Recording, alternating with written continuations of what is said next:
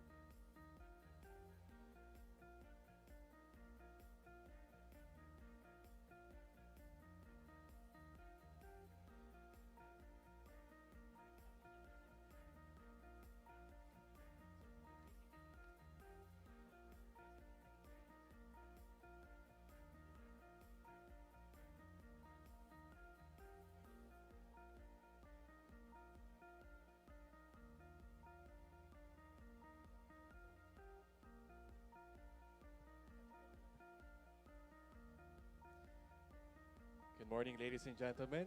Once again, may we request everyone to please settle down and proceed to your assigned seats.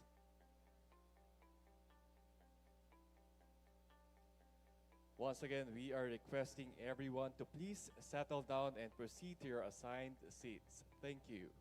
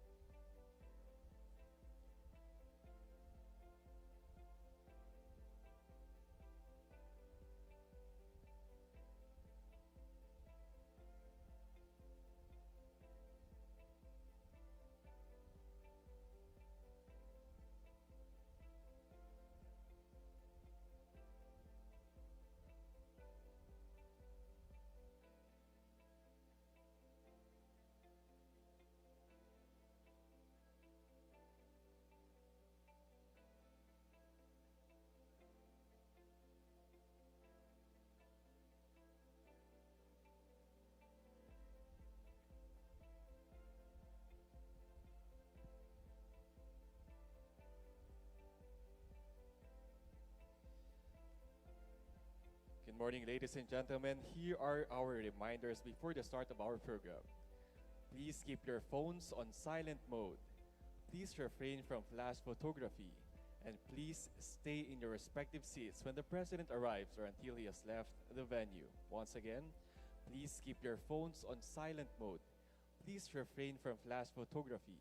And please stay in your respective seats when the President arrives or until he has left the venue. Thank you.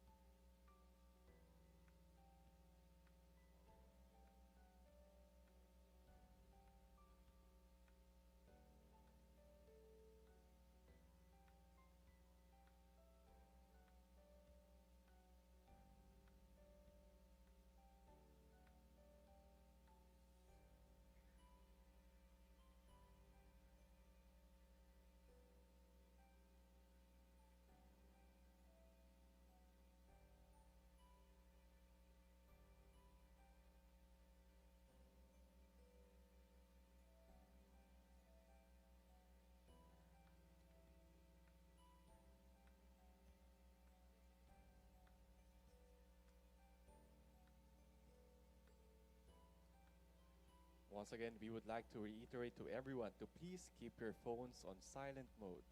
Please refrain from flash photography. And please stay in your respective seats when the President arrives or until he has left the venue. Thank you.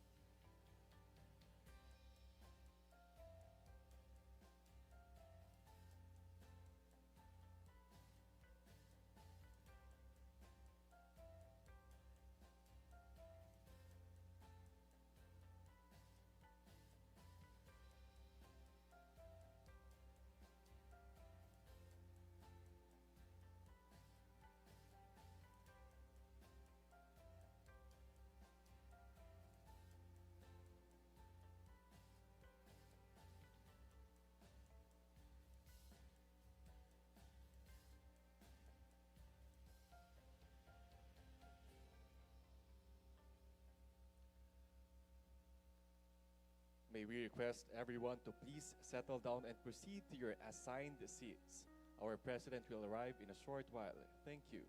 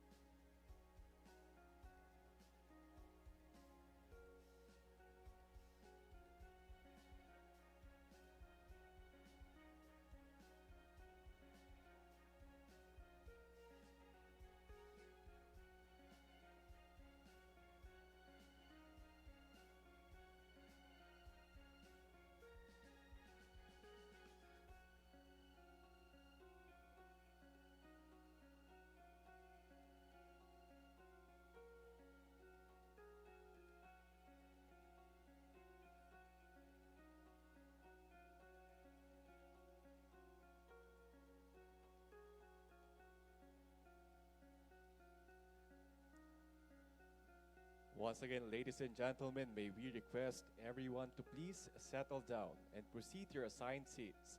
Our President will arrive in a short while.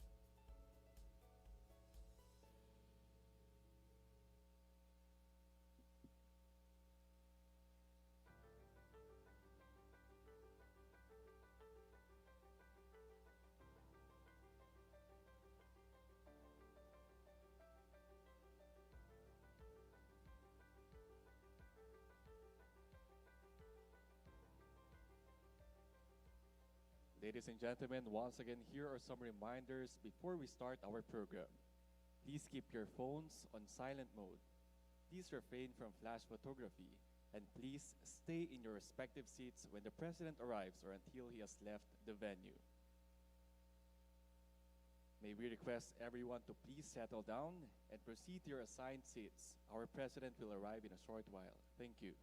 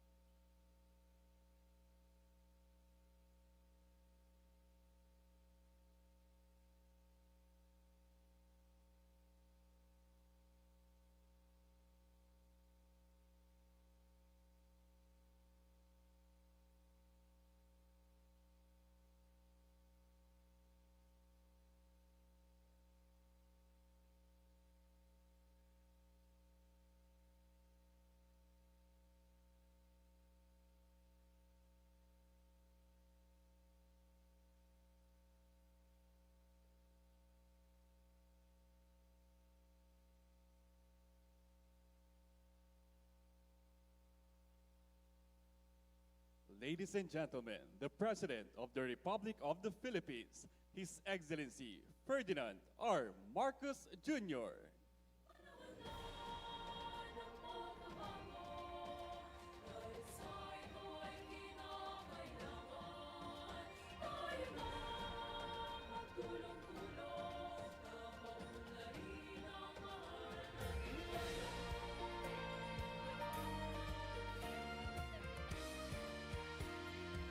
You may now be seated.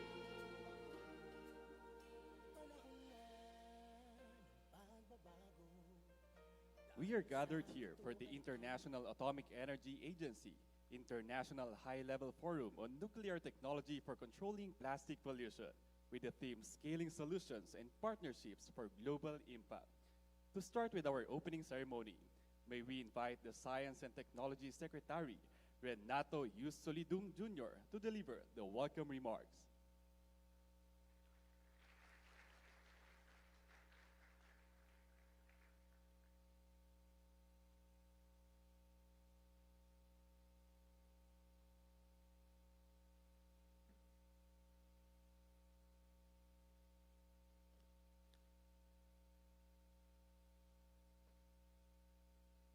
Your Excellency, President Ferdinand Marcos Jr., Your Excellency, IAEA Director General Rafael Mariano Grossi, Excellencies, delegates, ladies and gentlemen, welcome to the International High-Level Forum on NUTEC Plastics. I am pleased to see colleagues, decision makers, scientists, civil servants, and entrepreneurs gathered here today.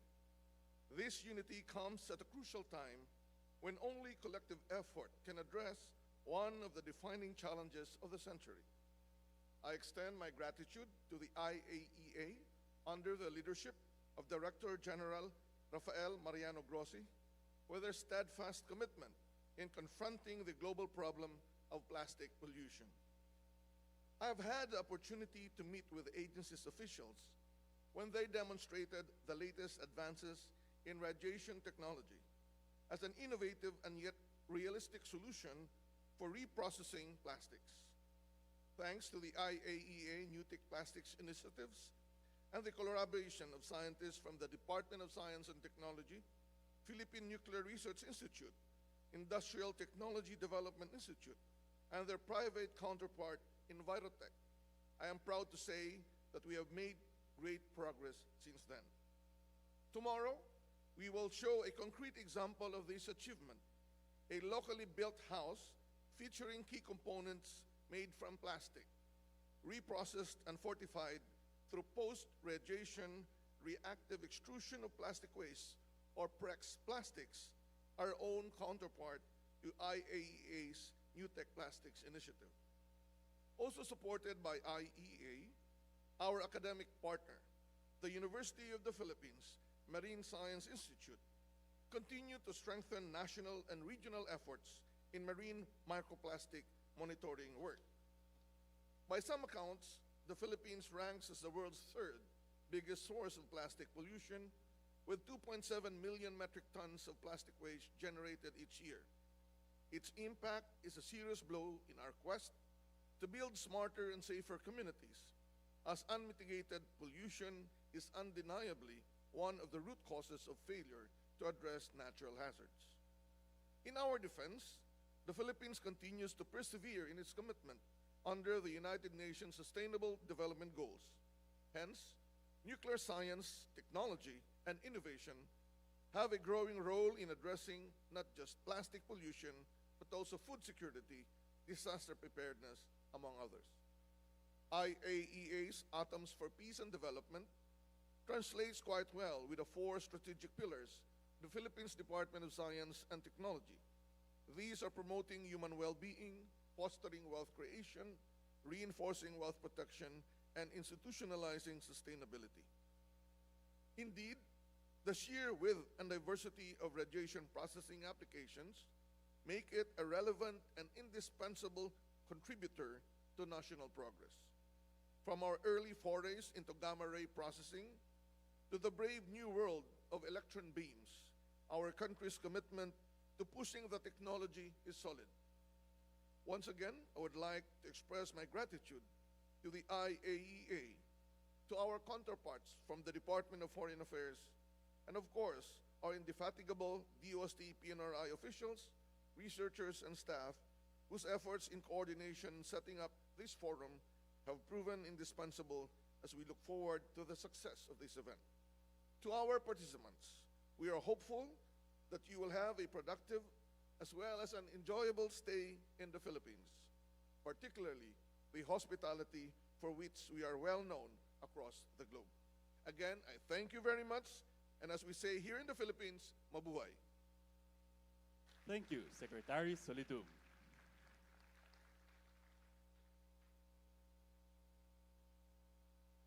May we invite Director General Rafael Mariano Grossi of the International Atomic Energy Agency for his opening remarks.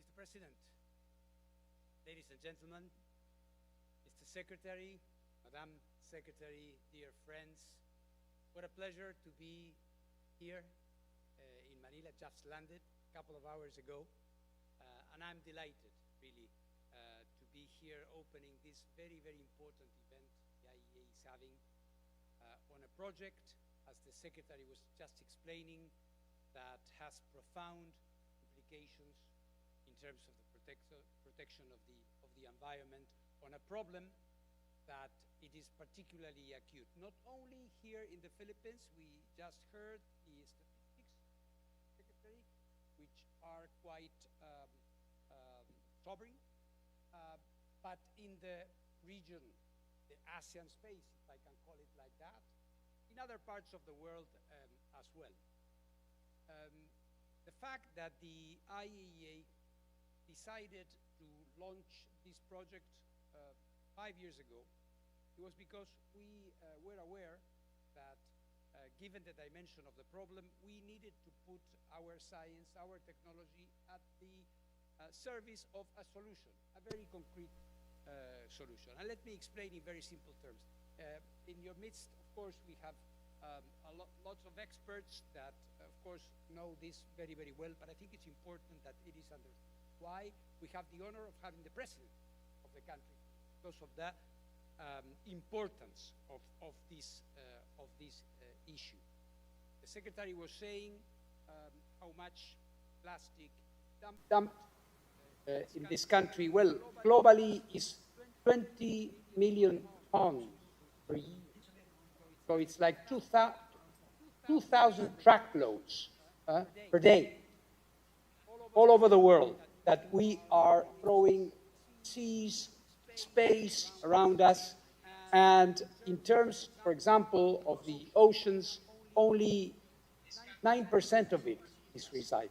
So we can see the dimension, the importance of this problem, which is not a theoretical one, because this is affecting our economies, this is affecting communities, this is affecting, for example, in the case of marine pollution, coastal communities, the fisheries, those who live of this industry. And with nuclear, you can do two important things, and this is what NUTEC is trying to do. First of all, illuminate the gravity of the problem.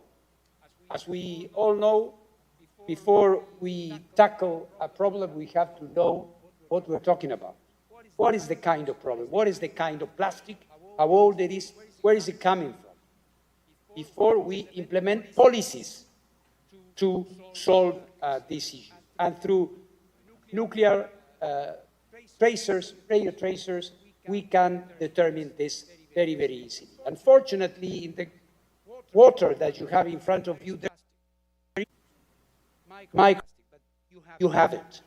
And with nuclear techniques, we can identify exactly what kind of particles you have there.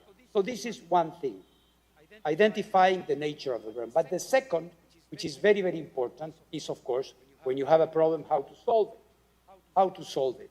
And The idea, of course, and this is a concept that we have all adopted, is circular economy, to try to recycle, try to get something which is bad for the environment and turn it something that is useful, that can be used for the benefit of all. And of course, with radiation, you can't do that. You can recycle without using solvents and other chemicals that create additional problems. And this is, in essence, this is what NUTEC is all about, Mr. President. And we chose the Philippines for a number of reasons, not only for the dimension of the problem, but also for the scientific and technological base that you have here.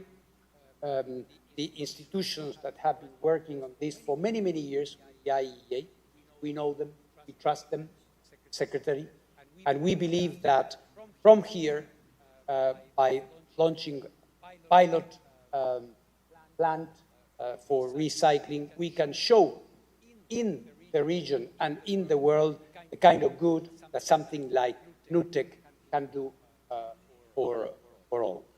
So the IEA is in this effort. We are with you, Mr. President, and with all other countries that trust that more can be done.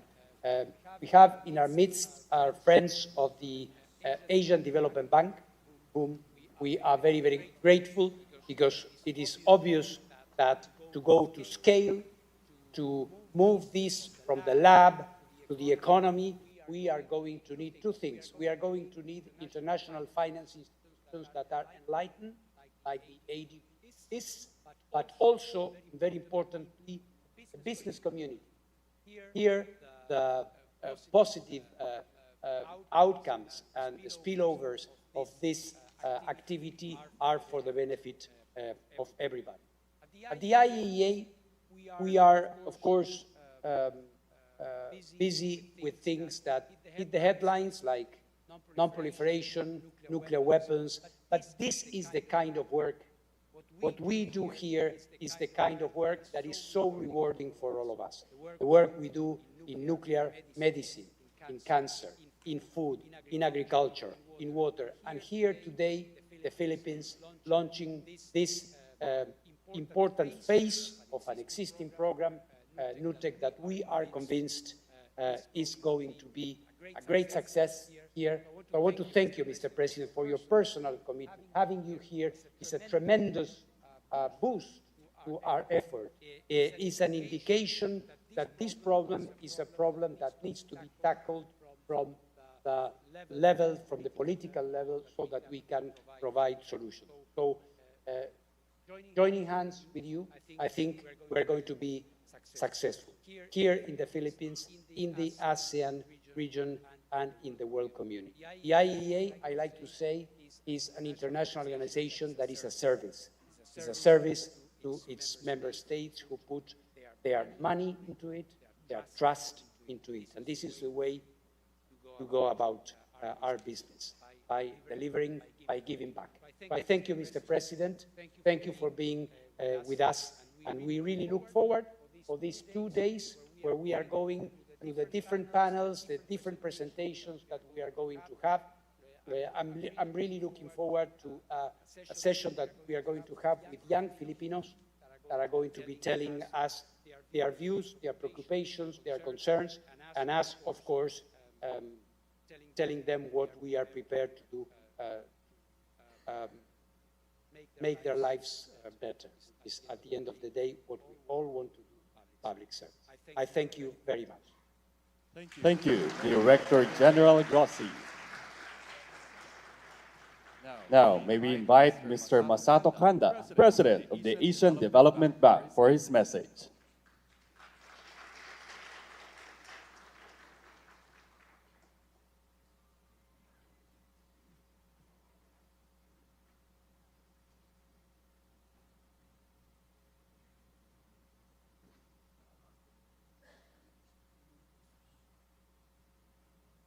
Your Excellency President Marcos, Director General Rossi, Secretary Lazaro, Secretary Supreme, distinguished guests, good morning. We meet at a critical juncture. The Asia and the Pacific region account for over 50% of the world's material consumption. Yet, our recycling rate remains stagnant between 20 and 30% only. This imbalance is unsustainable. We are consuming resources rapidly, but our systems to recover them are failing. This is a missed economic opportunity, but more importantly, it is a looming public health crisis. So the greatest risk is what we can't see, microplastics. They are bioaccumulating in our food system. They are moving from the ocean to the human diet. For this region, the ocean is the primary lifeline. It underpins our food security. It supports the livelihood of millions. If our marine resources are compromised, our economic stability is compromised. We can't build resilient economies with contaminated food systems. I commend the IAEA for its leadership through the NUTEC Plastics Initiative. You are applying rigorous science to this problem. You have mobilized laboratories in 99 countries to measure and monitor the invisible. But science alone is not enough. To solve the problem this scale, science must be paired with financing and policy. This is where ADB comes in. We are adopting a post-sea approach. We know that protecting the ocean requires fixing the management of waste on land and in our lives. Here in the Philippines, ADB is planning a $1 billion program to develop a sustainable and resilient blue economy. Complementing this, we are harnessing digital solutions to simulate the flow of plastic pollution in the Pasig River to help regenerate this important waterway. We are also deepening our collaboration with the IAEA across the board, from food security to energy transition. Director General Grossi and I will today sign a memorandum of understanding to expand our partnership in the energy sector.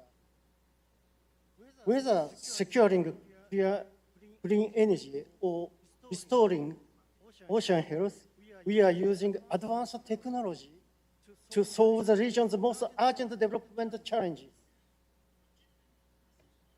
Alex, the cost of inaction on microplastics is too high. We have the technology, we have the data, so let us now act with the urgency this invisible threat demands to protect our ocean, our communities, and our futures. Thank you very much. Thank you, Mr. Kanda.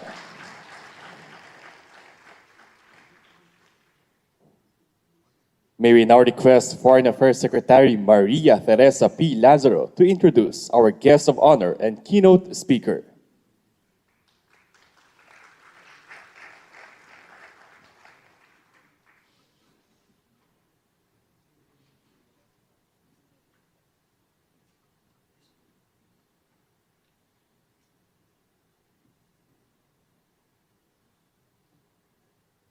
Excellencies, ladies and gentlemen, the President of the Republic of the Philippines, His Excellency Ferdinand R. Marcos Jr.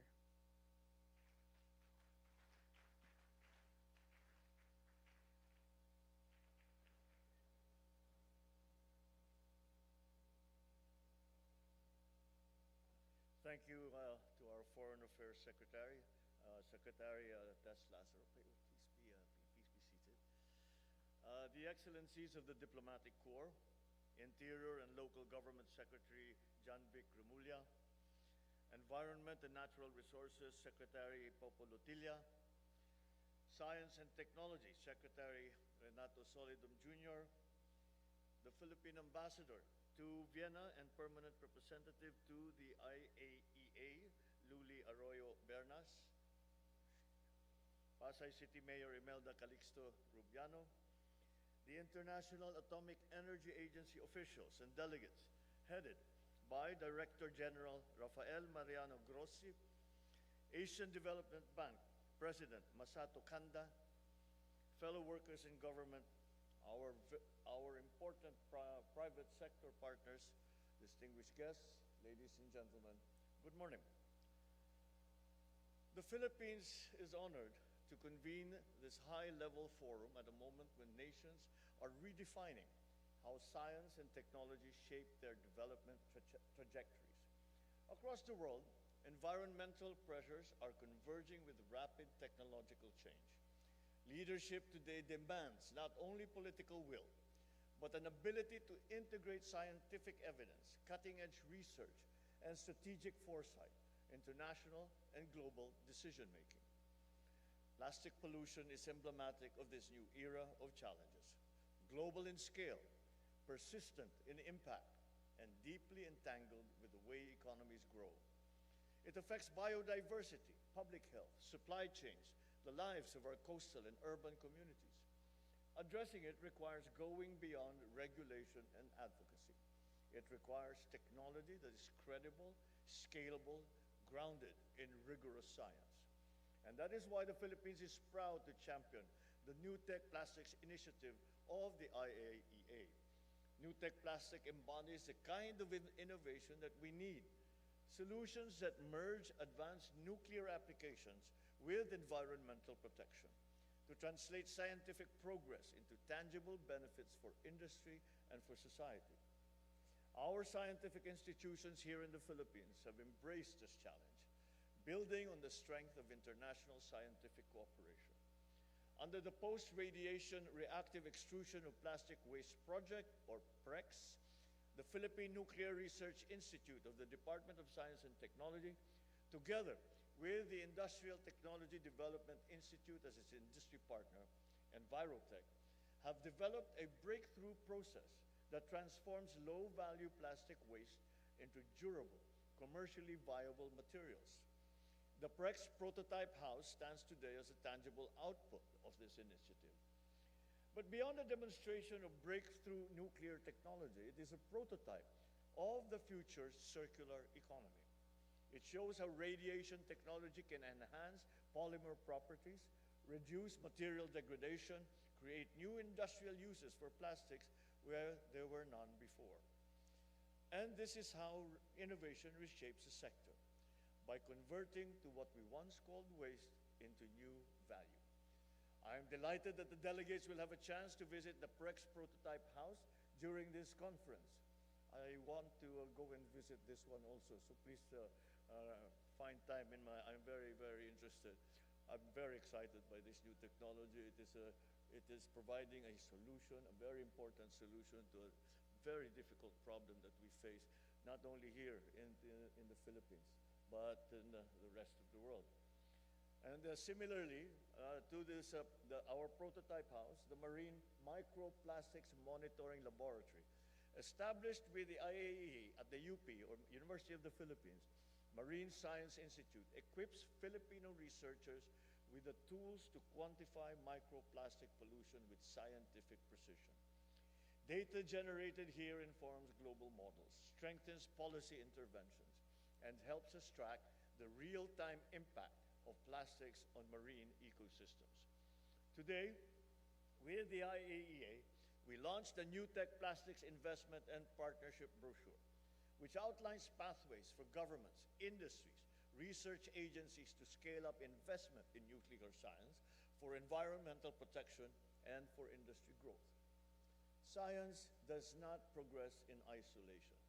It advances through networks of regulators, scientists, investors, community stakeholders, and the Philippines is committed to building such networks locally and across all borders.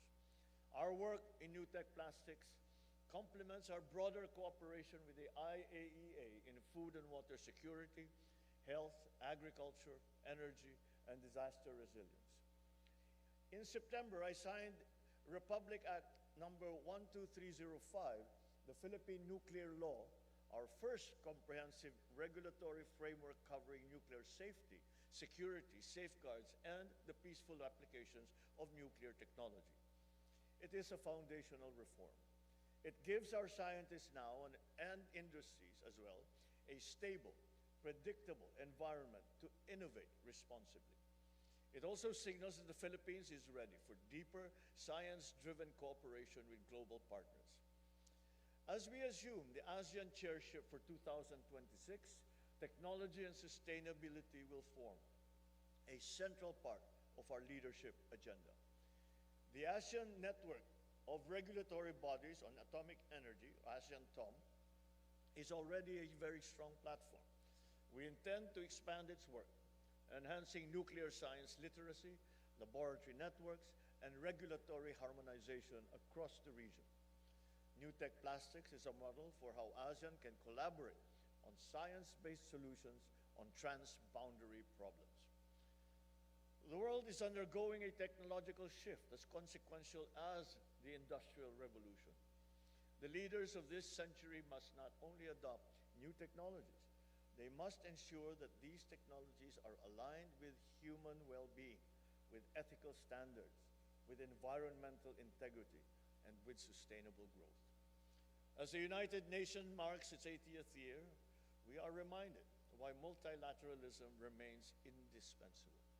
The UN was built on the premise that global challenges demand collective solutions, solutions rooted in cooperation, in rules, and in shared responsibility. The Philippines has consistently championed this approach, from climate action and disaster resilience to emerging technologies. Our engagement with the IAEA and our support for science-based responses to plastic pollution reflect that same conviction, that durable progress comes not from acting alone, but from strengthening the international system that makes such cooperation possible. This forum is part of that commitment. It reflects a belief that the peaceful uses of nuclear science can uplift communities, support green industries, and strengthen the resilience of nations.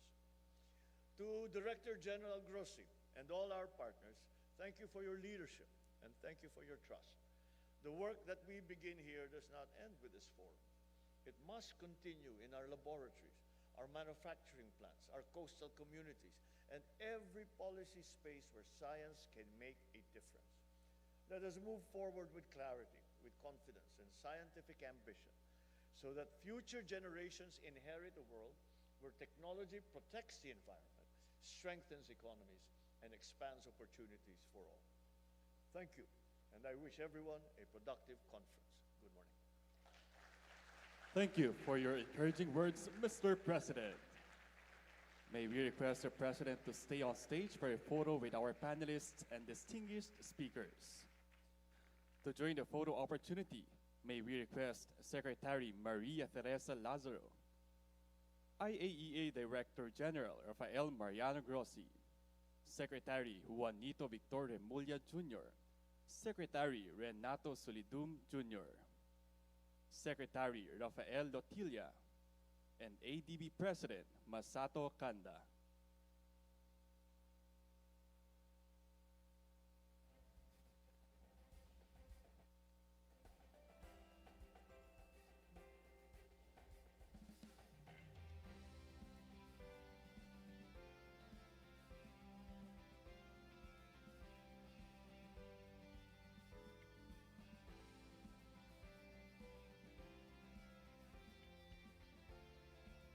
Thank you. May we now invite the President and our distinguished speakers to proceed downstage for a photo opportunity with all our attendees. May we request everyone to gather in the middle and come a bit closer to the front for a group photo.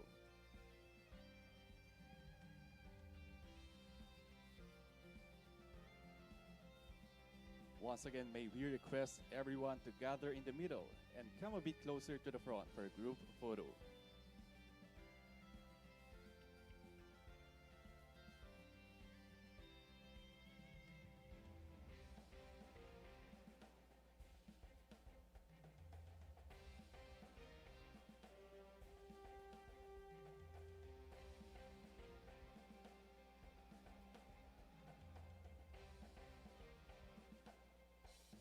Ready, Mr. President?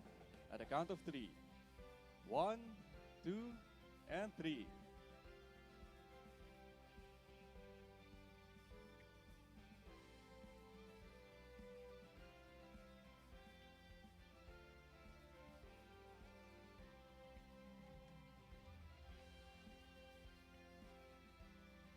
Thank you. And that ends our photo opportunity. And that concludes our opening ceremony. Thank you, Mr. President, for gracing us with your presence.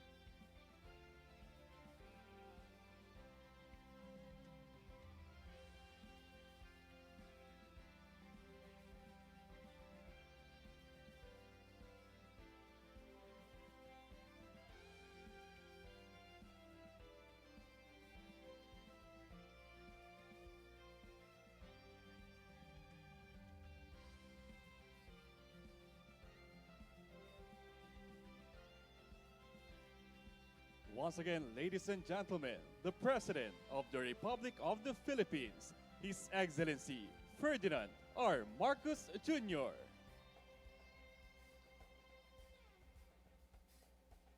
May we request everyone to kindly stay in your respective places until the President has left the venue. Thank you.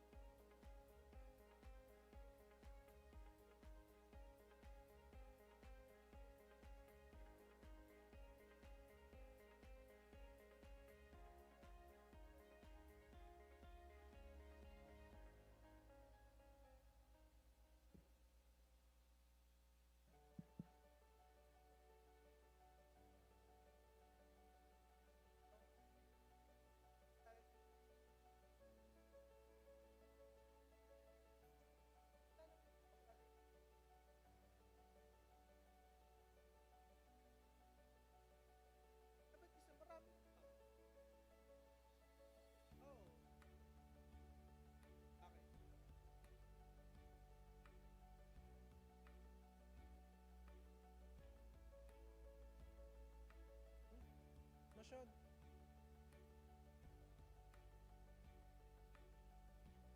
Hindi,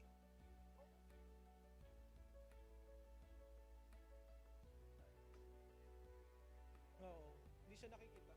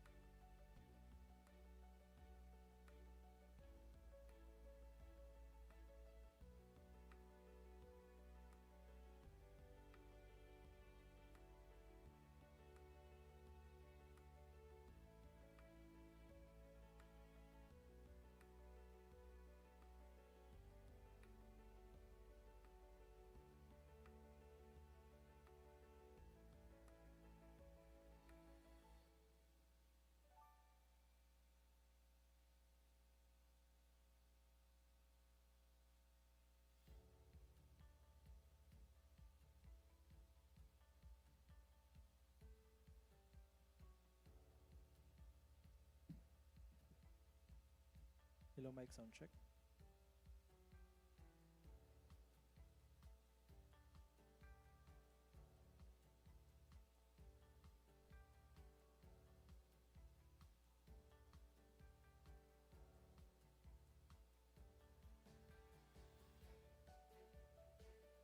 Nakikita rito. Kalahati lang yung nakikita eh.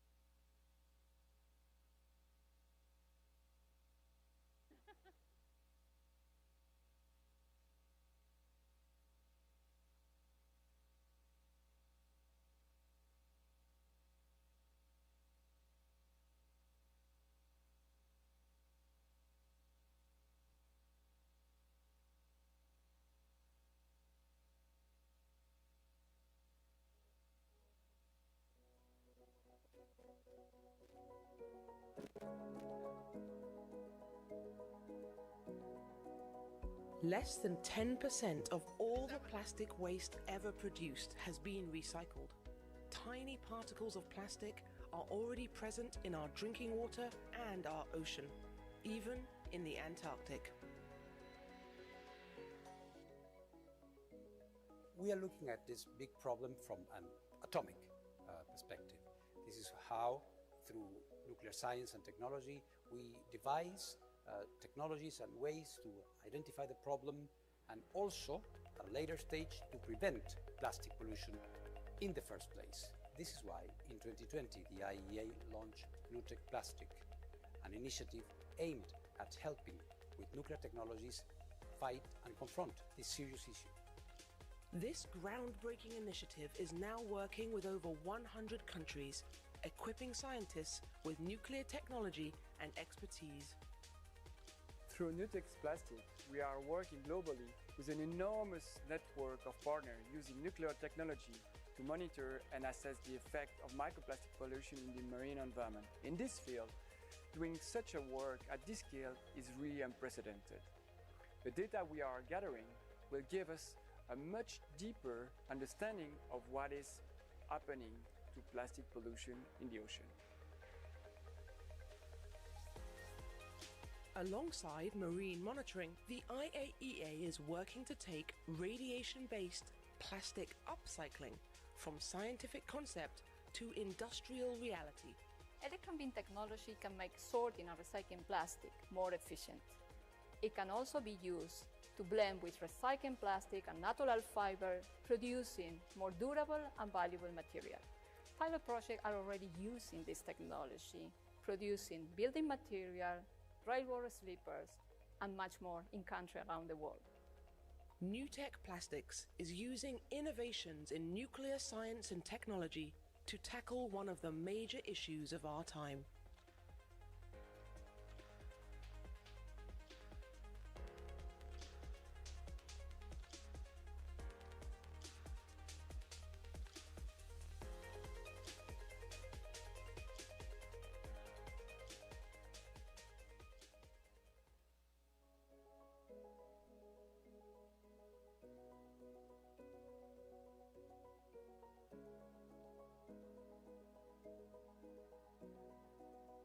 Less than 10% of all Plastic pollution is a major risk to our environment, but used plastic is also an important resource, too valuable to simply throw away. Radiation technology can help us recycle that resource and protect the environment. Plastics are lightweight and durable, making them part of every aspect of modern life. However, their durability means that plastic waste volumes are accumulating fast. By 2050, there may be more plastic in the ocean than fish. Plastic rubbish that isn't reused or properly disposed of can break down and get deep into our ecosystems, damaging the environment and putting biodiversity and our health at risk. Clearly, it is time to act. Scientists are already using nuclear techniques to track the microplastics through the oceans, and this information can help governments find solutions to better deal with this problem. Innovative recycling technology can convert plastics into valuable materials, creating a truly circular economy. Radiation technology can be part of this circular approach by developing innovative ways to upcycle and recycle plastic waste, as well as to effectively sort plastics. How does it work? Some plastics, like PET bottles, are fairly easy to recycle, but many, like single-use packaging or mixed plastics, are more complicated. This is where radiation technology can help. Most people know what radiation is, for example from luggage scanners at airports. One special form of radiation, an electron beam, can be used to change plastic's properties or break down plastic waste into smaller components. This radiation can improve how we recycle plastic waste in many ways. Green. It requires hardly any chemicals that might cause pollution or contribute to greenhouse gases. Upcycling. Today, most end-of-life plastic waste can only be converted into cheaper products or downcycled. But electron beam radiation can be used to create innovative materials with a higher market value and provide an economic driver for plastic recycling.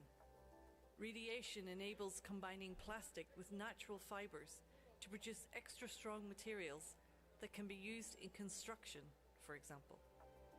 Radiation can also be used along with heat to safely convert difficult to recycle plastics into fuels or additives. As it can lower process temperatures needed, radiation makes the conversion more economical. Efficient. Radiation can vastly improve the accuracy of sorting plastic at the end of the conventional mechanical recycling process. This helps surmount one of the major obstacles of the plastic waste recycling. Circular. A piece of plastic can only be recycled conventionally a limited number of times. But radiation can extend that life cycle. Did you know? In addition to recycling, nuclear techniques can also tackle pollution before it begins by using radiation to turn natural resources into biodegradable plastics. Radiation technology offers nuclear solution to plastic pollution to help tackle the triple planetary crisis of pollution, climate change, and biodiversity loss. The International Atomic Energy Agency is the United Nations body for nuclear expertise. Its laboratories and scientists and partners are helping countries around the world to develop, test, and establish pilot plants for harnessing radiation for plastic recycling. Together, we are paving the way to turn plastic waste into a valuable resource and keep plastic in the loop and out of our seas.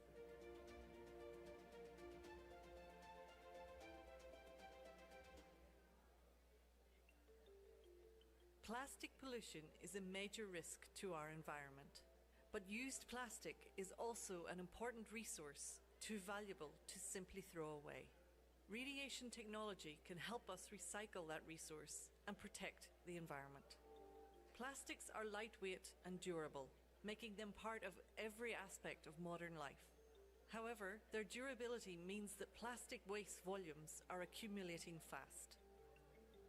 By 2050, there may be more plastic in the ocean than fish. Plastic rubbish that isn't reused or properly disposed of can break down and get deep into our ecosystems, damaging the environment and putting biodiversity and our health at risk. Clearly, it is time to act. Scientists are already using nuclear techniques to track the microplastics through the oceans, and this information can help governments find solutions to better deal with this problem. Innovative recycling technology can convert plastics into valuable material.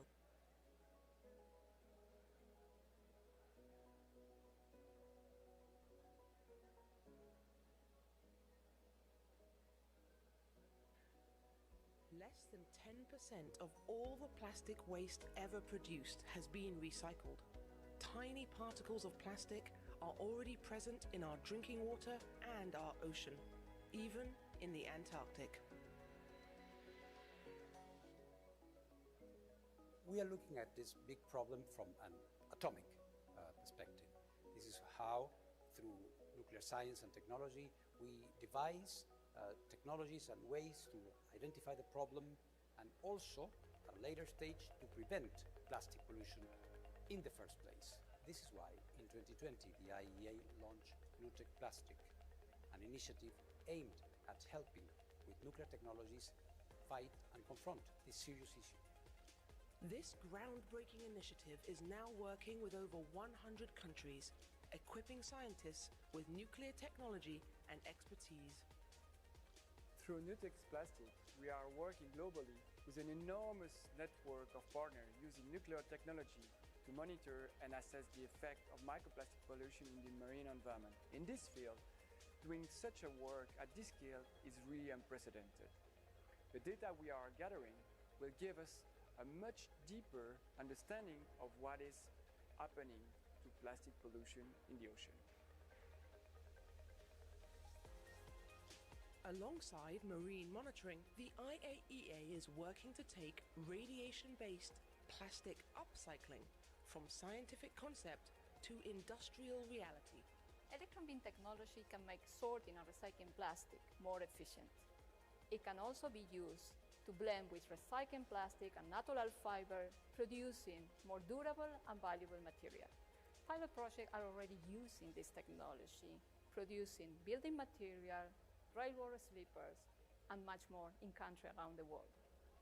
NUTEC Plastics is using innovations in nuclear science and technology to tackle one of the major issues of our time.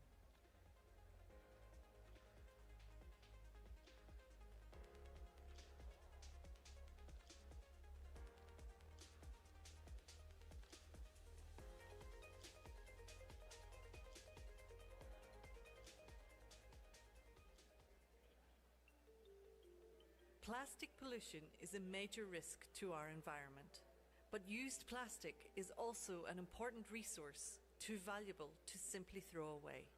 Radiation technology can help us recycle that resource and protect the environment. Plastics are lightweight and durable, making them part of every aspect of modern life. However, their durability means that plastic waste volumes are accumulating fast. By 2050, there may be more plastic in the ocean than fish. Plastic rubbish that isn't reused or properly disposed of can break down and get deep into our ecosystems, damaging the environment and putting biodiversity and our health at risk. Clearly, it is time to act.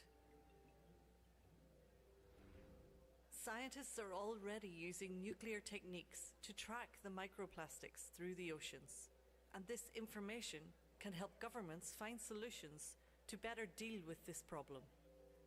Innovative recycling technology can convert plastics into valuable materials, creating a truly circular economy.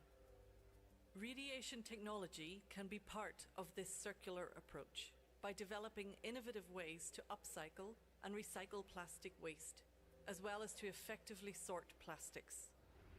How does it work? Some plastics, like PET bottles, are fairly easy to recycle, but many, like single-use packaging or mixed plastics, are more complicated. This is where radiation technology can help. Most people know what radiation is, for example from luggage scanners at airports. One special form of radiation, an electron beam, can be used to change plastic's properties or break down plastic waste into smaller components. This radiation can improve how we recycle plastic waste in many ways. Green. It requires hardly any chemicals that might cause pollution or contribute to greenhouse gases. Upcycling. Today, most end-of-life plastic waste can only be converted into cheaper products or downcycled. But electron beam radiation can be used to create innovative materials with a higher market value and provide an economic driver for plastic recycling. Radiation enables combining plastic with natural fibers to produce extra strong materials that can be used in construction, for example. Radiation can also be used along with heat to safely convert difficult to recycle plastics into fuels or additives. As it can lower process temperatures needed, radiation makes the conversion more economical. Efficient. Radiation can vastly improve the accuracy of sorting plastic at the end of the conventional mechanical recycling process. This helps surmount one of the major obstacles of the plastic waste recycling. Circular. A piece of plastic can only be recycled conventionally a limited number of times. But radiation can extend that life cycle. Did you know? In addition to recycling, nuclear techniques can also tackle pollution before it begins by using radiation to turn natural resources into biodegradable plastics. Radiation technology offers nuclear solution to plastic pollution to help tackle the triple planetary crisis of pollution, climate change, and biodiversity loss. The International Atomic Energy Agency is the United Nations body for nuclear expertise.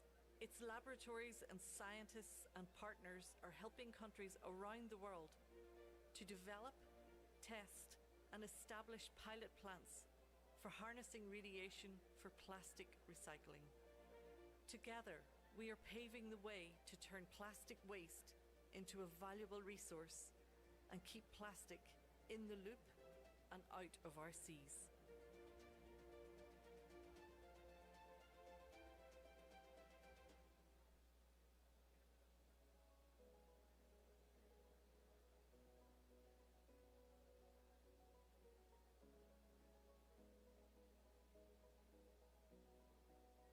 Less than 10% of all the plastic.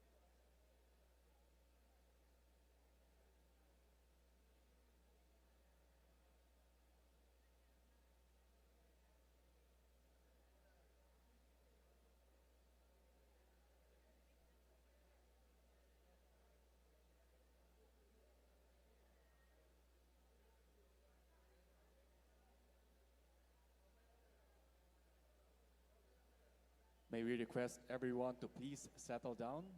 Likewise, may we also invite our distinguished delegates who will be delivering their speeches to please proceed to their designated seats. Once again, may we invite our distinguished delegates who will be delivering their speeches to please proceed to their designated seats. Thank you.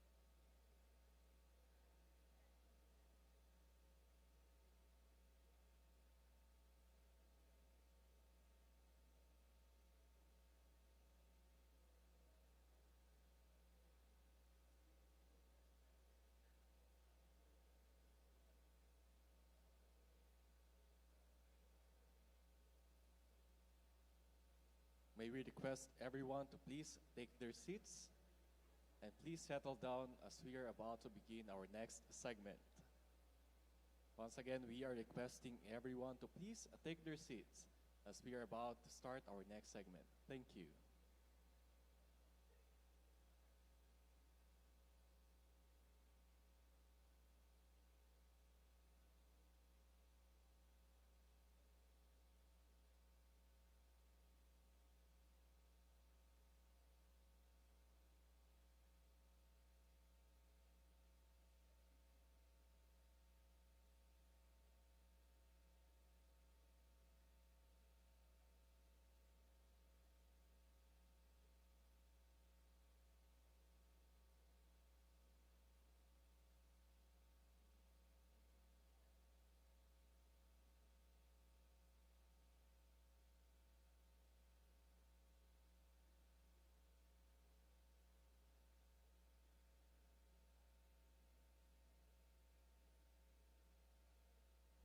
even in the Antarctic. At this big problem from an atomic perspective. This is how, through nuclear science and technology, we devise technologies and ways to identify the problem and also, at a later stage, to prevent plastic pollution in the first place. This is why, in 2020, the IEA launched NUTEC Plastic, an initiative aimed at helping with nuclear technologies fight and confront this serious issue. This groundbreaking initiative is now working with over 100 countries, equipping scientists with nuclear technology and expertise. Through NUTEC's Plastic, we are working globally with an enormous network of partners using nuclear technology to monitor and assess the effect of microplastic pollution in the marine environment. In this field, doing such a work at this scale is really unprecedented. The data we are gathering will give us a much deeper understanding of what is happening to plastic pollution in the ocean.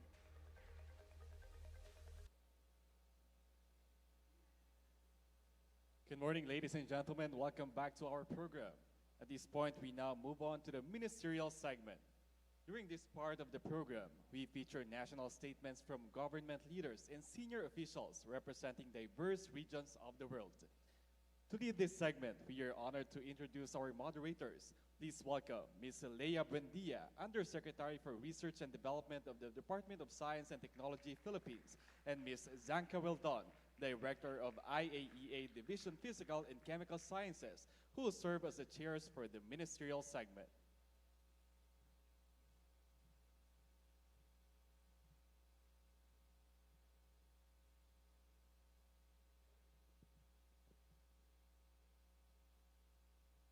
Distinguished delegates, ladies and gentlemen, a pleasant day.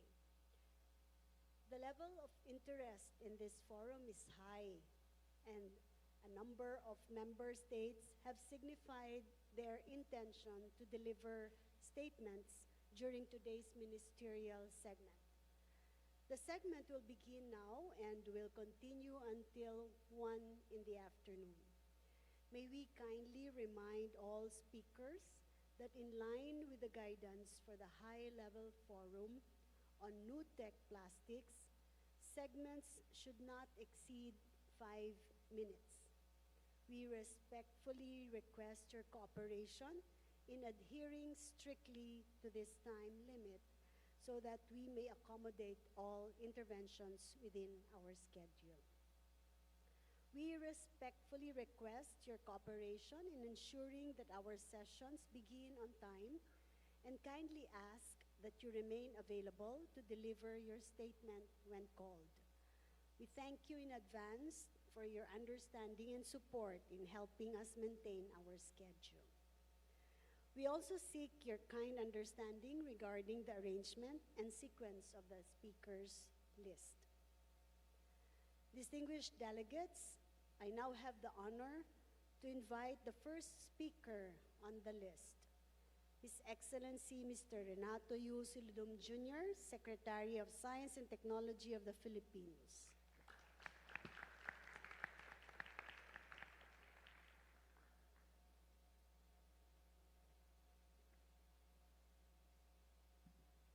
Director General Grossi, Excellencies, distinguished delegates, good morning. The Philippines is honored to host the International High-Level Forum on the Nuclear Technology for Controlling Plastic Pollution. We thank the International Atomic Energy Agency for its strong partnership and for advancing a vision that places science, technology, and innovation at the center of sustainable development. Plastic pollution is not a future threat. It is a daily reality already shaping the health of our seas, our communities, and our economies. For the Philippines, a nation defined by its coastlines, this challenge demands science-based and scalable solutions. This is why we have embraced NUTEC plastics not as a concept, but as a practical pathway to transform waste into value and data into action. Through the Department of Science and Technology and the Philippine Nuclear Research Institute, the Philippines has advanced the Post-Radiation Reactive Extrusion, or PREX, project. Under this, we apply radiation to strengthen low-value plastic waste, turning it into durable, industry-ready materials. The PREX prototype house, which many of you will be able to see tomorrow, demonstrates this capacity. It shows that nuclear science can lead directly to new manufacturing opportunities, applications in construction, and models for circular industry. This is not theoretical research. It is science translated into commercial potential. With the assistance of IAEA, the University of the Philippines Marine Science Institute established a national laboratory for marine microplastics monitoring. This facility now analyzes samples from across our archipelago and contributes to a global data set that helps track the movement, composition, and behavior of plastics in marine ecosystems. Reliable science is essential if we want to craft policies that reflect real environmental conditions, not assumptions. The harmonized protocols promoted under NUTEC plastics allow countries like the Philippines to strengthen our science base and to exchange comparable data with partners. These engagements show what is possible when international cooperation enables countries to build capability and pursue innovation with clear, measurable goals. As a member of the IAEA Board of Governors for 2025-2027, the Philippines will work to expand this approach across the peaceful applications of nuclear science, such as health, food security, water resource management, disaster resilience, and now environmental protection. We believe the IEA must continue upscaling non-power nuclear applications, not only through technical cooperation, but also through partnerships that bring together government, industry, and the research community. For the Philippines, commercialization is essential.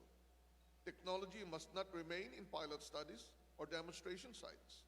It must reach industries that can adopt it, scale it, and bring its benefits to communities. We welcome the private sector participation in this forum and encourage more companies to explore the investment and partnership opportunities presented through the NUTEC Plastics brochure. The peaceful uses of nuclear science gain true value only when they are integrated into real economies. Our region also plays a decisive role. As the Philippines prepare to assume the chairmanship of ASEAN in 2026, we will build on the work of ASEAN TOM to strengthen the regulatory cooperation, deepen science and technology collaboration, and champion nuclear applications that support sustainable growth in Southeast Asia.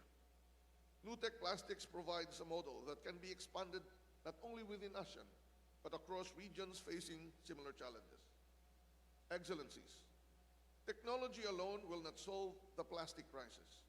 What will make the difference is our collective commitment and action to adopt good science, share best practices, and make nuclear innovation accessible to all countries, especially developing ones.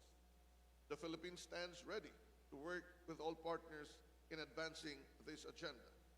Thank you, and we look forward to stronger cooperation in this field.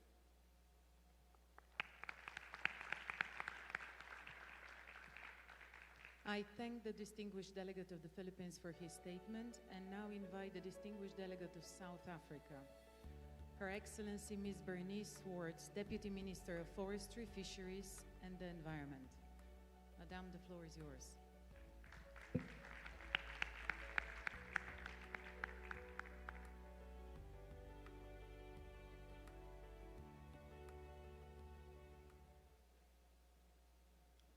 DG Rafael Grossi, distinguished ministers, senior representatives from organizations and our multilateral partners, delegates, youth representatives, ladies and gentlemen, I'd like to begin by expressing my sincere gratitude to the government of the Philippines, the organizers of this conference, and the people of this beautiful country for their warm hospitality. South Africa is grateful to be part of this ministerial segment to reaffirm global commitment to tackling plastic pollution. Plastic pollution is a global crisis and one of the fastest growing environmental threats facing our planet. South Africa is taking part in this process of developing a legally binding agreement that will help reduce plastic waste and promote a more sustainable future for all. Plastic pollution is already harming communities, economies, and ecosystems, from land to rivers to oceans. Global plastics production has grown rapidly from 2 million tons in 1950 to 475 million tons in 2022. Without urgent intervention, plastic pollution is expected to nearly double by 2040 compared to 2020 levels. This is not only an environmental challenge, but a threat to food security, livelihoods, and human health. South Africa is acting decisively. We have moved to ban plastic microbeads by drafting regulations that have been published for public comment. These regulations aim to prohibit the manufacture, import, export, sale, and distribution of plastic microbeads and products containing them. South Africa has strong legislative instruments, i.e. Constitution, Section 24 of the Bill of Rights, National Environmental Act, and National Environmental Management Waste Act that ensures an environment not harmful to health and the environment. The amendments to the plastic carrier bags and plastic flat bags regulations were published in April 2021. The regulations make provisions for a phased-in increase recycled content. Plastic carrier bags and plastic flat bags must be made from a minimum of 50% post-consumer recyclate from the 1st of January 2020 through 75% post-consumer recyclate from the 1st of January 2025 and 100% post-consumer recyclate from the 1st of January 2027. The regulations are creating a demand for the plastic waste. South Africa's extended producer responsibility regulations and the polluter pays principles are already holding producers to account for the full life cycle of their products and is a cornerstone of our strategy, which will keep strengthening it. The National Waste Management Strategy aligns with global best practices that divert waste from disposal and transform it into value-added resources. The strategy is clear that we need to discourage leakage of plastics into the environment. South Africa, through the Department of Forestry, Fisheries and the Environment, is also advancing scientific monitoring of plastic pollution in our coastal ecosystems, generating data that informs policy and supports regional cooperation. These efforts complement global initiatives such as NUTEC Plastics, which leverage nuclear technologies for marine monitoring and recycling. Lastly, South Africa, as a member state of the International Atomic Energy Agency, we welcome the IAEA's NUTEC Plastic initiatives. The International Atomic Energy Agency Technical Cooperation Program is a mechanism for transfer of nuclear technology to member states to address key development priorities in areas such as energy and industry, health and nutrition, food and agriculture, water and the environment, industrial applications, and nuclear knowledge development management. Nuclear technologies for recycling and marine monitoring can accelerate the transition to a circular economy. South Africa calls for stronger partnerships, investment in innovation, and inclusive approaches that leaves no one behind. Plastic pollution does not respect borders, neither should our solutions. South Africa stands ready to collaborate for a just, sustainable future. I thank you.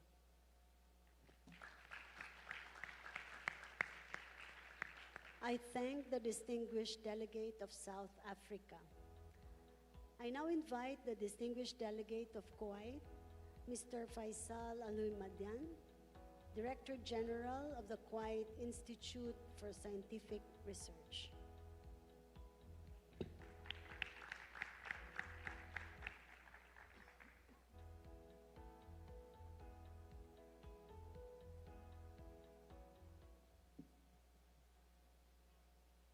Mr. President, Excellencies, distinguished delegates, the State of Kuwait is honored to reaffirm its firm commitment to the global fight against plastic pollution, a challenge that goes beyond borders threatens our shared environment, marine ecosystem, and human health. Guided by the vision of His Highness the Emir and our National Development Plan, we remain dedicated to turning international environmental commitment into tangible national actions. Our approach is science-driven, and at the heart of this pursuit is the Kuwait Institute for Scientific Research, KISR, a beacon of innovation and environmental stewardship. For decades, KISR has provided empirical foundation that shapes Kuwait environmental policies and strategies. The Kuwait Institute for Scientific Research has closely collaborated with the International Atomic Energy Agency under the NUTEC Plastic Project, jointly developing a harmonized protocol for microplastic assessment, conducting training, and analyzing critical samples. Since being designated as an IEA collaborating center in 2019, KISR's mandate has proudly included advancing microplastic research.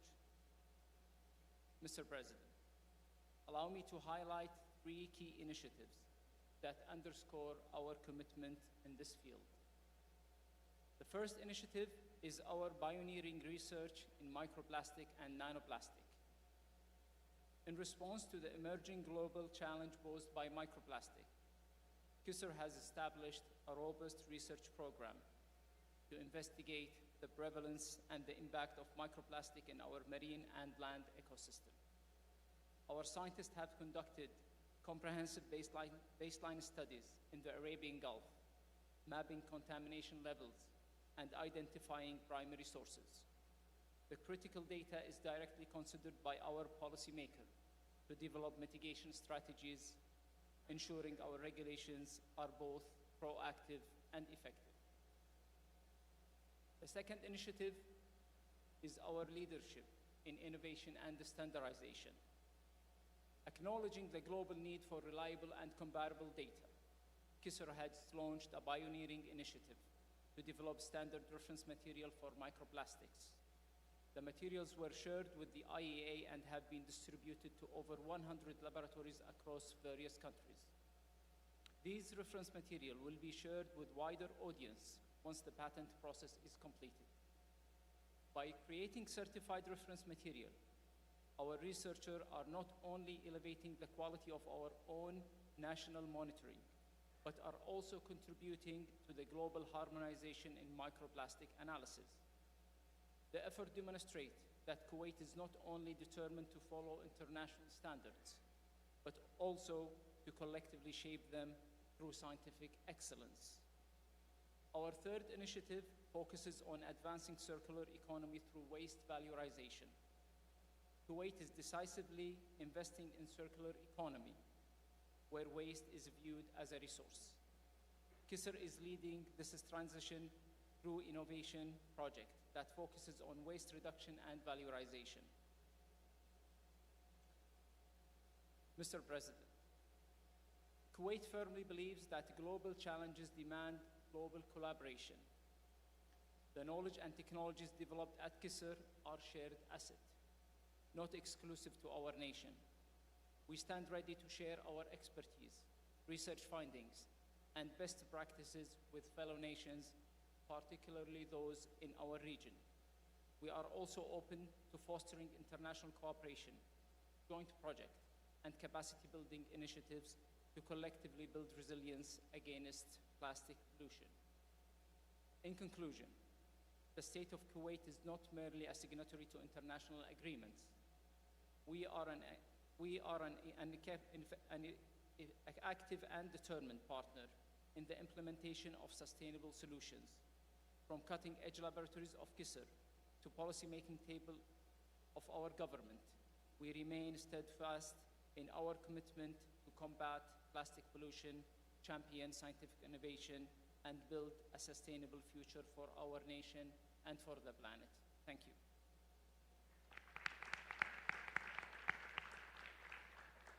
I thank the distinguished delegate of Kuwait. I now invite the distinguished delegate of Taiwan Mr. Rungrung Kitpati, Director General of the Department of Science Service and Acting Secretary General of the Office of Atoms for Peace.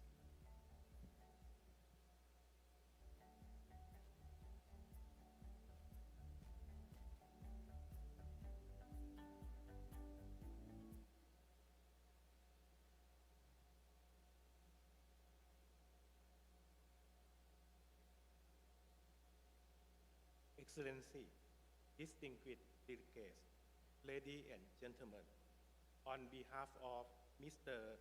Surasak Kancharan Walakun, Minister of Higher Education, Science, Research and Innovation of the Kingdom of Thailand, I am honored to extend our sincere congratulations to the government of Philippines, the IAEA, and all partners on the successful convening of the International High-Level Forum on NUTEC Plastic here in Manila. This important gathering provides an invaluable opportunity for us to share success stories, exchange knowledge and best practice, and strengthen strategic partnership among governments, researchers, technologists, policymakers, the private sector, and stakeholders from around the world. Together, we stand united in our commitment to address plastic pollution through the responsible of and innovative use of nuclear technologies. Excellency, plastic pollution has become one of the most pressing global challenges of our time. Insufficient and fragmented waste management systems have allowed plastic to leak into the environment, fragment into microplastic, and spread across borders, threatening ecosystem, economies, food safety, and public health. The urgency to act has never been greater, and we must respond without delay. Thailand commends the IAEA for launching the NUTEC Plastic Initiative in 2020.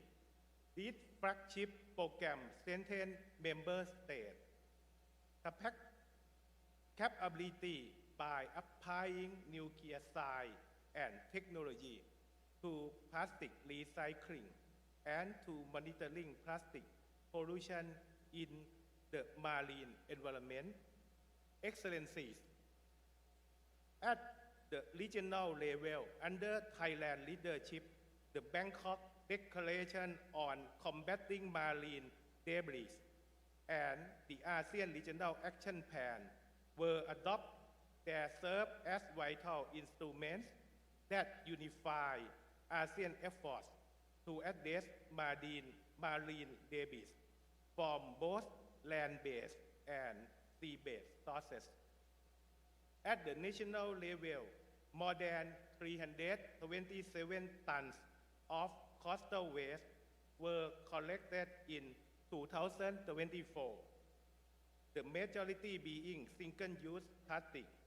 Thailand has therefore introduced 3 frameworks, including the Plastic Waste Management Action Plan Phase 2 and the Plastic Waste Management Roadmap to advance the biocircular green economy through eco-design, reuse, recycling, and circular material flows. To achieve our ambitions, Thailand recognizes the need to integrate advanced nuclear technology with conventional approach.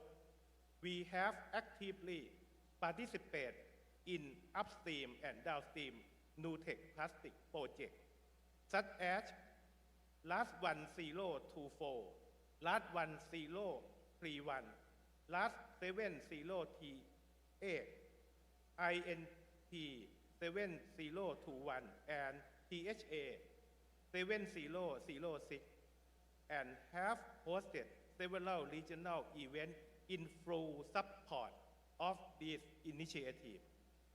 Excellency, to Thailand Institute of Nuclear Technology, electron beam technology has been successful scale from laboratory research to industrial application, improving recycling polyethylene and extending its use cycle. Meanwhile, the Office of Atom for Peace, other relevant national government agencies, and university continue to strengthen national capacity to detect, analyze, and assess microplastic and their impact on marine species and human health. Thailand firmly believes that nuclear science and technology offer powerful, peaceful solutions to address plastic pollution at every stage of the life cycle. We remain deeply committed to supporting the NUTEC Plastic Initiative and to advancing innovative nuclear applications for cleaner, healthier, and more resilient ocean. Thank you very much.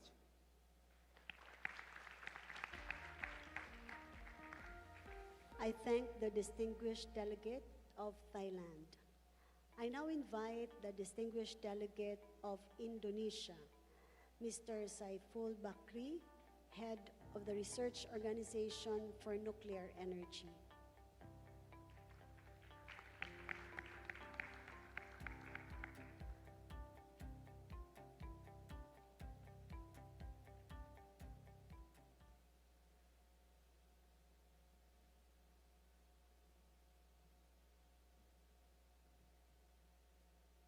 His Excellency, Mr. President, Director General of IAEA, distinguished Minister, National Representative Excellencies, ladies and gentlemen. Let me begin by congratulating the International Atomic Energy Agency and the government of the Philippines on the organization of the NUTEC Plastic International High-Level Forum, which demonstrates our shared and collective commitments in the region and as part of the international community to address one of the challenges of sustainable development in plastic waste pollution. We would like to extend our sincere appreciations to Ministry of Foreign Affairs of the Philippines, the Philippine Nuclear Research Institute, and other government agencies of the Philippines for the outstanding efforts in organizing this high-level forum and for the warm hospitality extended to our delegations, which has significantly contributed to the success of our participations. Indonesia recognizes the important role of the development and application of nuclear technology in addressing the global plastic pollution crisis. As member state commitment to sustainable development of environmental protection, we highly appreciated the International Atomic Energy Agency efforts in promoting the use of nuclear technology for controlling plastic pollution through the NUTEC Plastic Flagship Initiative. In May 2021, IAEA organized the first roundtable discussion on the NUTEC Plastic Program for the Asia and Pacific regions, where our Minister of Environment and Forestry, Ms. Siti Nurbaya Bakar, expressed our government's commitment to support the agency programs to accelerate the development of nuclear technology for controlling plastic pollutions and to provide new technology which support circular economy in plastic waste recycling. This event has become a great momentum for Indonesia as one of pilot countries for NUTEC Plastic to begin the collaboration with the countries in the region and international community under IAEA technical assistance in applying absolutely radiation technologies and practical approaches for addressing plastic waste pollutions. Mr. President, Director General, ladies and gentlemen, during the 4 years of NUTEC Plastic Program implementations under IAA Technical Cooperation Framework, Indonesia implements national project and participates in Asia-Pacific regional project related to the development and application of radiation technology to plastic waste management. We are pleased to inform you that the research conducted by Indonesia researchers in collaboration with regional partners and with IAA technical assistance has shown significant progress in the development of wood plastic composite or WPC from recycled PEPP reinforced with biomass using radiation processing. This technology offers a promising solution to Indonesia's plastic problem by transforming waste into valuable industrial materials. In Indonesia, the construction sector contributes around 10.75% to GDP, making it a significant potential market for WPC products. Research by National Research Innovation Agency of Indonesia, or BRIN, has successfully developed a compatibilizer generated from the recycled PEPP using radiation processing. This technology has been validated in laboratory setting in TRL4 and is currently being scaled up for production and tested in real environment to achieve TRL5 by the end of this year.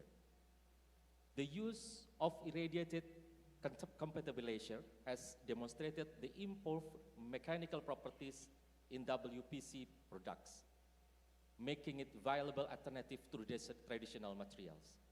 The WPC product have potential application in decking, cladding, railing, and other construction materials. With the signing of the cooperation agreement between BRIN and PT Viro, the upscaling production of WPC using irradiation compatibilizer is right now underway. Ladies and gentlemen, drawing on our 4 years collaboration through the NUTEC Plastic Program, Indonesia recognizes the significant international cooperation and knowledge sharing in addressing this critical issue. The IAA NUTEC Plastic Program has enabled technology development and knowledge exchange, accelerating the adoption of innovative solutions among member states, and Indonesia is now committed to sustaining its partnership with member states and the IAA in this program, contributing to further global endeavor to mitigate marine plastic debris, tackling inland plastic waste, and foster a circular economy. We look forward to sharing our experiences and learning from other countries in the region on the application of nuclear technology for plastic pollution mitigation. We believe that this forum will provide a valuable platform for discussing the solution and strengthening partnership to address these critical challenges. For that, I thank you.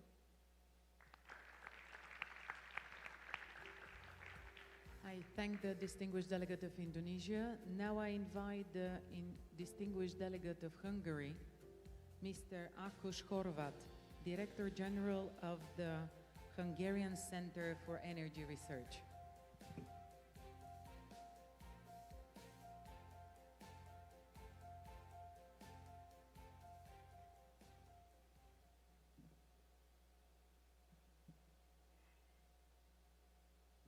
Dear Excellencies, ladies and gentlemen, it is an honor to address you today on behalf of Hungary and the Hungarian Center for Energy Research. We gather here at this NUTEC conference with a shared mission to tackle one of the most persistent and complex environmental challenges of our era: plastic pollution, and in particular the spread of microplastics through our ecosystems. We also meet to highlight the unique and powerful contributions that nuclear and radiation-based technologies can bring to global solutions. For more than half a century, plastics have symbolized the creativity and ingenuity of engineers and material scientists. They revolutionized modern medicine, increased the safety of food storage and transportation, enabled lighter and more efficient vehicles, became integral to countless devices and infrastructures that shape our daily lives. Plastics are a triumph of human innovation. Yet the same durability and versatility that made plastics so successful have resulted in a growing environmental burden. Microplastics and nanoplastics now contaminate rivers, oceans, soils, and even the air we breathe. They threaten marine biodiversity, infiltrate food chains, and pose potential risk to human health. We are only beginning to understand the long-term consequences of this waste and diffuse pollution, but the evidence already compels urgent action. Engineering progress must not end with the creation of useful products. True innovation requires us to design responsible end-of-life solutions, including recycling, upcycling, pollution control, and environmental restoration. This is where radiation technologies have significant, sometimes underestimated potential. In Hungary, at the Hungarian Center for Energy Research, we see promising opportunities in electron beam irradiation and related techniques to support advanced water treatment and to break down complex polymers that contribute to microplastic contamination. At the same time, nuclear analytical techniques offer unmatched precision to detecting, tracing, and understanding microplastics in aquatic environments. These tools help us not only treat pollution, but also better understand its origins, pathways, and impacts. The IAEA NUTEC Plastics Initiative represents a visionary response to this global challenge. By integrating radiation-based recycling solutions with nuclear analytical methods for monitoring, the initiative creates a comprehensive framework that is both scientifically rigorous and practically oriented. Allow me to emphasize why NUTEC Plastics is particularly significant. First, radiation technologies complement rather than replace traditional recycling. Many plastics that are difficult to process using conventional methods can be modified through irradiation to improve their properties, making them easier to recycle, repurpose, or convert into higher value materials. This strengthens the circular economy, reduces waste, and helps lower dependence on fossil-based feedstocks. Second, the initiative builds scientific and technical capacity worldwide. Through training programs, laboratory development, and harmonized protocols, the IAEA is empowering member states to monitor microplastics accurately and systematically. This generates reliable data that can guide policy, support regulation, and deepen global understanding of how microplastics behave and accumulate. Third, NUTEC fosters practical, future-oriented innovation. Radiation-processed biopolymers, improved materials, and new recycling pathways all contribute toward sustainable alternatives, enhancing resilience and reducing environmental pressure. Such innovations will be crucial as global plastic production continues to rise. Fourth, the program enhances cooperation between governments, academia, and industry. The IAEA acts as a bridge, helping stakeholders integrate nuclear technologies into national waste management strategies, environmental monitoring systems, and industrial operations. This coordinated approach accelerates adoption, improves regulatory clarity, and expands opportunities for joint projects. The leadership of Director General Rafael Mariano Grossi has been essential in bringing NUTEC Plastics to the forefront of the IAEA's environmental agenda. His commitment has mobilized expertise across continents, built new partnerships, and placed nuclear science at the heart of efforts to protect our oceans and ecosystems. Under his guidance, the initiative has grown rapidly, supporting dozens of member states and catalyzing real progress, from enhancing laboratory capacity in coastal regions, supporting industrial demonstration projects in Asia, to building global monitoring networks. For countries like Hungary, this initiative creates a vital platform to collaboration. It allows us to contribute our scientific capabilities, to exchange knowledge with partners around the world, and to apply our expertise in areas such as radiation chemistry, accelerator technologies, and environmental analysis. At the same time, it enables us to learn from other nations, integrating new methods and best practices into our own research and innovation activities. Looking ahead, our responsibility is clear. We must continue strengthening partnerships, expanding access to radiation-based recycling technologies, and investing in analytical capabilities for microplastics detection. We must ensure that the innovations developed through NUTEC Plastics become not only scientific successes, but practical tools for environmental protection, tools that can be implemented widely, affordably, and sustainably. On behalf of Hungary and the Handran Center for Energy Research, I reaffirm our strong support for the NUTEC initiative and for the IEA's leadership in this field. Together, through science, cooperation, and a shared commitment to responsible innovation, we can reduce plastic pollution, protect our waters, and build a cleaner, more resilient planet for the generations that will follow. Thank you for your attention.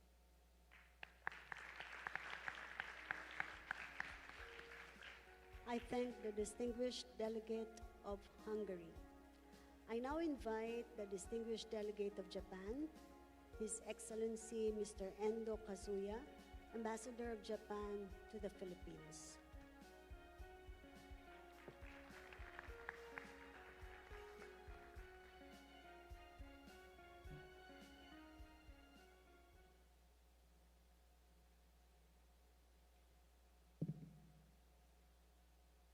Excellencies, distinguished delegates, ladies and gentlemen.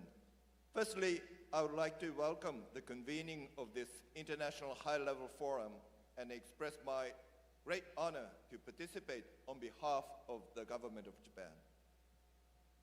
Marine plastic pollution stands out as one of the most critical environmental issues facing the world today. Solving this problem presents several significant challenges. Firstly, the establishment of scientific knowledge and harmonization of monitoring methods to accurately grasp the extent of pollution. Secondly, the urgent need for effective recycling and reuse of plastics as a resource. And thirdly, the imperative to build an effective international framework through global cooperation. In addressing these challenges, this high-level forum offers a critically important opportunity to advance innovative recycling technologies utilizing nuclear science, strengthen international monitoring cooperation, and foster multilateral discussions. Japan attaches great importance to nuclear science and technology that contributes to resolving global challenges, including achieving the SDGs, and thus has enhanced international cooperation in this regard. Specifically, to tackle the aforementioned challenges in marine plastic pollution, Japan has been making various significant contributions.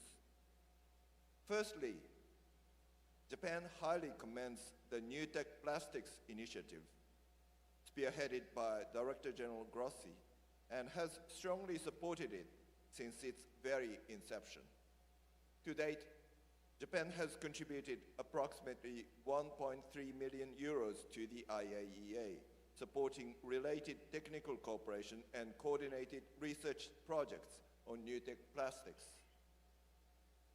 For instance, we have supported the development of eradication-based plastic recycling technologies with a view to future societal implementation, in 4 pilot countries, namely the Philippines, hosting of this event, Indonesia, Malaysia, and Thailand. I understand that the Philippines is researching to utilize these recycled materials for housing construction. This is a truly remarkable initiative that makes effective utilization of resources while addressing pressing environmental concerns. We wish to convey our highest respect for this effort, and we are honored that Japan has been able to play a part in this important endeavor. In addition, Japan has supported the provision of equipment and human resource development for marine environmental monitoring related to plastic pollution. In this way, Japan contributes to NUTEC plastics in both upstream and downstream aspects. Beyond NUTEC plastics, Japan has also taken a leadership role in broader international cooperation efforts towards marine plastic issues. This includes proposing the Osaka Blue Ocean Vision, which aims to reduce additional marine plastic litter to zero by 2050, and actively participating in the ongoing negotiations for the Global Plastics Treaty. At the resumed 5th session of the Intergovernmental Negotiating Committee held in Geneva at this past August, Japan actively worked to facilitate substantive discussions, including leading informal consultations on key provisions of the treaty. As efforts to resume negotiations are currently underway, Japan intends to actively contribute to discussions, aiming for an early conclusion of negotiations to establish an effective framework that includes major plastic consuming and emitting countries. Furthermore, aiming to establish a scientific foundation for addressing plastic pollution, Japan has been engaged in international cooperation initiatives with numerous experts, including the IAEA, to harmonize monitoring methods and develop enhanced data management systems. As one of its outcomes, in May of last year, Japan released the Atlas of Ocean Microplastics, commonly known as AOMI, an open source database equipped with mapping function. Japan has also been providing training program for monitoring of plastic in the environment targeting ASEAN countries. In conclusion, the advancement and dissemination of marine monitoring and recycling technologies are crucial for effectively advancing measures against marine plastic pollution, including the implementation of a future treaty.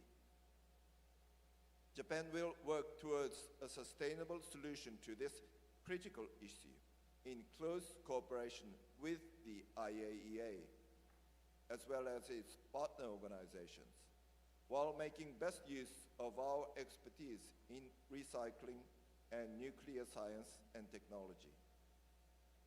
Thank you very much for your kind attention. I thank the distinguished delegate of Japan. I now invite the distinguished delegate of Argentina, His Excellency Mr. Ricardo Luis Bocalandro, Ambassador of Argentina to the Philippines.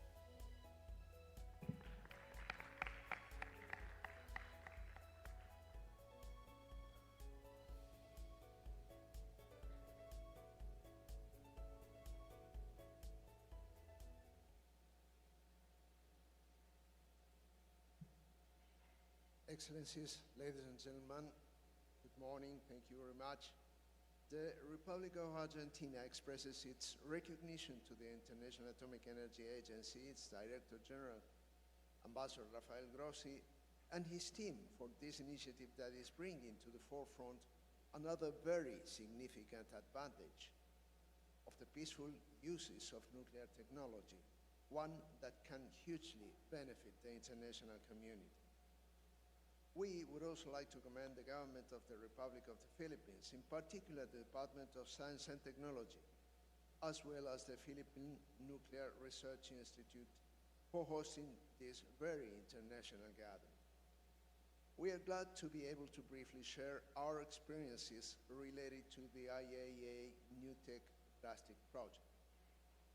Since 2020, the Argentine Antarctic Program, through the Antarctic Institute of Argentina, has been studying the so-called emerging pollutants, especially the microplastics.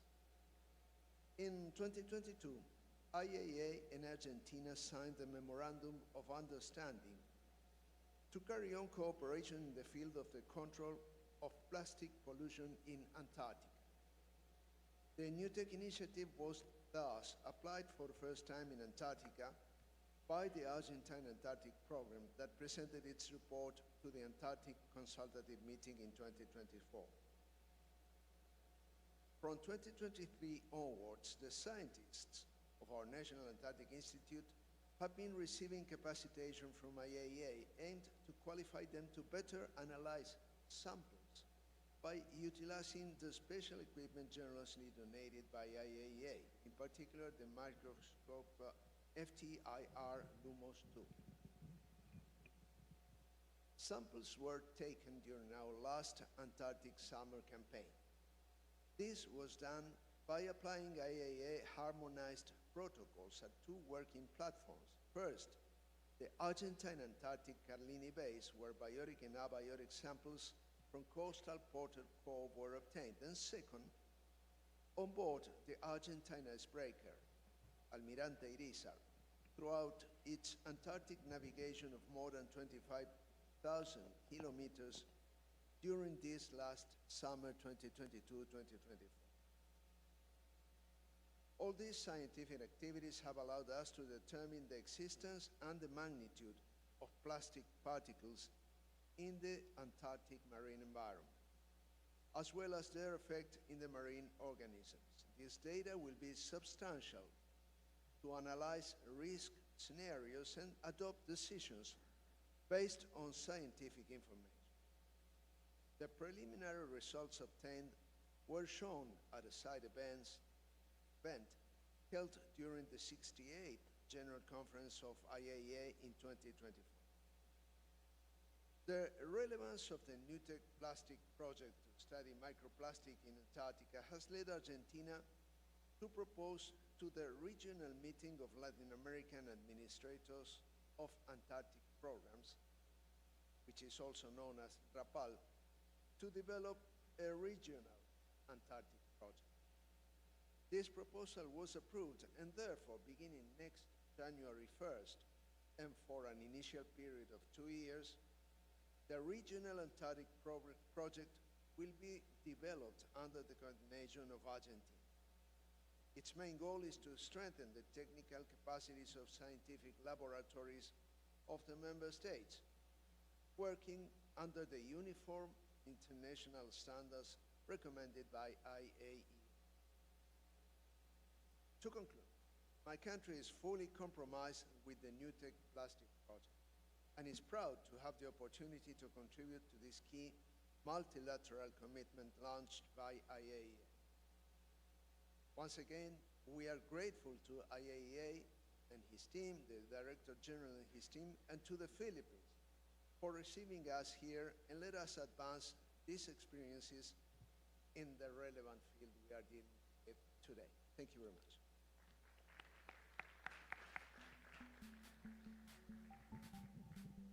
I thank the distinguished delegate from Argentina. I now invite the distinguished delegate of Colombia, His Excellency Mr. Edgar Rodrigo Rojas Garavita, Ambassador of Colombia to the Philippines.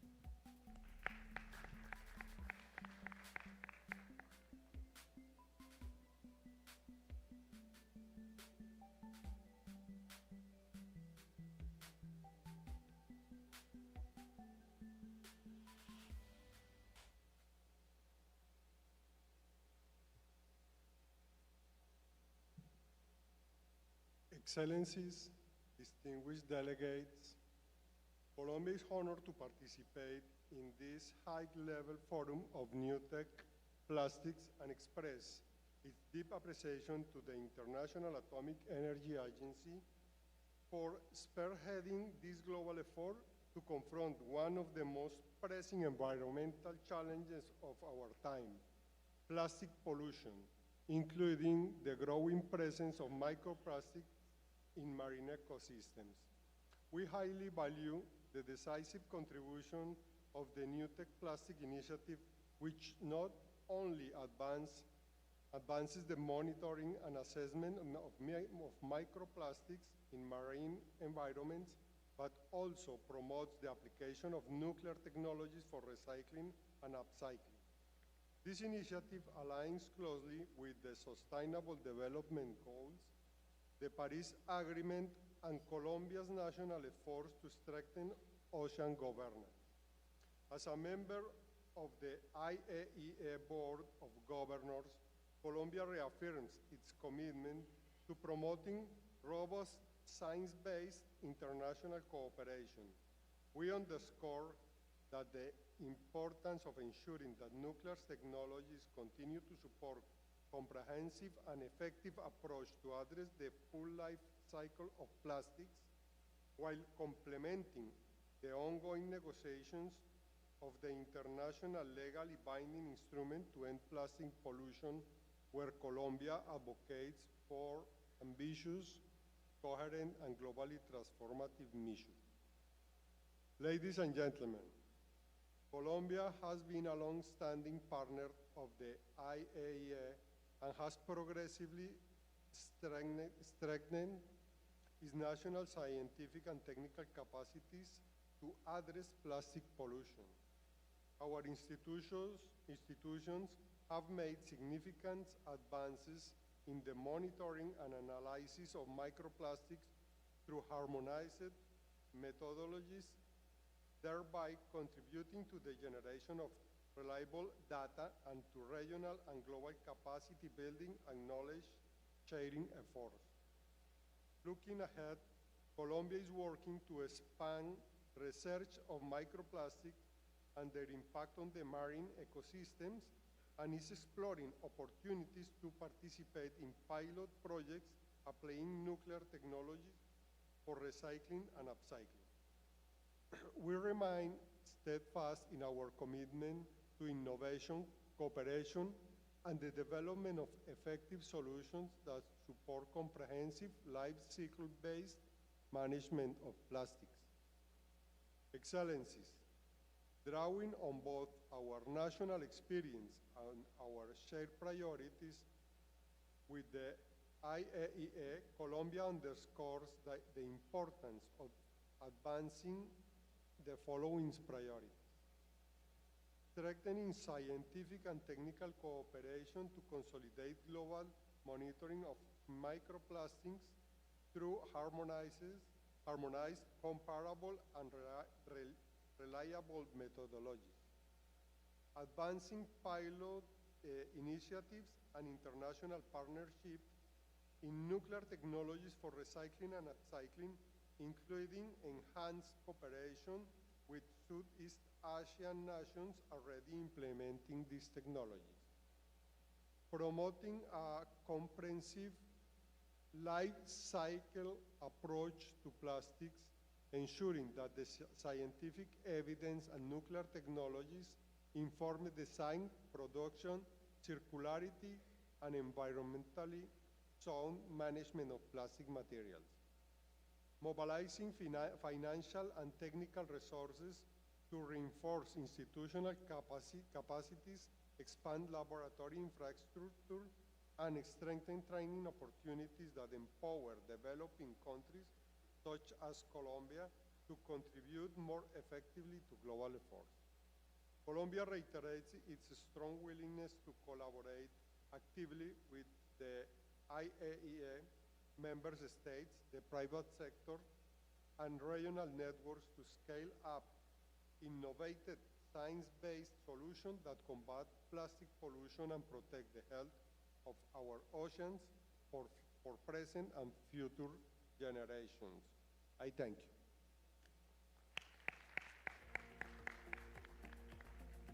I thank the distinguished delegate of Colombia for his statement and would like to express our appreciation to all distinguished delegates for their statements and for their attention to the statements of fellow member states. This concludes the ministerial segment of the IAEA International High-Level Forum on NUTEC Plastics. Thank you. Thank you so much, Ms. Buendia and Ms. Waldon, as well as our distinguished speakers for our segment. And at this point, we would like to remind everyone about our coffee break and lunches. So please make good use of it and visit and connect with our exhibitors. Secondly, you will see the names of each panel speakers on screen, so please refer the forum program for their full titles and affiliations. We now move into a segment that brings together global, regional, and institutional voices working at the front lines of circularity and environmental innovations. And I'll leave the world to this session's moderator, Mr. Ayan Evrencel from the IAEA Department of Nuclear Sciences and Applications.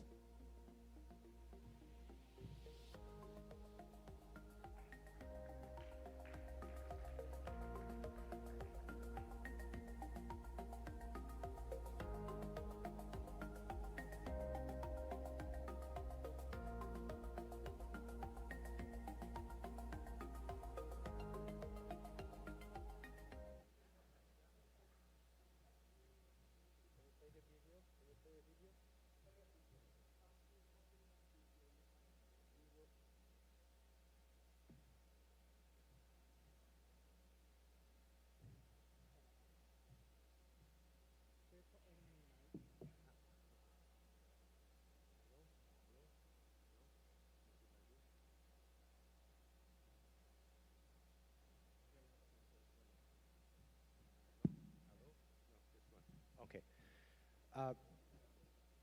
Good afternoon. If you can just bear with us 2-3 minutes while we set up the stage, and then we will start immediately. Thank you.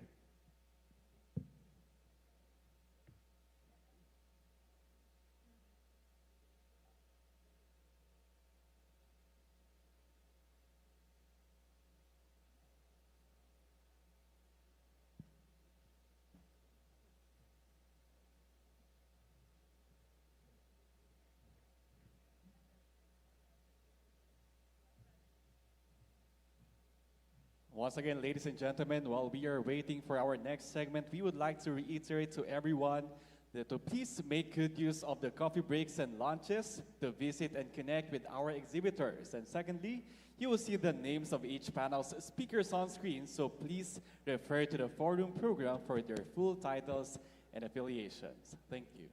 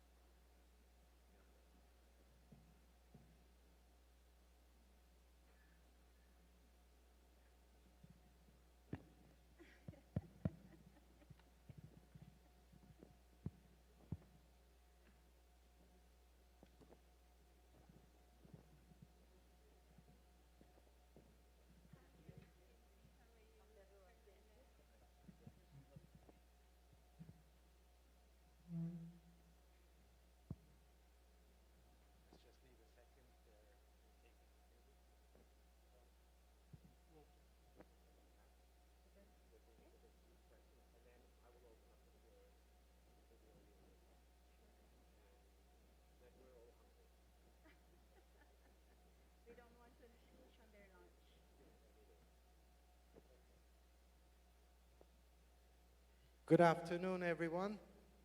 Welcome to our session at the International NUTEC Plastics Forum, our first real panel session as such, and we have esteemed guests. We're going to look into the perspectives, global perspectives, from the international and regional perspectives, and we have three very esteemed guests. Ms. Bernice Swartz, thank you for coming. Deputy Minister from South Africa, Deputy Minister of the Department of Forestry, Fisheries and the Environment. She will speak on behalf of the G20 presidency of South Africa, which is very important for us to hear. And then we will hear from James Baker, Senior Circular Economy Specialist from the Asian Development Bank. And then we will hear from Carmela Centeno. Welcome to Manila. She is from home, but we are actually colleagues in Vienna. She works at the United Nations Industrial Development Organization, UNIDO. She is working on responsible materials and chemicals management. So we'll start head on with Your Excellency, Ms. Swartz. Looking at it from a regional organization, from the G20, can you share your perspectives on the direction and the program in fighting plastic pollution? Thank you very much. As South Africa, we approach these discussions guided by principles of equity, partnerships and innovation, recognizing that environmental challenges are deeply interconnected with development, health, and economic opportunity. Plastic pollution is not an abstract problem. It is visible in our rivers, our coastlines, and parks. The implications for biodiversity, food safety, and public health are profound for coastal nations like South Africa, where oceans sustain fisheries, tourism, and cultural heritage.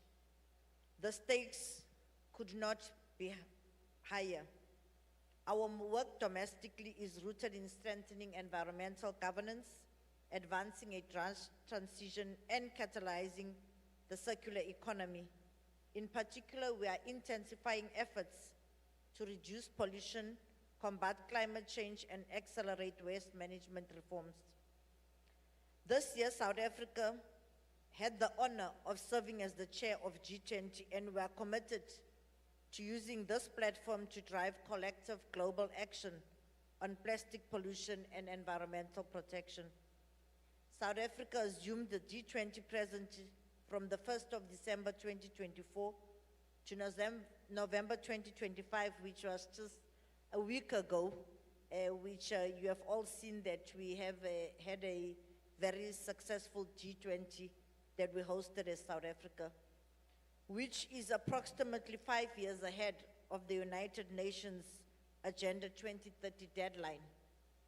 And the 2025 G20 Johannesburg Summit is the 20th meeting of the G20, meeting of the group of G20, a meeting of heads of state government, which took place just this past weekend in South Africa.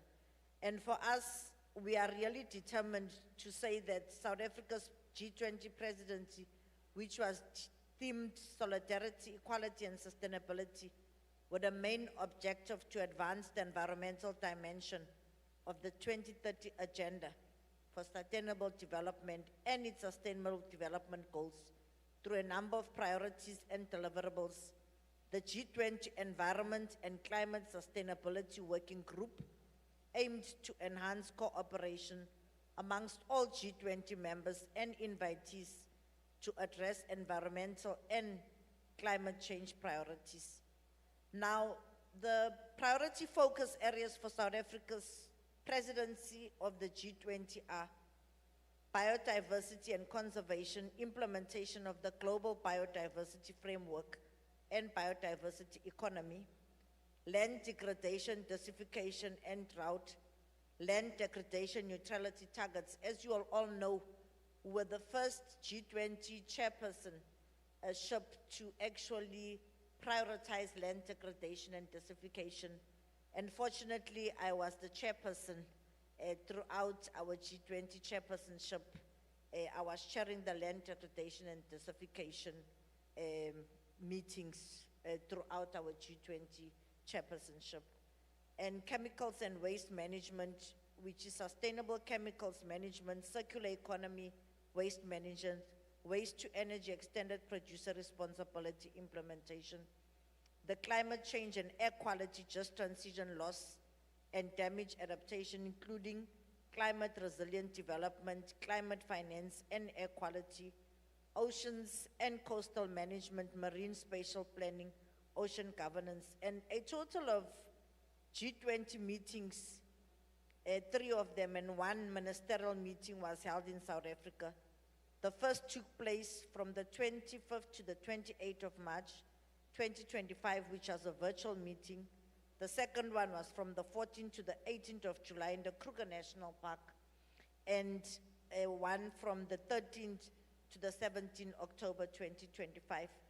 Now, we have all seen that all the heads of states which were in Johannesburg this past weekend, and the successful deliberations which was held, including the social summit, which was attended by nearly all the 40 heads of states which descended in Johannesburg. But for me in particular is that we had the Cape Town ministerial meeting, which was held back with the 3rd meeting in October. Now, under South Africa's presidency, environment and climate ministers have achieved 2 historic firsts for the G20. The Cape Town Ministerial Declaration on Crimes that Affect Environment and the Cape Town Ministerial Declaration on Air Quality. Alongside these were tabled the South African Chair's summary of the Environment and Climate Sustainability Working Group. Together, these 3 outcomes document represents a comprehensive and balanced conclusion to our presidency. They reflect the power of partnership, the strength of evidence-based policy making, and the will of nations to act collectively for the common good. Each speaks to our shared commitment to protect the planet while improving lives of people. The 7th G20 report on actions against marine plastic litter provides a consolidated overview of the voluntary efforts undertaken by G20 members, invited countries, and international organizations to address the growing challenge of marine plastic pollution. Compiled under the leadership of the South African G20 presidency, with support from the Ministry of the Environment, Japan, and the Institute for Global Environmental Strategies. The report reflects submissions received by August 2025 and highlights progress, innovation, and collaborations across regions. It also complements ongoing negotiations under the Intergovernmental Negotiating Committee towards a legally binding global instrument on plastic pollution, reinforcing the G20 as a role catalyst for international action. The G20 already laid a strong foundation, which I will proceed after other speakers have spoken. Thank you very much. Thank you very much, Deputy Minister. You had a heavy agenda. That was a very good summary. Thank you. Now I will ask James. We heard from President Kanda about the ADB's work, but I think we found the best person in you, being the circular economy specialist. What are the priorities? What is the focus of ADB on the circular economy, and especially in the context of plastics then? Thank you. Yeah, so thank you. And as we get close to 2026, it's nearly 8 years since marine plastics became mainstreamed, enter the real focus for all of us, and it's been the majority of my career with ADB. And it's been a challenging process. We had COVID, we've had a more recent geopolitical, all of that destabilizes and has changed how we view plastics, our behavior towards plastics, and in certain cases derailed the good behavior that we'd begun. But it's been very positive. We've had a lot of achievements. We have innovative financing, we have leadership from the IAEA, from the Philippines, from Indonesia, from our other colleagues in the room, who are showing that real progress can be made against marine plastics, dealing with the challenges both on land and in the marine environment, and how we can mitigate and how we can avoid plastics. So there's been some real positives, and ADB is proud to have worked with investments in public sector and private sector within our region with material science, second and third generation materials for substitution. So we no longer struggle with soggy paper straws, but we have materials that genuinely replace plastics with a more sustainable alternative. And that leadership has been fantastic. But as I think you said about, plastics is a trans-border problem, so there's always a temptation to let somebody else worry about it, or it's somebody else's problem. And equally, I think Secretary Maldo said that it's this challenge of actually moving forward, moving past feasibility. There's always a sense that, or what if we wait, a feasibility study might come up with a golden solution. And I think certainly the message from ADB, and as we're looking at this, is that that there's no perfect solution. There is no replacement for action. Embracing solutions. There are technologies here. There's technologies that you've developed. There's technologies. There's materials.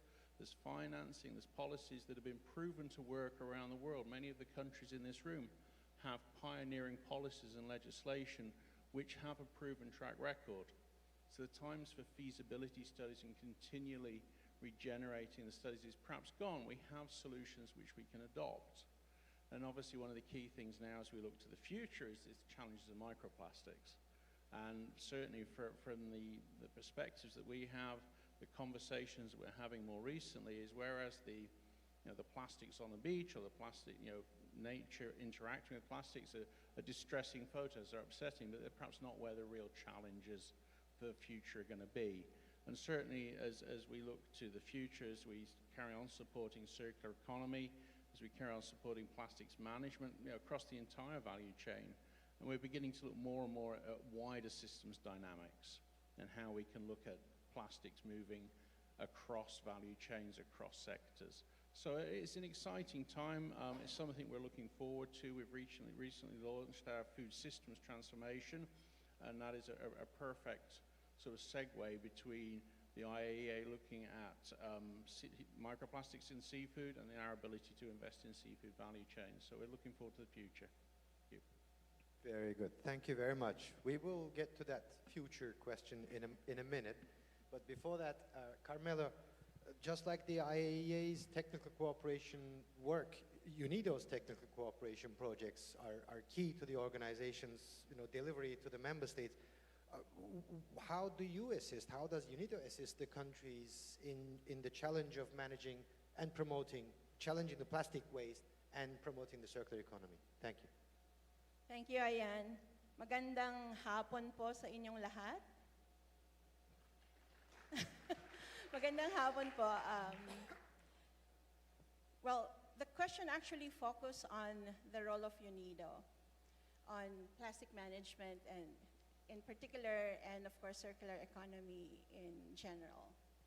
At the onset, I would like, of course, to thank the organizers of this high-level forum for giving UNIDO the opportunity to present the work that we do, again, broadly on circular economy and particularly on plastic management. At the same time, I would like to congratulate the organizers for the high-level commitment as evidenced by all the messages that we have heard earlier. In Filipino, ang ganda po ng ambisyon ng forum na ito. We have a very high ambition.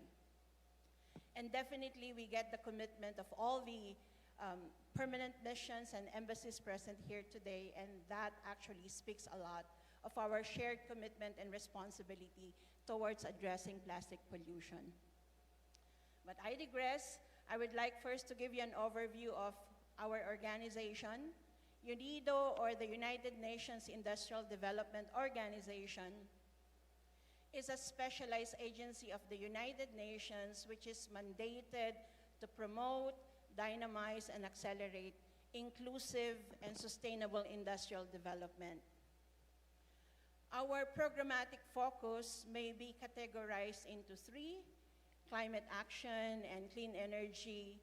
We have fair and sustainable supply chain, where plastic management is coming in, and ending hunger through inclusive development. I work under the Division of Circular Economy and Green Industry of UNIDO. So I guess from the name of the division, the work that we do is maybe clear to everybody. But nonetheless, we are tasked by the organization to drive industrial transformation towards sustainable, resource-efficient, and low-carbon economy. What are the buzzwords today? Pollution-free, nature-positive, and net zero. So this is, in summary, the work that we are doing. Our division actually works across several supply chains. So we're working on textile, we have a huge portfolio in electronics, we do construction and building up our portfolio on this, and of course, plastics. What we do is to embed circular economy approaches and green industry principle to help support member states to decouple economic growth with resource consumption, thereby effectively reducing our environmental footprint. And at the same time, and I think this is what has been said so many times in this forum, that we have to unlock the economic opportunities in all the interventions that we are doing. We can actually categorize the technical interventions that our division do into a four-pronged strategy. We work in the whole value chain, including the upstream, where we do policy work, and of course, we deal with raw materials. And then on the midstream, where we do a lot of pollution prevention and waste minimization. And obviously downstream, where we deal with waste management. We do a lot of, we drive circularity, from design. So design for circularity has always been one of the objectives that we have to ensure that we have durable, recyclable, and of course that we deal also with safe and alternative materials in the whole value chain. We strive, we endeavor to include social issues within the work that we do, ensuring that informal sectors, for example, are embedded into the formal sector and improving the working conditions of the workers in the supply chain. And then I think this is scaling solutions and partnership. This is the slogan of this, this is the theme of this high-level forum event. And this is what we do. We leverage partnership, where we should be cognizant, or we are cognizant of the fact that, whatever work we do, we have to have collaborative efforts, and that it will involve several stakeholders. So we do not only deal with governments, we deal with the private sector, which has a very big role to play in all the endeavors that we do. We deal with civil society organizations, and of course, again, finance is coming in as an important facet of all this discussion. So I'm glad to see ADB in the discussion today. And in terms of our project portfolio, we have around 60 million plastic-related projects where the interventions across different regions, including South Africa, Egypt, Philippines, India, Indonesia, are coming in. And at the same time, we have this partnership with the Asian Development Bank, which our technical intervention, or some of our technical interventions, are on plastic management as well. So, meaning I am very excited to actually be part of this forum. At the same time, this partnership with IAEA on plastic management is a welcome innovation in the whole package that we deliver to our member states. Thank you very much. Thank you. What you just said, especially at the end, about the partnerships, and that's what I want to ask about the next. The IAEA being a scientific, technical organization, we have come up with the different ways of tackling with the plastic waste management issue. But how can we bring this further with the international and regional bodies? So very shortly, from the G20, from UNIDO, from ADB, what are the possible areas? What can we do more together?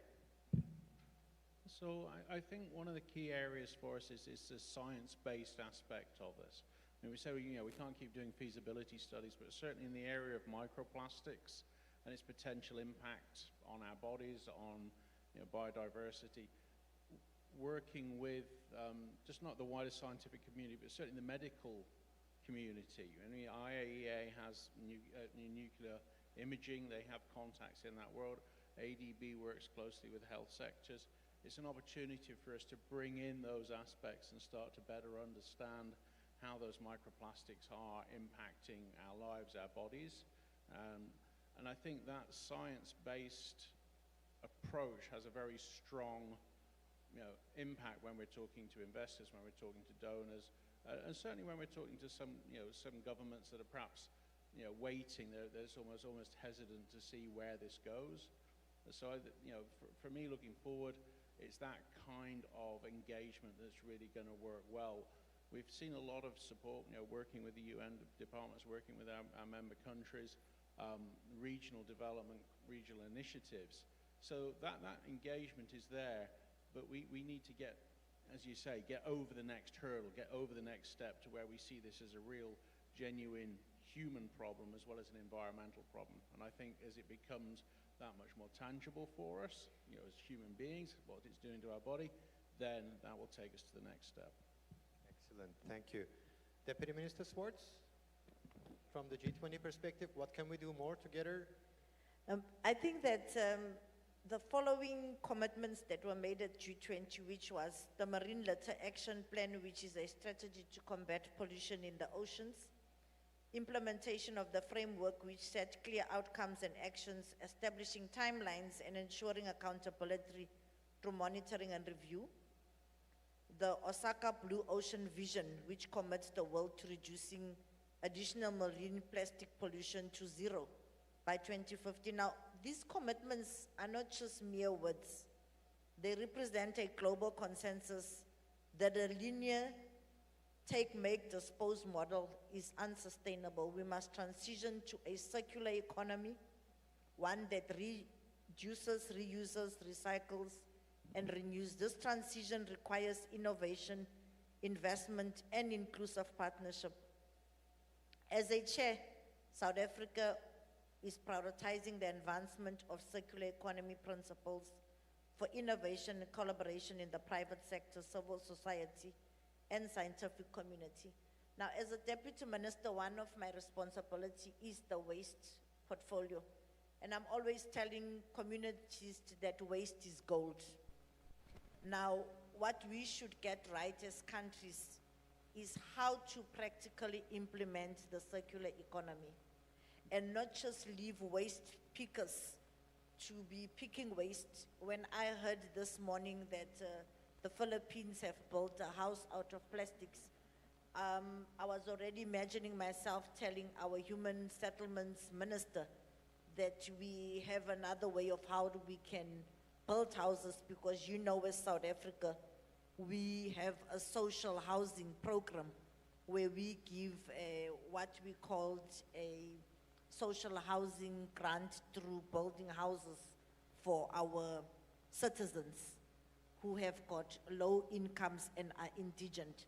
So in my mind, I was already imagining us moving from brick, and I can't wait to see the house that the Philippines has built out of plastic, because it can already give us a way of how we actually recycle plastics and how we can have buyback centers where people actually bring plastic in volumes, because we know that where people know that they will derive income.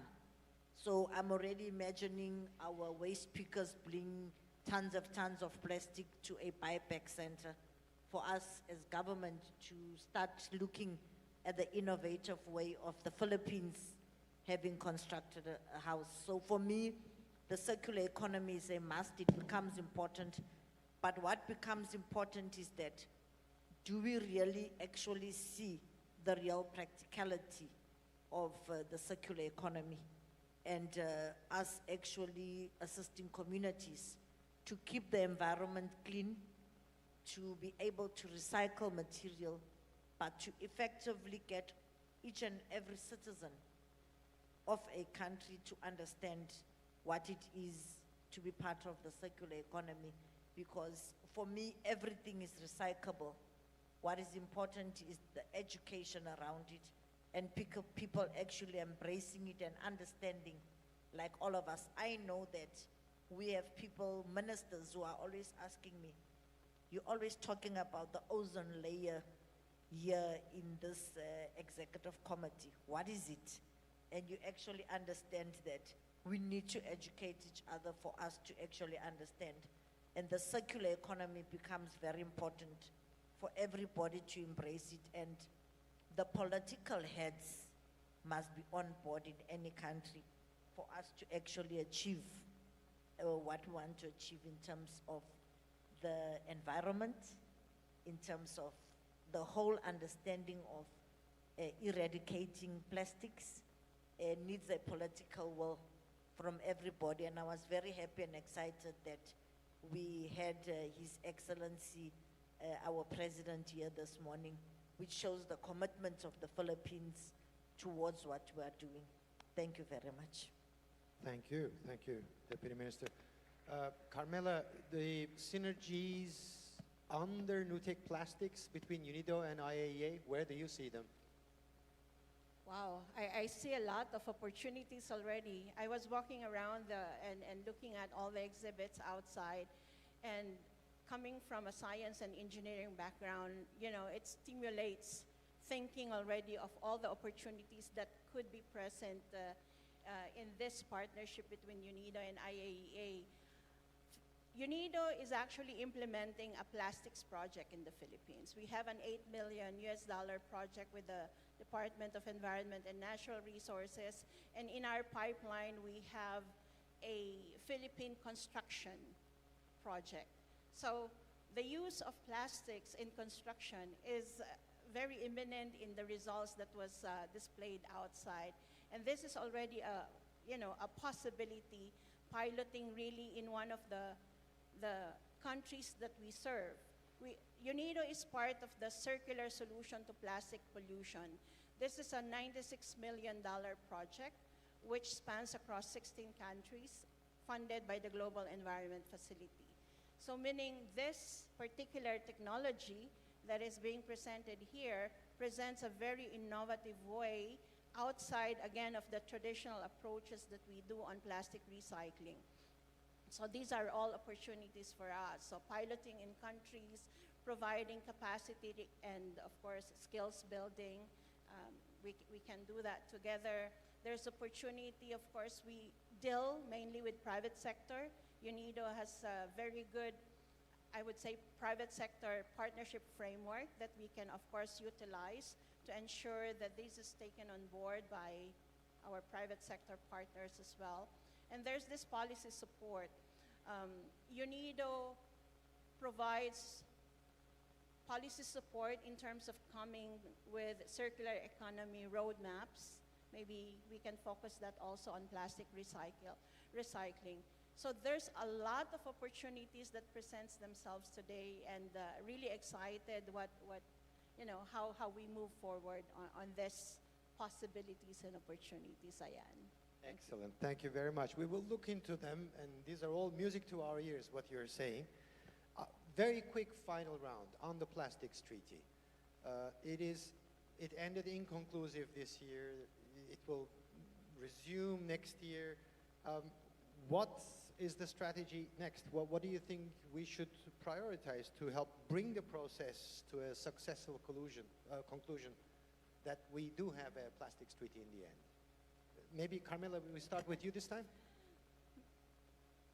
To tell you frankly, I probably was one of the most heartbroken person that left INC 5.2, Plastic Treaty.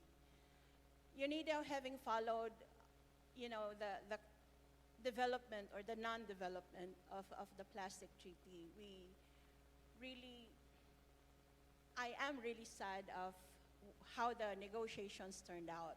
But for me, it's not a no. It's a not yet. So at the moment, it's a not yet.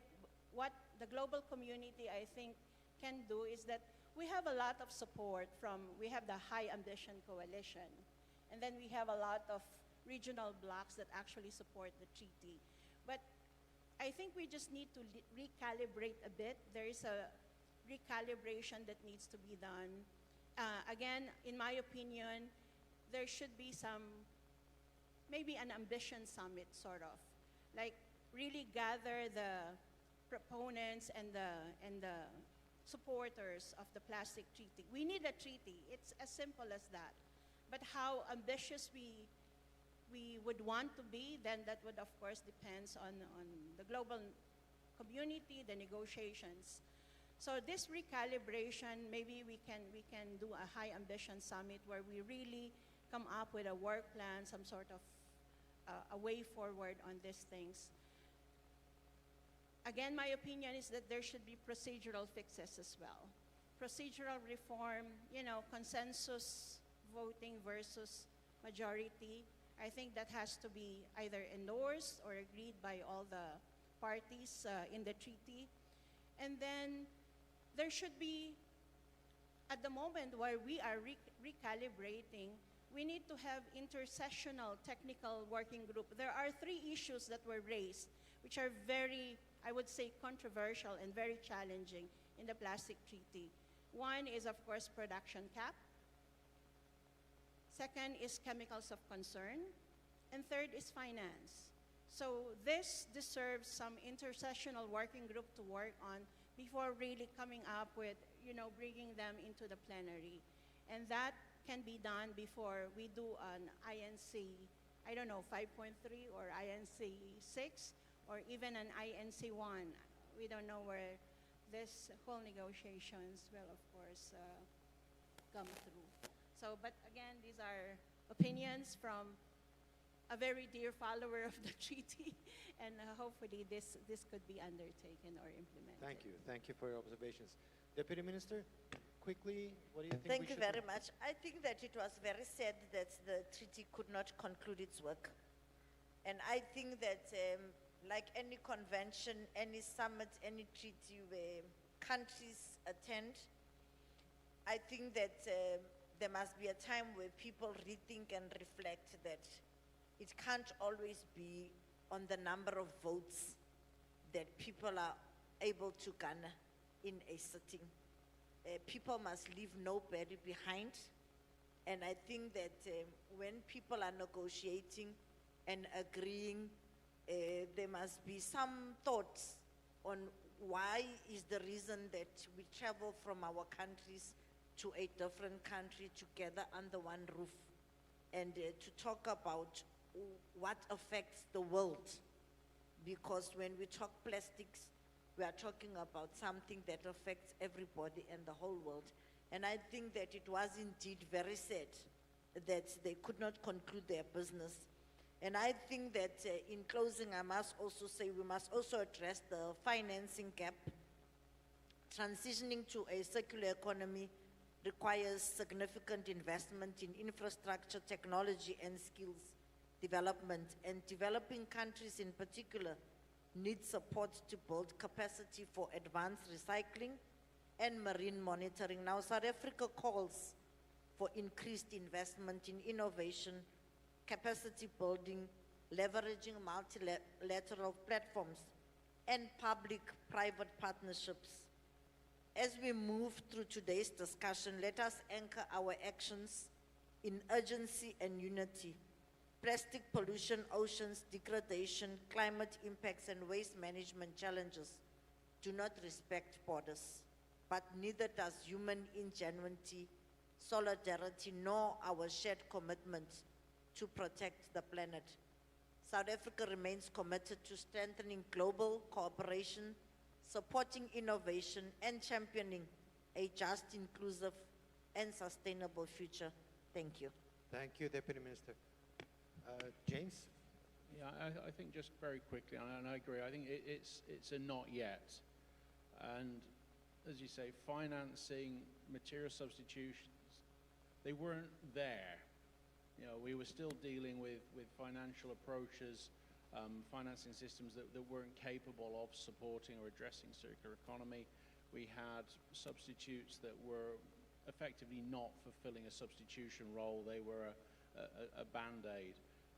But also a necessary process, because if you've seen during the periods of the INC negotiations how quickly materials have accelerated, how quickly alternative financing approaches have accelerated. So I think the reality of it is yes, a bit of a recalibration. We'll have another go, but with the benefit now of 3 or 4 years of hard work, of innovation, and of genuine alternatives, genuine financing packages that we've seen to work, and then perhaps everybody will be a little bit more comfortable. So, I mean, essentially, plastic is ubiquitous. It's very difficult to take that away from large swathes of the population, from large sectors of industry, without having something to replace it, without being able to deal with that from a financial point of view. So hopefully, if we have another go next year, then people will see that that is there, we are more comfortable, and we're perhaps a bit more confident to move forward. Very good. Hope is there. I cannot possibly end a panel session without taking questions. I know lunch is waiting for us, or you are waiting for lunch, but please, we have ushers with microphones. Can I look at the podium if there's anyone, 1 or 2 questions we can take that you want to ask our panelists? You have heard about financing, you've heard about just systems, you've heard about science and technology, innovation, human resources, or human capacity. Sorry? Finance, yes, that was the first thing. Do I see any hands?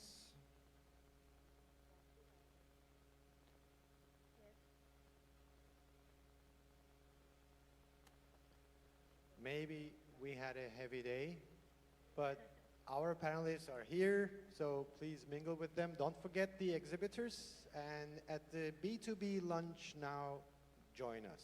And I will hand over back to our MC. Thank you very much to our panelists. Thank you so much, Mr. Ayhan, and our esteemed speakers. Once again, ladies and gentlemen, let's give it up for our esteemed speakers.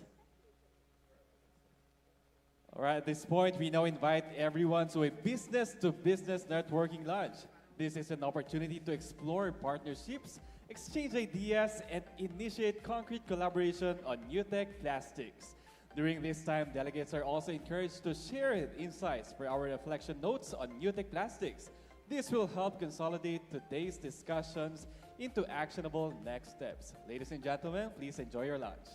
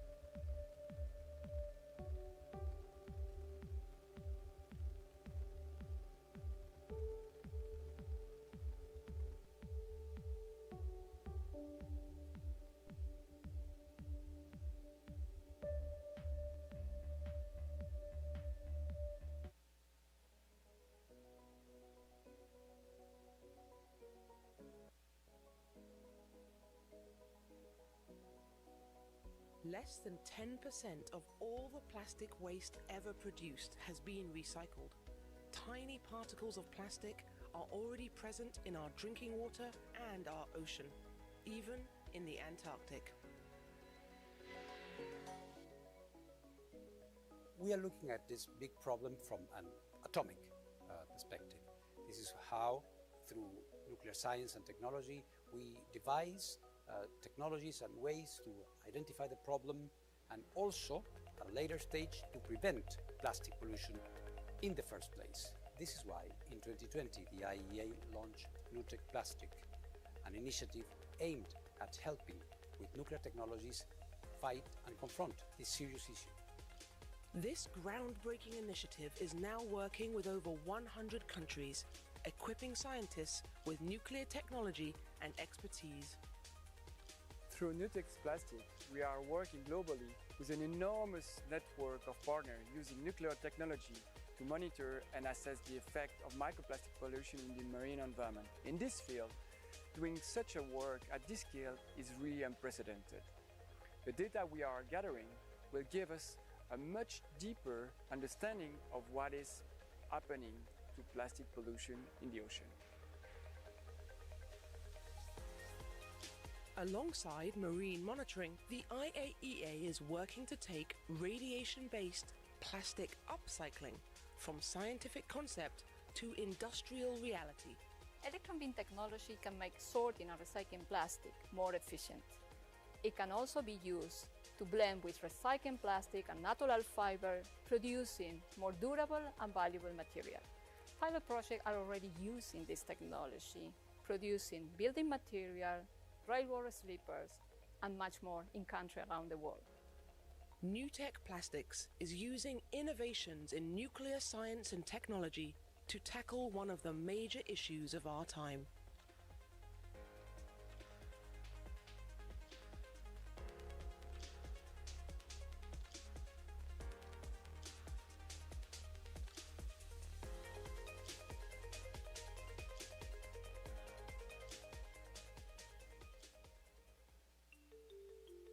Plastic pollution is a major risk to our environment, but used plastic is also an important resource, too valuable to simply throw away. Radiation technology can help us recycle that resource and protect the environment. Plastics are lightweight and durable, making them part of every aspect of modern life. However, their durability means that plastic waste volumes are accumulating fast. By 2050, there may be more plastic in the ocean than fish. Plastic rubbish that isn't reused or properly disposed of can break down and get deep into our ecosystems, damaging the environment and putting biodiversity and our health at risk. Clearly, it is time to act. Scientists are already using nuclear techniques to track the microplastics through the oceans, and this information can help governments find solutions to better deal with this problem. Innovative recycling technology can convert plastics into valuable materials, creating a truly circular economy. Radiation technology can be part of this circular approach by developing innovative ways to upcycle and recycle plastic waste, as well as to effectively sort plastics. How does it work? Some plastics, like PET bottles, are fairly easy to recycle, but many, like single-use packaging or mixed plastics, are more complicated. This is where radiation technology can help. Most people know what radiation is, for example from luggage scanners at airports. One special form of radiation, an electron beam, can be used to change plastic's properties or break down plastic waste into smaller components. This radiation can improve how we recycle plastic waste in many ways. Green. It requires hardly any chemicals that might cause pollution or contribute to greenhouse gases. Upcycling. Today, most end-of-life plastic waste can only be converted into cheaper products or downcycled. but electron beam radiation can be used to create innovative materials with a higher market value and provide an economic driver for plastic recycling. Radiation enables combining plastic with natural fibers to produce extra strong materials that can be used in construction, for example. Radiation can also be used along with heat to safely convert difficult to recycle plastics into fuels or additives. As it can lower process temperatures needed, radiation makes the conversion more economical. Efficient. Radiation can vastly improve the accuracy of sorting plastic at the end of the conventional mechanical recycling process.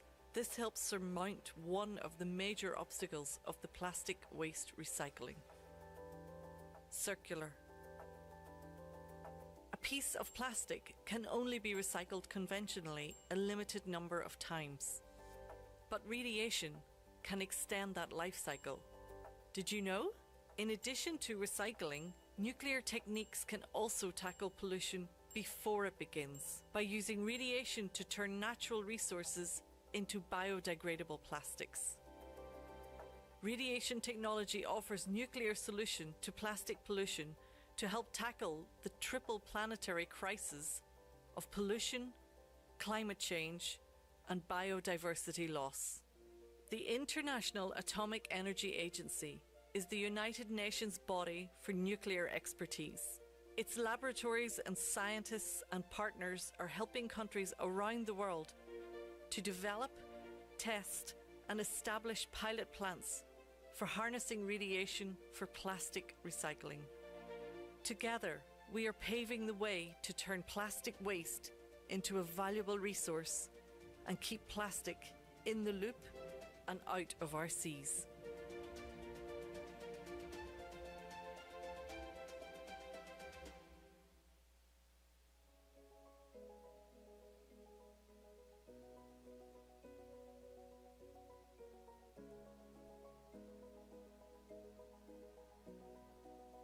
Less than 10% of all the plastic waste ever produced has been recycled. Tiny particles of plastic are already present in our drinking water and our ocean, even in the Antarctic. We are looking at this big problem from an atomic perspective. This is how, through nuclear science and technology, we devise technologies and ways to identify the problem and also, at a later stage, to prevent plastic pollution in the first place. This is why, in 2020, the IEA launched NUTEC Plastic, an initiative aimed at helping with nuclear technologies fight and confront this serious issue. This groundbreaking initiative is now working with over 100 countries, equipping scientists with nuclear technology and expertise. Through NUTEC's Plastic, we are working globally with an enormous network of partners using nuclear technology to monitor and assess the effect of microplastic pollution in the marine environment. In this field, doing such a work at this scale is really unprecedented. The data we are gathering will give us a much deeper understanding of what is happening to plastic pollution in the ocean. Alongside marine monitoring, the IAEA is working to take radiation-based plastic upcycling from scientific concept to industrial reality. Electron beam technology can make sorting and recycling plastic more efficient. It can also be used to blend with recycled plastic and natural fiber, producing more durable and valuable material. Pilot projects are already using this technology, producing building material, railroad sleepers, and much more in countries around the world. NUTEC Plastics is using innovations in nuclear science and technology to tackle one of the major issues of our time.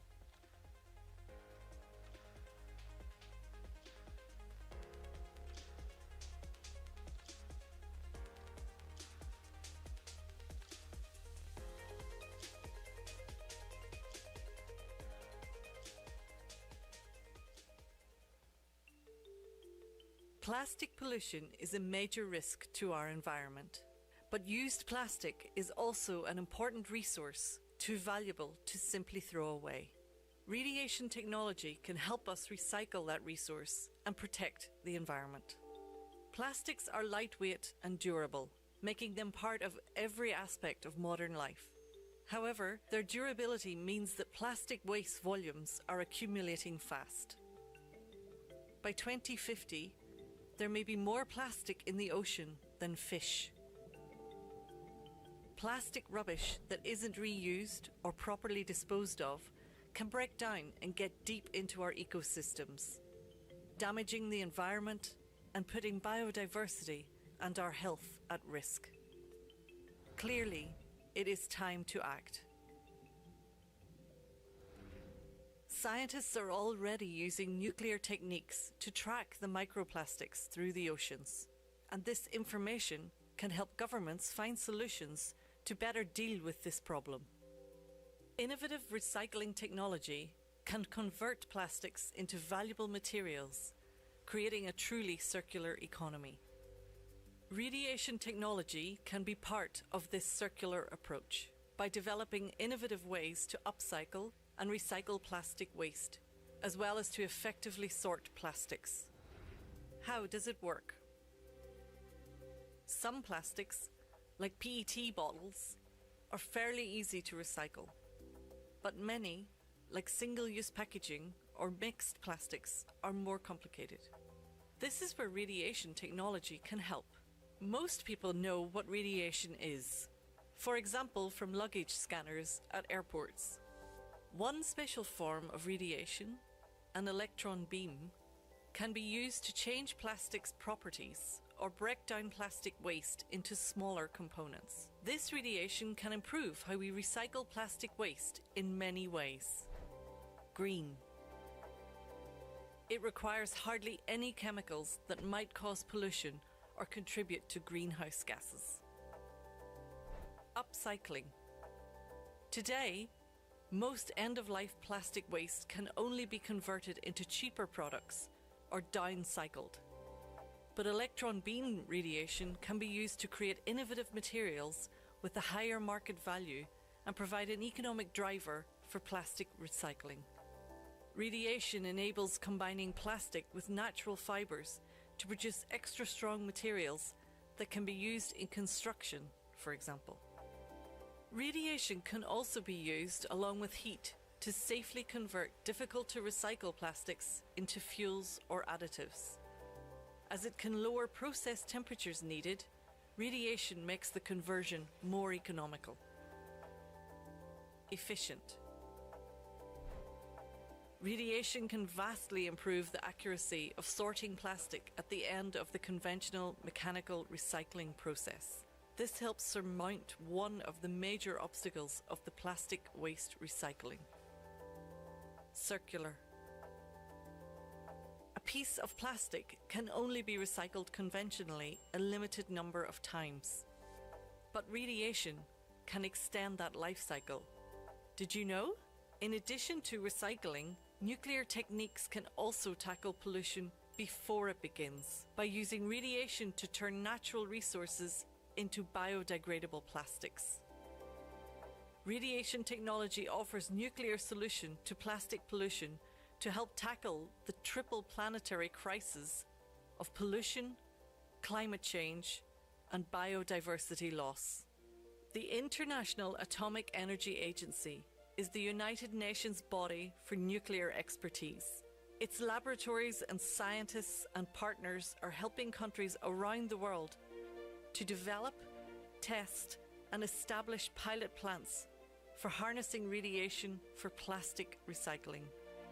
Together, we are paving the way to turn plastic waste into a valuable resource and keep plastic in the loop and out of our seas.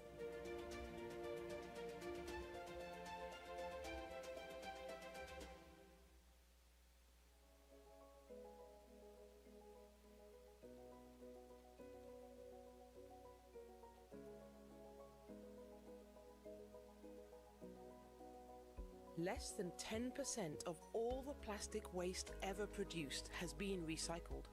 Tiny particles of plastic are already present in our drinking water and our ocean, even in the Antarctic. We are looking at this big problem from an atomic perspective. This is how, through nuclear science and technology, we devise technologies and ways to identify the problem and also, at a later stage, to prevent plastic pollution in the first place. This is why, in 2020, the IEA launched NUTEC Plastic, an initiative aimed at helping with nuclear technologies fight and confront this serious issue. This groundbreaking initiative is now working with over 100 countries, equipping scientists with nuclear technology and expertise. Through NUTEC's Plastic, we are working globally with an enormous network of partners using nuclear technology to monitor and assess the effect of microplastic pollution in the marine environment. In this field, doing such a work at this scale is really unprecedented. The data we are gathering will give us a much deeper understanding of what is happening to plastic pollution in the ocean. Alongside marine monitoring, the IAEA is working to take radiation-based plastic upcycling from scientific concept to industrial reality. Electron beam technology can make sorting and recycling plastic more efficient. It can also be used to blend with recycled plastic and natural fiber, producing more durable and valuable material. Pilot projects are already using this technology, producing building material, railroad sleepers, and much more in countries around the world. NUTEC Plastics is using innovations in nuclear science and technology to tackle one of the major issues of our time.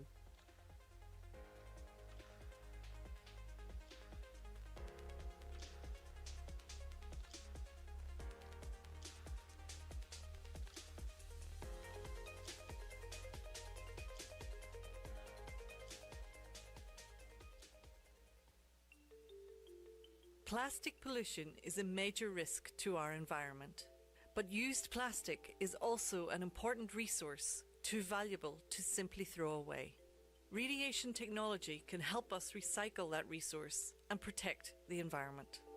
Plastics are lightweight and durable, making them part of every aspect of modern life. However, their durability means that plastic waste volumes are accumulating fast. By 2050, there may be more plastic in the ocean than fish.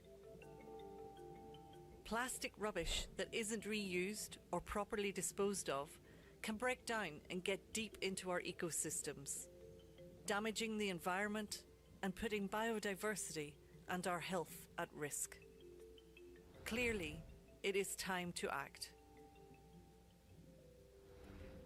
Scientists are already using nuclear techniques to track the microplastics through the oceans, and this information can help governments find solutions to better deal with this problem. Innovative recycling technology can convert plastics into valuable materials, creating a truly circular economy. Radiation technology can be part of this circular approach by developing innovative ways to upcycle and recycle plastic waste, as well as to effectively sort plastics. How does it work? Some plastics, like PET bottles, are fairly easy to recycle, but many, like single-use packaging or mixed plastics, are more complicated.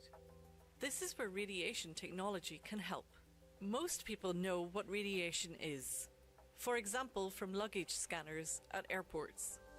One special form of radiation, an electron beam, can be used to change plastic's properties or break down plastic waste into smaller components. This radiation can improve how we recycle plastic waste in many ways.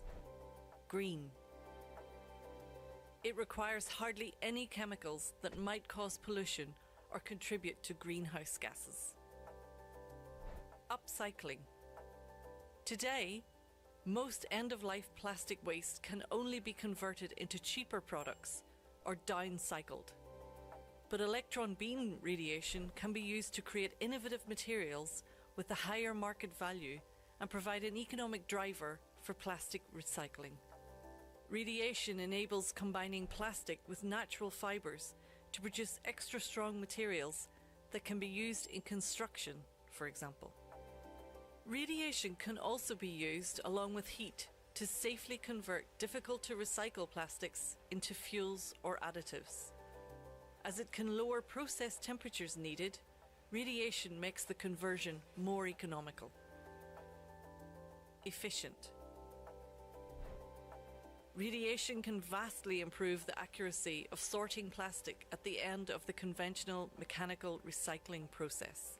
This helps surmount one of the major obstacles of the plastic waste recycling. Circular. A piece of plastic can only be recycled conventionally a limited number of times. But radiation can extend that life cycle. Did you know? In addition to recycling, nuclear techniques can also tackle pollution before it begins by using radiation to turn natural resources into biodegradable plastics. Radiation technology offers nuclear solution to plastic pollution to help tackle the triple planetary crisis of pollution, climate change, and biodiversity loss. The International Atomic Energy Agency is the United Nations body for nuclear expertise. Its laboratories and scientists and partners are helping countries around the world to develop, test, and establish pilot plants for harnessing radiation for plastic recycling. Together, we are paving the way to turn plastic waste into a valuable resource and keep plastic in the loop and out of our seas.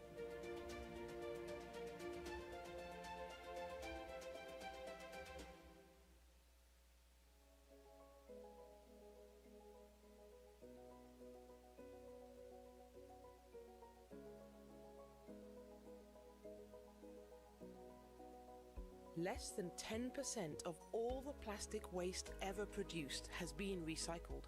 Tiny particles of plastic are already present in our drinking water and our ocean, even in the Antarctic.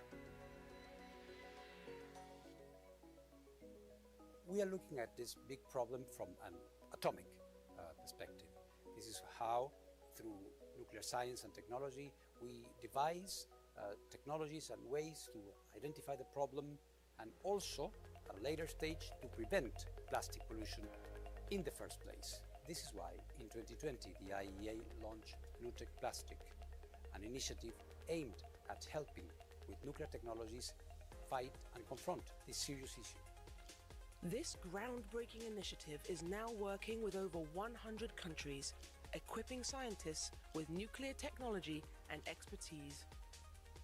Through NUTEC's Plastic, we are working globally with an enormous network of partners using nuclear technology to monitor and assess the effect of microplastic pollution in the marine environment. In this field, doing such a work at this scale is really unprecedented.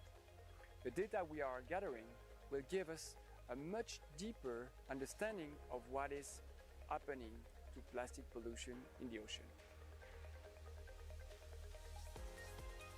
Alongside marine monitoring, the IAEA is working to take radiation-based plastic upcycling from scientific concept to industrial reality. Electron beam technology can make sorting and recycling plastic more efficient. It can also be used to blend with recycled plastic and natural fiber, producing more durable and valuable material. Pilot projects are already using this technology, producing building material, railroad sleepers, and much more in countries around the world. NUTEC Plastics is using innovations in nuclear science and technology to tackle one of the major issues of our time.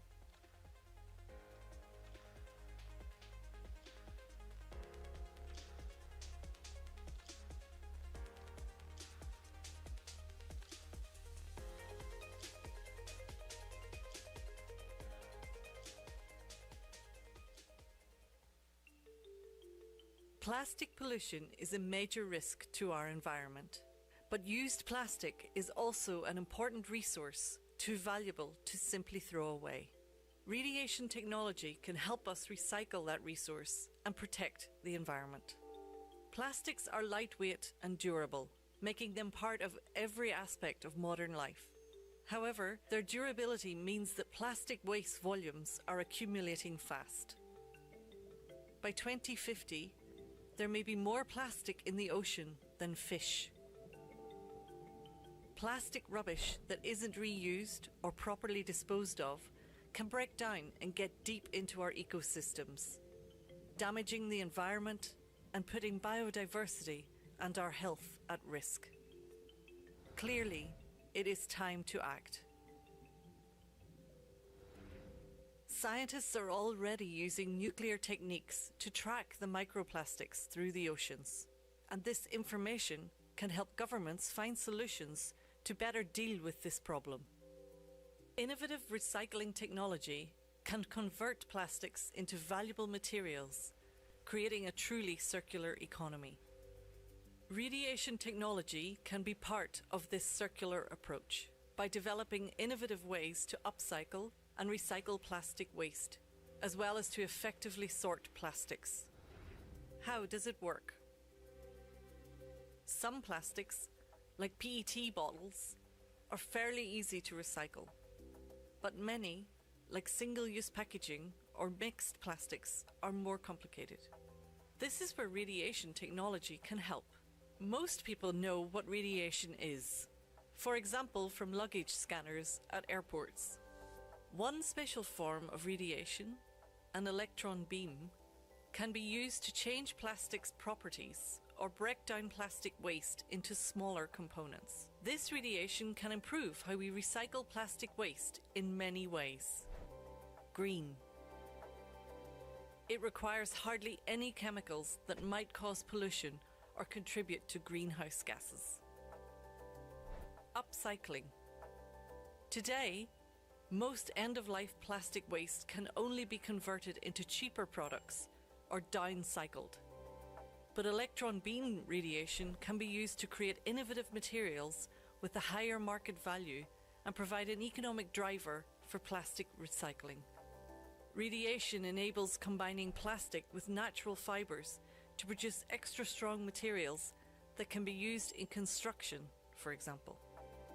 Radiation can also be used along with heat to safely convert difficult to recycle plastics into fuels or additives.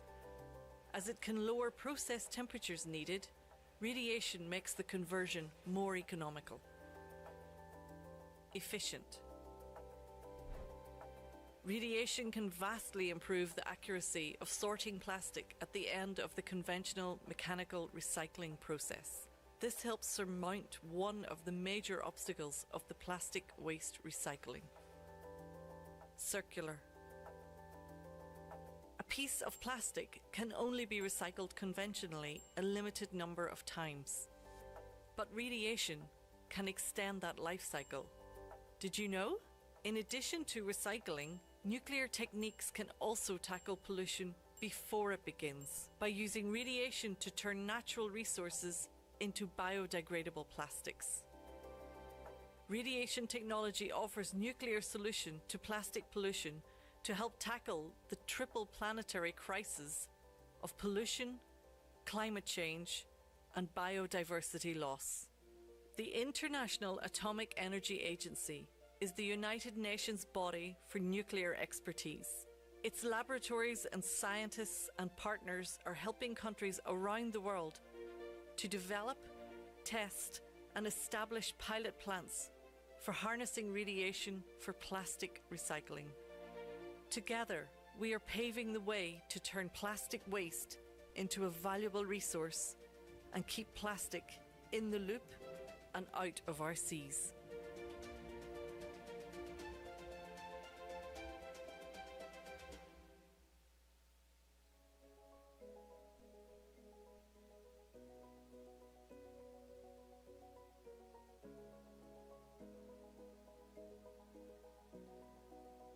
Less than 10% of all the plastic waste ever produced has been recycled.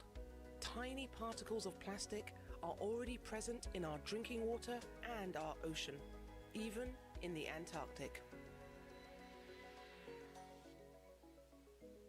we are looking at this big problem from an atomic perspective. This is how, through nuclear science and technology, we devise technologies and ways to identify the problem and also, at a later stage, to prevent plastic pollution in the first place. This is why, in 2020, the IEA launched NUTEC Plastic, an initiative aimed at helping with nuclear technologies fight and confront this serious issue. This groundbreaking initiative is now working with over 100 countries, equipping scientists with nuclear technology and expertise. Through NUTEC's Plastic, we are working globally with an enormous network of partners using nuclear technology to monitor and assess the effect of microplastic pollution in the marine environment. In this field, doing such a work at this scale is really unprecedented.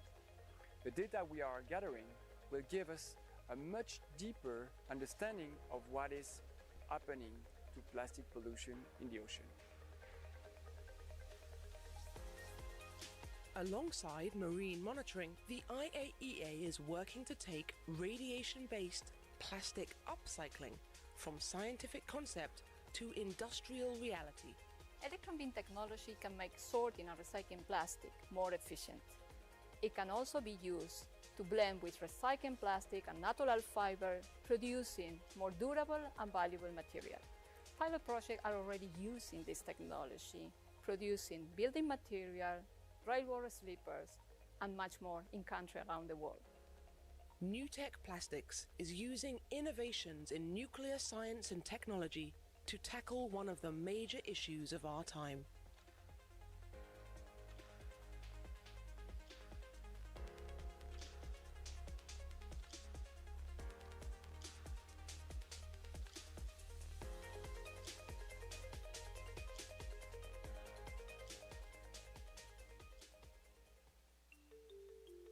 Plastic pollution is a major risk to our environment, but used plastic is also an important resource, too valuable to simply throw away.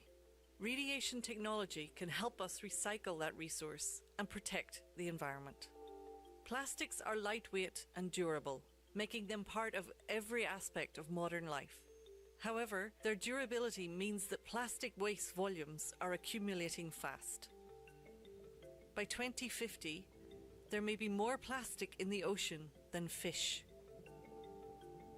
Plastic rubbish that isn't reused or properly disposed of can break down and get deep into our ecosystems, damaging the environment and putting biodiversity and our health at risk. Clearly, it is time to act. Scientists are already using nuclear techniques to track the microplastics through the oceans, and this information can help governments find solutions to better deal with this problem. Innovative recycling technology can convert plastics into valuable materials, creating a truly circular economy. Radiation technology can be part of this circular approach by developing innovative ways to upcycle and recycle plastic waste, as well as to effectively sort plastics. How does it work?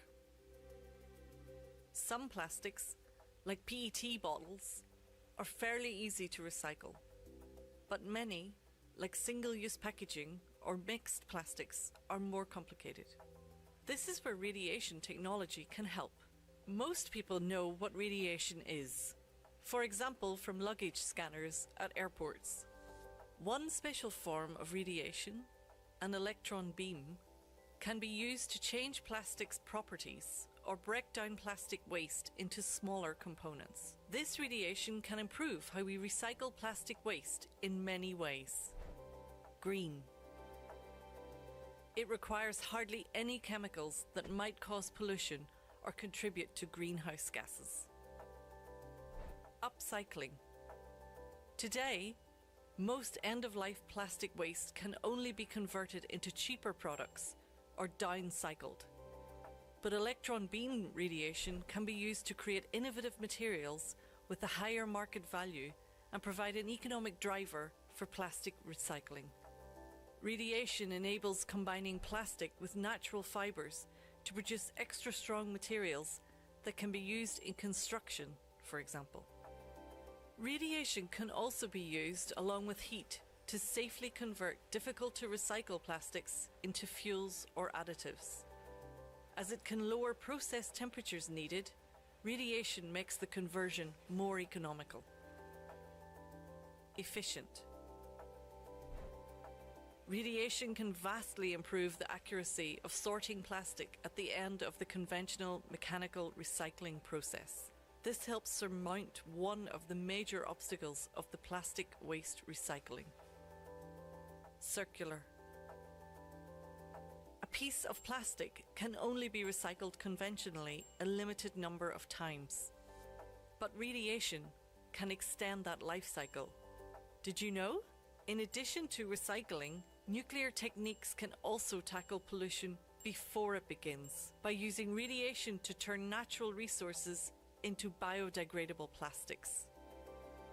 Radiation technology offers nuclear solution to plastic pollution to help tackle the triple planetary crisis of pollution, climate change, and biodiversity loss. The International Atomic Energy Agency is the United Nations body for nuclear expertise. Its laboratories and scientists and partners are helping countries around the world to develop, test, and establish pilot plants for harnessing radiation for plastic recycling. Together, we are paving the way to turn plastic waste into a valuable resource and keep plastic in the loop and out of our seas.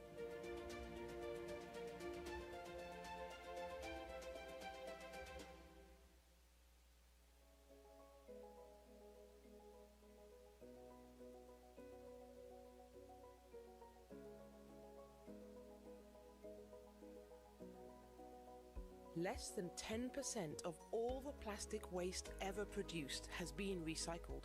Tiny particles of plastic are already present in our drinking water and our ocean, even in the Antarctic. We are looking at this big problem from an atomic perspective. This is how, through nuclear science and technology, we devise technologies and ways to identify the problem and also, at a later stage, to prevent plastic pollution in the first place. This is why, in 2020, the IEA launched NUTEC Plastic, an initiative aimed at helping with nuclear technologies fight and confront this serious issue. This groundbreaking initiative is now working with over 100 countries, equipping scientists with nuclear technology and expertise. Through NUTEC's Plastic, we are working globally with an enormous network of partners using nuclear technology to monitor and assess the effect of microplastic pollution in the marine environment. In this field, doing such a work at this scale is really unprecedented. The data we are gathering will give us a much deeper understanding of what is happening to plastic pollution in the ocean. Alongside marine monitoring, the IAEA is working to take radiation-based plastic upcycling from scientific concept to industrial reality. Electron beam technology can make sorting and recycling plastic more efficient. It can also be used to blend with recycled plastic and natural fiber, producing more durable and valuable material. Pilot projects are already using this technology, producing building material, railroad sleepers, and much more in countries around the world.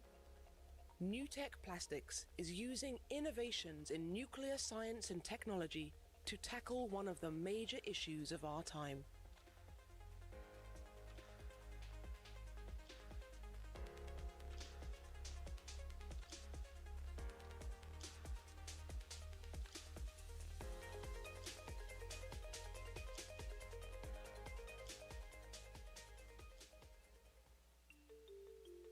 Plastic pollution is a major risk to our environment, but used plastic is also an important resource, too valuable to simply throw away.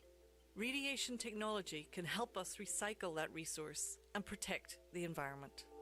Plastics are lightweight and durable, making them part of every aspect of modern life. However, their durability means that plastic waste volumes are accumulating fast. By 2050, there may be more plastic in the ocean than fish. Plastic rubbish that isn't reused or properly disposed of can break down and get deep into our ecosystems, damaging the environment and putting biodiversity and our health at risk. Clearly, it is time to act.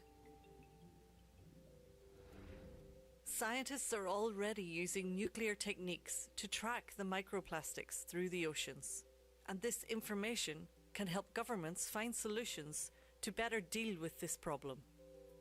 Innovative recycling technology can convert plastics into valuable materials, creating a truly circular economy. Radiation technology can be part of this circular approach by developing innovative ways to upcycle and recycle plastic waste, as well as to effectively sort plastics. How does it work? Some plastics, like PET bottles, are fairly easy to recycle, but many, like single-use packaging or mixed plastics, are more complicated. This is where radiation technology can help. Most people know what radiation is, for example from luggage scanners at airports.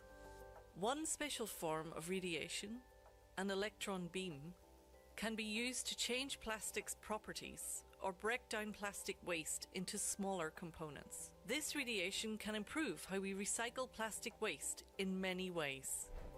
Green. It requires hardly any chemicals that might cause pollution or contribute to greenhouse gases. Upcycling. Today, most end-of-life plastic waste can only be converted into cheaper products or downcycled. But electron beam radiation can be used to create innovative materials with a higher market value and provide an economic driver for plastic recycling. Radiation enables combining plastic with natural fibers to produce extra strong materials that can be used in construction, for example. Radiation can also be used along with heat to safely convert difficult to recycle plastics into fuels or additives.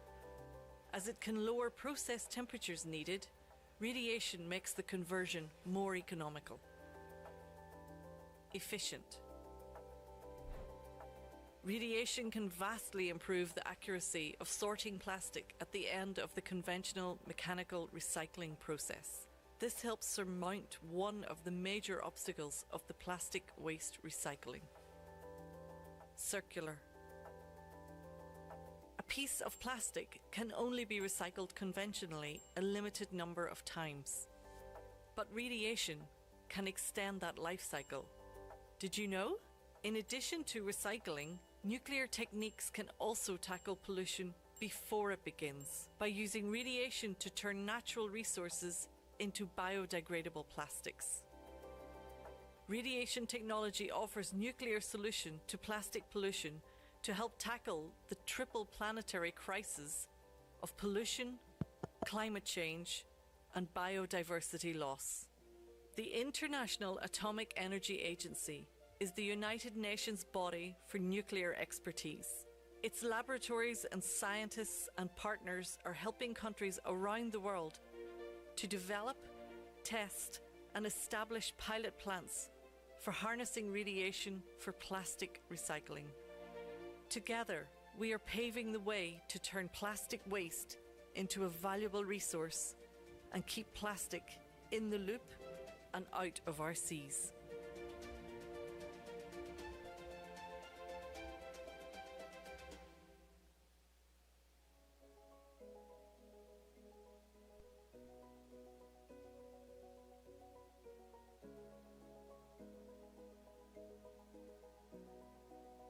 Less than 10% of all the plastic waste ever produced has been recycled.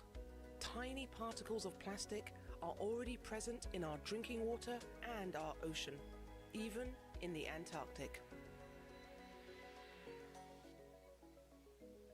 We are looking at this big problem from an atomic perspective.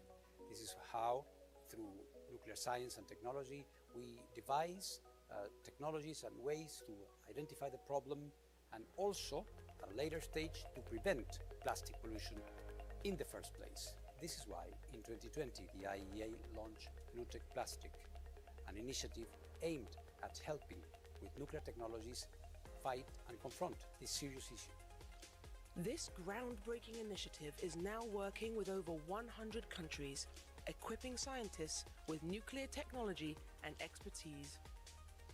Through NUTEC's Plastic, we are working globally with an enormous network of partners using nuclear technology to monitor and assess the effect of microplastic pollution in the marine environment. In this field, doing such a work at this scale is really unprecedented. The data we are gathering will give us a much deeper understanding of what is happening to plastic pollution in the ocean.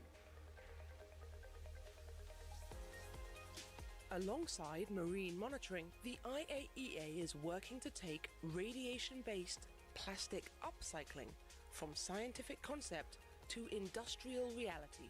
Electron beam technology can make sorting and recycling plastic more efficient. It can also be used to blend with recycled plastic and natural fiber, producing more durable and valuable material. Pilot projects are already using this technology, producing building material, railroad sleepers, and much more in countries around the world. NUTEC Plastics is using innovations in nuclear science and technology to tackle one of the major issues of our time.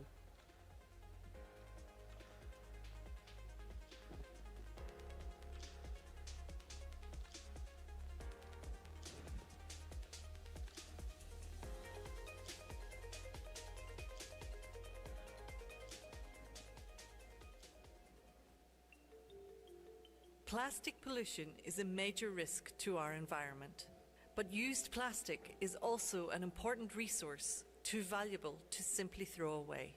Radiation technology can help us recycle that resource and protect the environment. Plastics are lightweight and durable, making them part of every aspect of modern life. However, their durability means that plastic waste volumes are accumulating fast. By 2050, there may be more plastic in the ocean than fish. Plastic rubbish that isn't reused or properly disposed of can break down and get deep into our ecosystems, damaging the environment and putting biodiversity and our health at risk. Clearly, it is time to act. Scientists are already using nuclear techniques to track the microplastics through the oceans, and this information can help governments find solutions to better deal with this problem. Innovative recycling technology can convert plastics into valuable materials, creating a truly circular economy. Radiation technology can be part of this circular approach by developing innovative ways to upcycle and recycle plastic waste, as well as to effectively sort plastics. How does it work? Some plastics, like PET bottles, are fairly easy to recycle, but many, like single-use packaging or mixed plastics, are more complicated. This is where radiation technology can help. Most people know what radiation is, for example, from luggage scanners at airports. One special form of radiation, an electron beam, can be used to change plastic's properties or break down plastic waste into smaller components. This radiation can improve how we recycle plastic waste in many ways. Green. It requires hardly any chemicals that might cause pollution or contribute to greenhouse gases.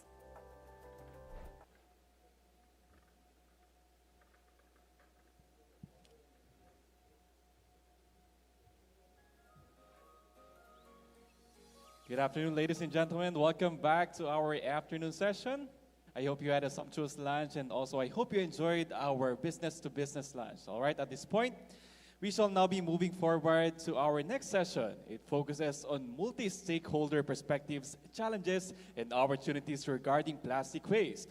And to guide this discussion, we welcome our moderator, Ms. Zanka Kokaluva Wildon, Director of the Division of Physical and Chemical Sciences at the IAEA Department of Nuclear Sciences and Applications. Let us give her a warm round of applause.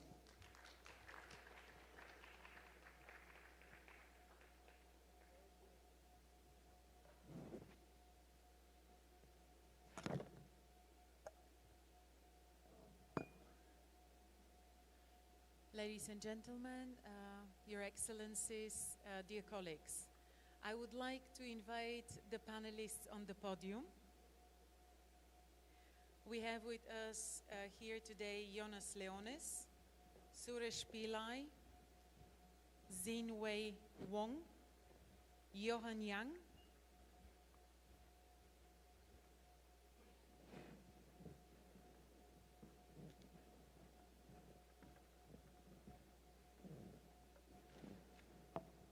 Thank you. Lovely to meet you. So I would like to start by giving a little bit of information for the panelists today. Attorney Jonas Leones is Undersecretary for Policy, Planning and International Affairs in the Department of Environment and Natural Resources in the Philippines. Welcome.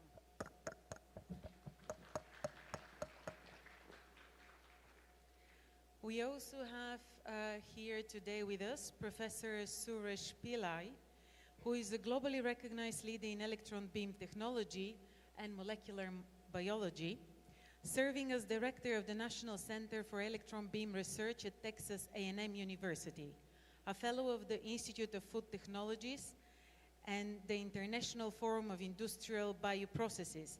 He has advised U.S. agencies such as the National Academy of Science, USDA, FDA, and the Department of Energy and the Department of Homeland Security as well, as other international agencies such as the International Atomic Energy Agency. With over 2 decades advancing E-beam and X-ray technologies, he has delivered more than 200 technical presentations and worked with several governments around the world. He has recently was selected as a Fulbright specialist. Welcome.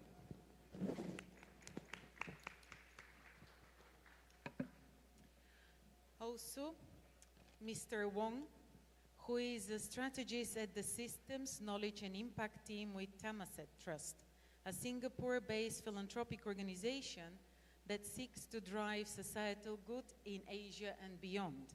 He is also part of the Catalytic Capital for Climate and Health, which is a vehicle that looks at investing in early-stage companies to create scalable impact in climate, health, and their intersections. Welcome. And last but not least, Mr. Johan Yang, who serves as Executive Vice President of Viro, a pioneer in eco-friendly synthetic rattan, composite material, and tropical architecture solutions. He is actively collaborating with the IAEA and also BRIN on cutting-edge polymer recycling technologies that support circular manufacturing and a lower carbon future for Southeast Asia. Welcome.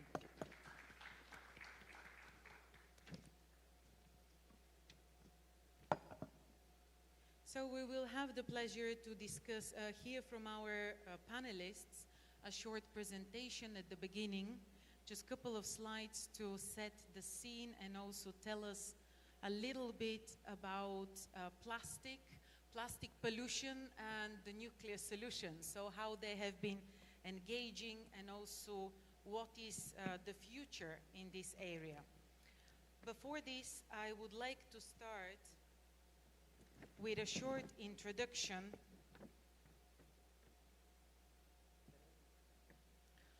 and put the scene and paint the picture of where we are before we start with the panel discussion.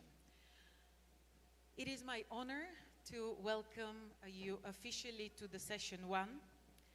And here we will be talking about the multi-stakeholder perspective, challenges and opportunities.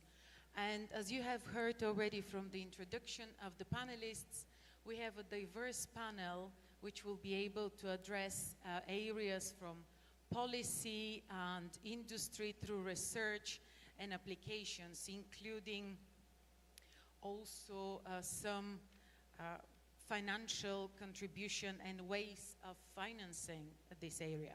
Plastic pollution is one of the defining environmental challenges of our time.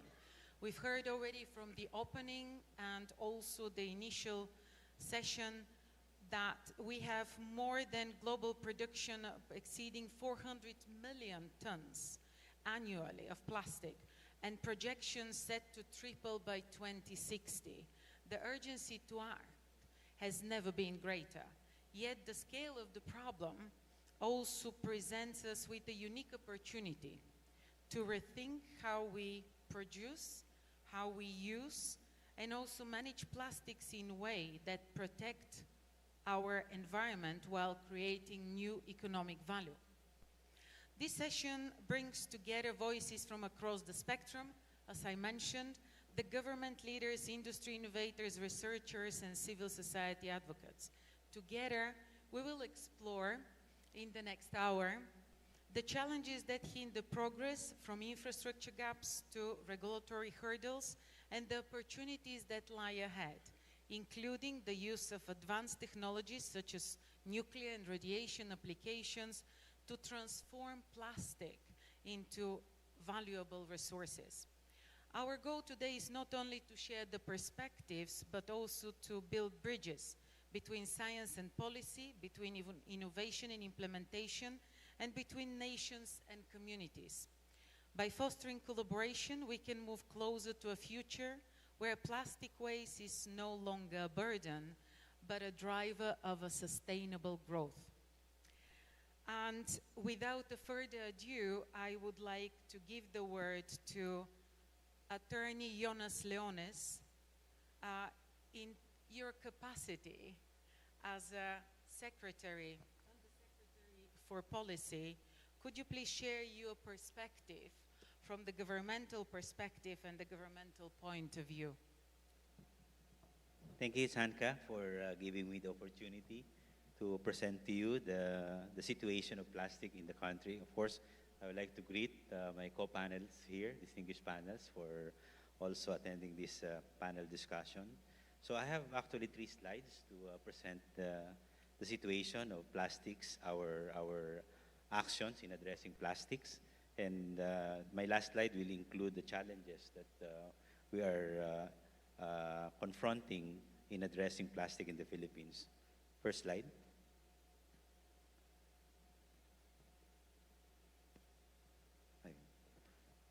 First, like, how big is the problem of plastic in the Philippines? The statistics shows that in the Philippines, we are generating 61,000 metric tons of solid waste daily, of which 25% is plastic waste. Filipinos utilize more than 163 million plastic sachets, packets, 48 million shopping bags, and 45 million tin film bags daily. Alarmingly, 33% of this waste is disposed of in landfills or dump sites, while approximately 35% is improperly discarded, often leaking into the environment and contributing to ocean pollution. Next slide. What are we doing now to address these plastics? We have 2 legal frameworks being implemented to address our solid waste and plastic waste in the Philippines. One is the Republic Act 9003. It concerns about managing our solid wastes. The mandate is given to our local government units. And the other legal framework is the Extended Producer Responsibility. For the Extended Producer Responsibility, it is a new law. We have been implementing this law for 2 years. So while the solid waste management are being implemented by local governments, the extended producer responsibility are now being legal mandate to oblige enterprise or big companies generating pollution, generating plastic, with 100 million capitalization to address their plastic waste. So meaning to say, under the law, each obliged enterprises are required to recover and divert their plastic waste every year, so that by 2023, at least 20% of their plastic waste should be collected and diverted. And by 2028, at least 28% of their plastic footprint should be recovered and diverted. So, previous slide. So how do we, previous slide, please. So what are the actions that we recommend to these obliged enterprises? There are two options, there are two strategies they're undertaking. Number one, they are required to reduce their environment friendly packaged products. For example, they reduce their project, they amend or they revise their project design, the inclusion of recycled content in the products, appropriate labeling of products, and adoption of refilling systems or retailers, etc. And then the other one is we support the recovery program aimed at effectively preventing the waste from leaking to the environment. An example of this is diversion of recovered waste into the value chains and value-adding useful products, establishment of commercial industrial scale, recycling, and disposal facilities, and so on. Next slide. So these are the status of compliance. Based on our data, we have 2,000 industries generating plastics. And under the EPR, they are required to register. All these 2,000 industries are required to register. But unfortunately, only 1,010 have registered and have submitted the EPR program. So there's still a big challenge for us to convince the others to register. And based on, since we implemented this law in 2022, based on our analysis or submitted documents, they have already recovered more than 20% of their waste plastic of this 1,010. They have recovered and diverted the plastics, and we exceeded the target required under our law. Next slide. So these are the key challenges. While we implement strictly and religiously the EPR and the solid waste, still we are facing challenges in implementing these laws. One is the lack of comprehensive data system. This results in the notion of our industry that they really don't want to give us accurate data because they believe that these are trade secrets. So we are convincing these industries to submit to us information so that we can plan their plastic generation and plastic recycling by convincing them that we are strengthening our policy on confidentiality of information. Then there is a fragmented physical structures. In the Philippines, some industries cannot afford really to establish a recycling facility, and but some industries, like for example, big companies, can have their own recycled facilities. But another challenge is the waste that will feed into the recycled facilities. That's the reason why the Philippines is looking at how we cluster our local government units to see how we can satisfactorily feed to the proposed recycling facility. And then last is the high cost of implementation. We know that aside from the available recycling technology, the cost is really too high for our industries to really establish their own facility. Next slide. So these are actually the situations in the Philippines, and hopefully with the technology that or the information that we will be gathering from the speakers can help us address these gaps in our implementation of our extended producer responsibility. Thank you. Thank you very much. And exactly in that line of thinking, I would like to turn now to Professor Suresh Pillai. In this direction, Suresh, you have worked all your life with ionizing radiation. So would like to know how, from your perspective, how ionizing radiation offers clean and scalable solutions for the plastic waste management. Surely. Thank you, Zanka, and good afternoon, ladies and gentlemen. It's a great honor to be here and to provide, I call my 2 cents worth of thought on this technology.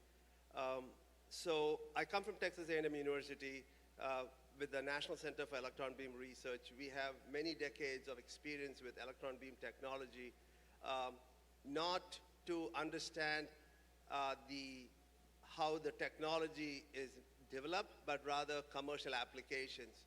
So the journey that we have taken on with electron beam technology in the past 2 decades has been really, really an eye-opener.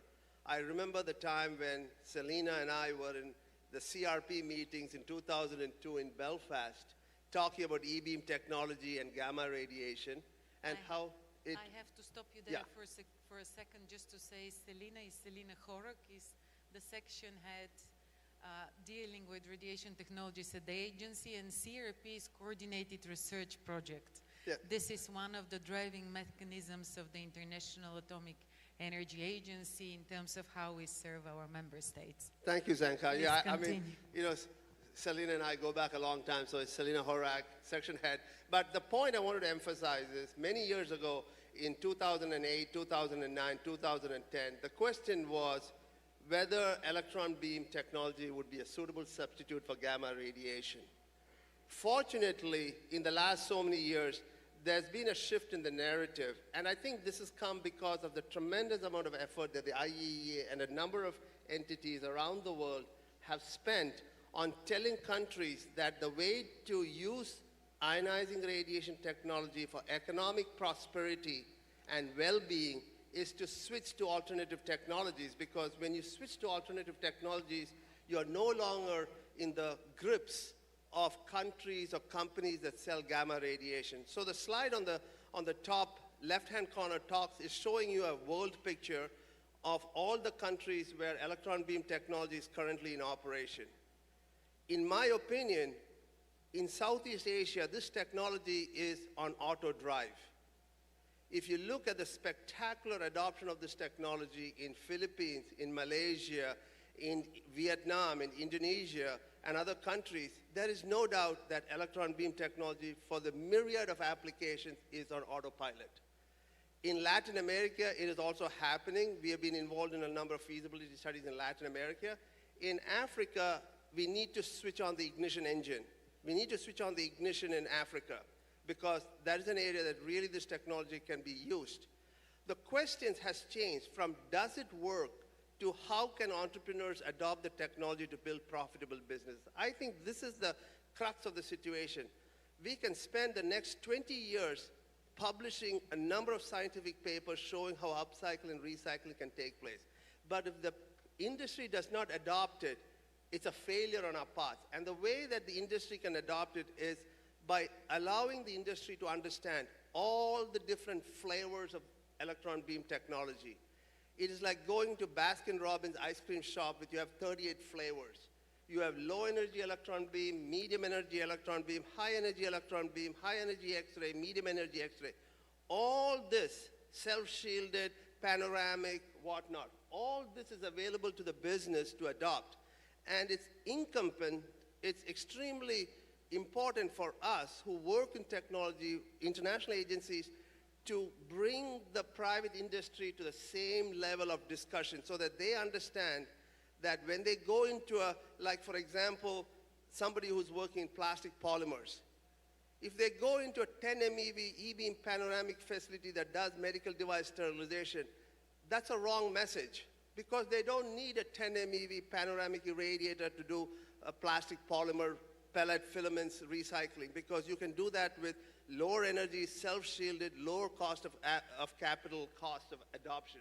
So it's very, very important that the private industry understands how this technology has to be adopted and harnessed. So there are tremendous opportunities in countries, not only just the businesses that develop plastics. There are opportunities for investors to build these facilities all around where plastic recyclers are or waste handlers are, So this is an investment opportunity for traditional non-irradiation investors, people who build hotels like this. You know, this is probably for $200 million to build this hotel. And for a tenth of this, you can build multiple electron beam facilities. The other ones is advanced plastics technologies for investors. Investments in novel upcycled products. I mean, PNRI, or not PNRI, the Department of Science and Technology in the lobby has an array of different products. They can all be business models. And in addition to all of this is that if we do not train the workforce, if we do not train the people to understand how this technology is used, we will miss a big chance. So what does, at the National Center for Electron Beam Research, Texas A&M University, our guiding principle is harnessing electron beams for cleaning, healing, feeding, and shaping this world and beyond. It is for environmental applications, for vaccine development and therapeutics, food safety, food security, plastic polymer, and beyond for space applications. We have a wide variety of technology platforms at Texas A&M University, and every year we've been very proud to organize a hands-on electron beam workshop. I sincerely urge all the businesses here to spend a couple of $1,000s and fly out to Texas and attend this workshop, because I can guarantee you that once you come down to Texas, not because it's the center of the world, but because it is where this technology can really be, you can understand how people are making money from this technology. So I'll end with this. I'm extremely optimistic. I think the businesses and the stakeholders have a vested interest to learn more about this technology than just understanding, gee whiz, it can do this. Thank you very much, Suresh. I fully agree. Certainly, there is a need of understanding of how we can link production, usage, and waste management as well. And all this together in a multi-stakeholder engagement and collaboration. And in this direction, I would like actually to turn to Mr. Wong. Xingwei, your trust, Temasek Trust, has a long experience in this area. Would you be able to give us a bit more insight into how we can do this successfully? Thank you very much, Tenny, and very good afternoon to everyone. Mabuhay to all Filipinos in the room. Mabuhay.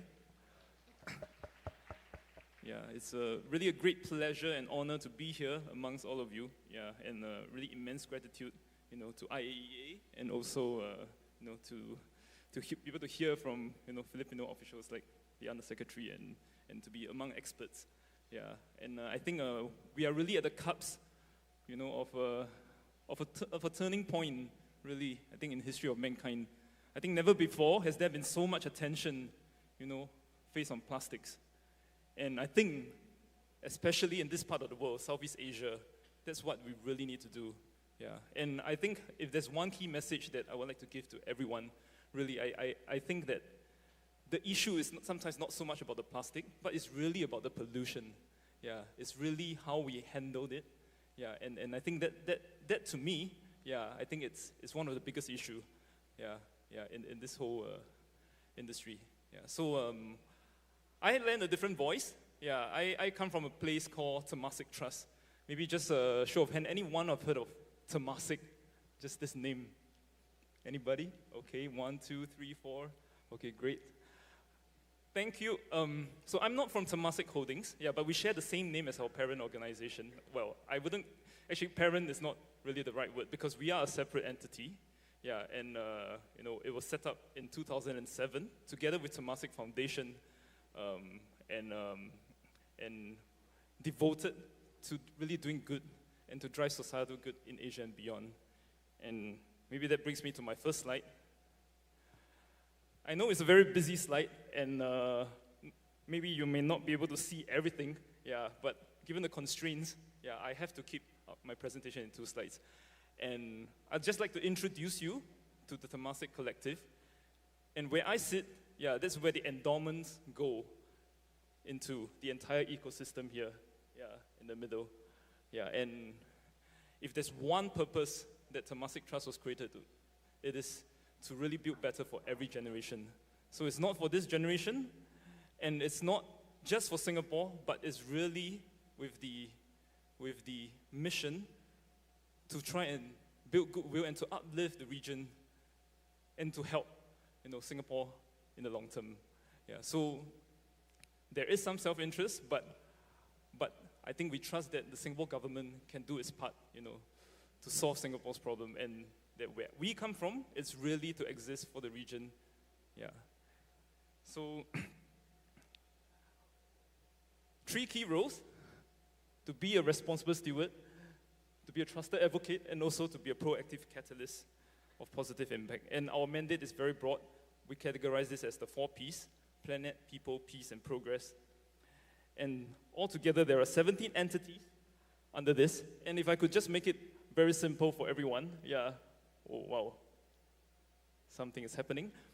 The middle part, where the asset investment management is really about, it has some profit motive, but it is existing for impact.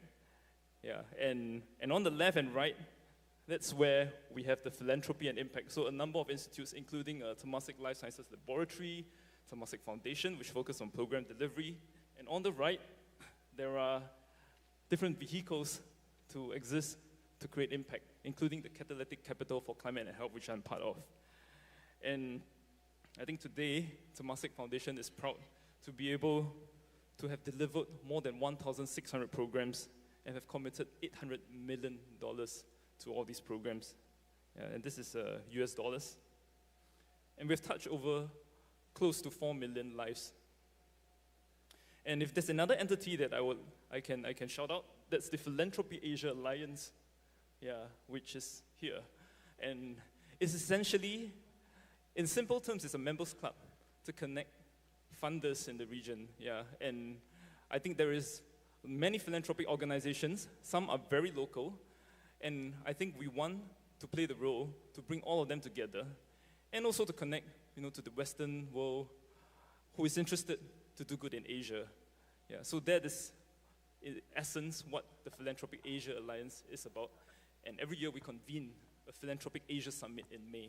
And it will be my pleasure to be able to welcome you and to host you in Singapore for that. Okay, maybe let me talk a little bit about what I do in Temasek Trust.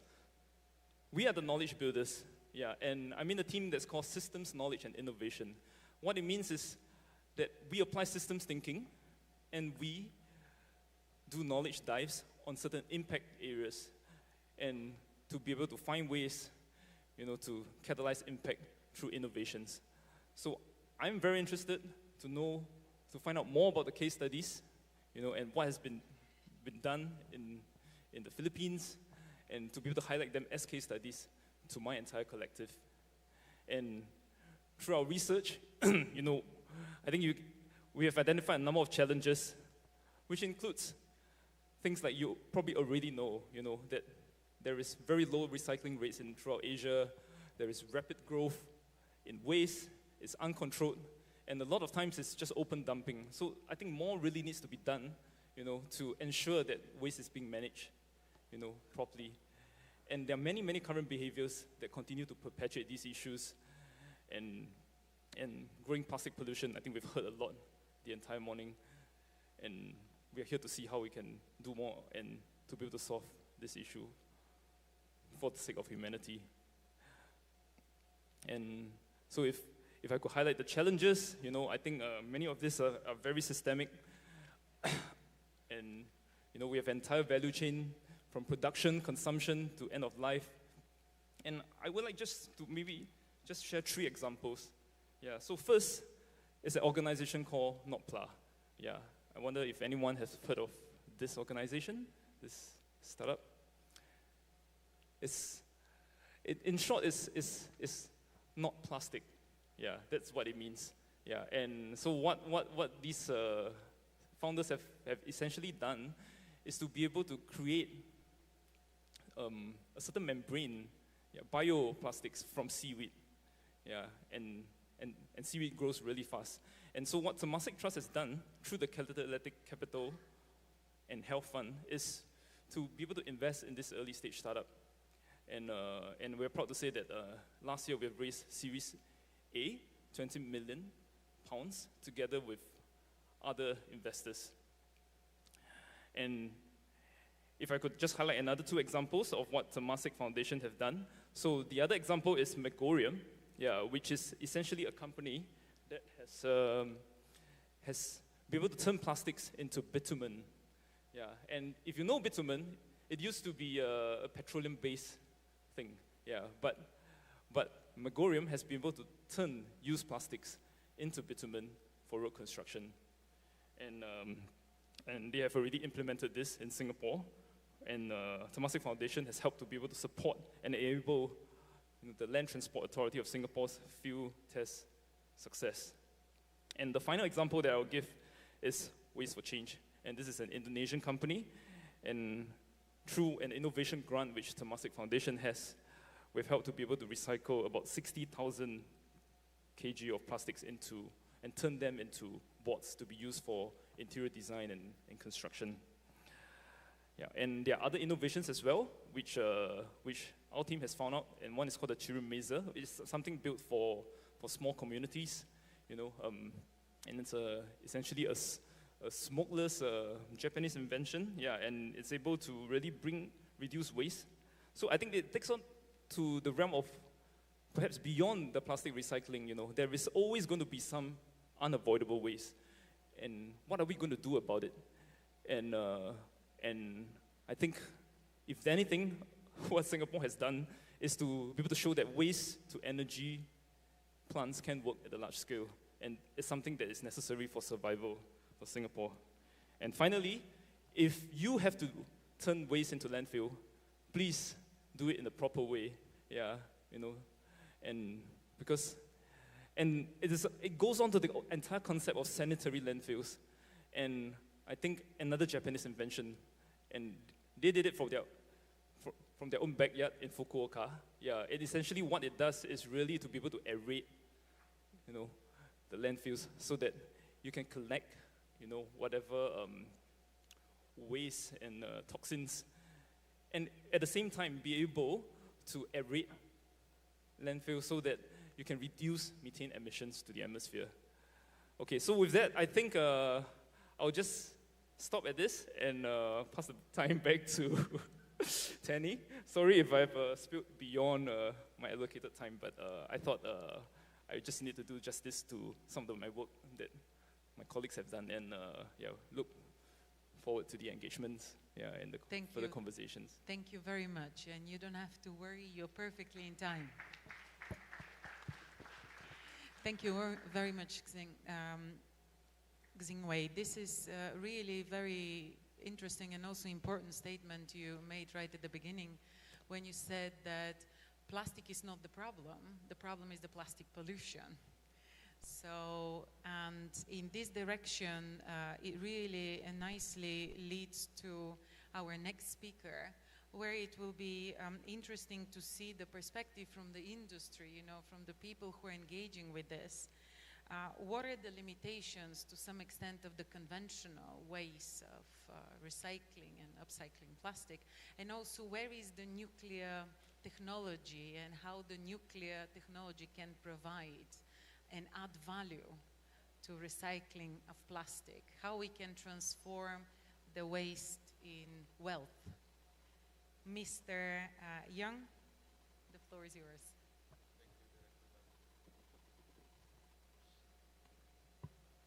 Thank you, Director Weldon.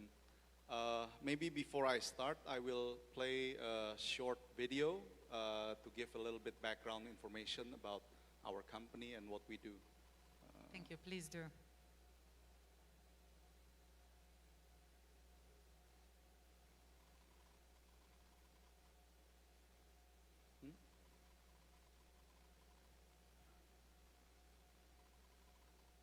Like we have a little bit of a technical hiccup here. There it is. Okay. It's starting. Thank you very much. I hope we can have the sound as well.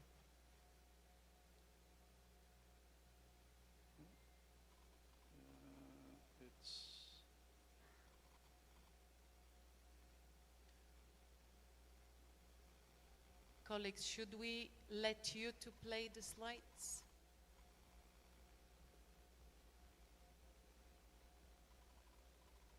Probably just for a second. Yeah.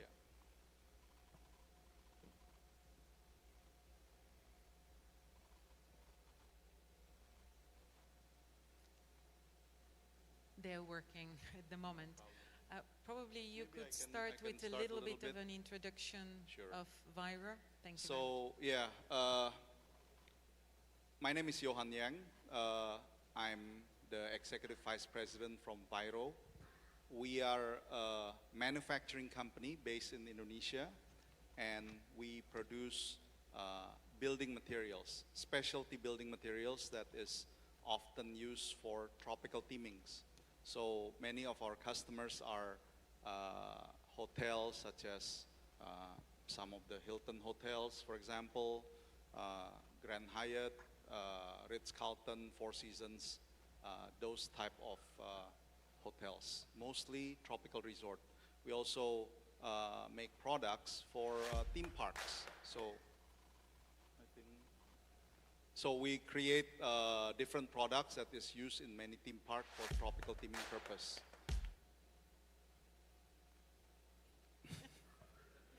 So Sorry, could a little I have bit the thumbs up technical. when you're ready?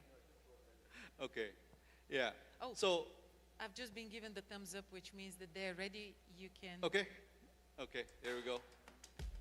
Thank you.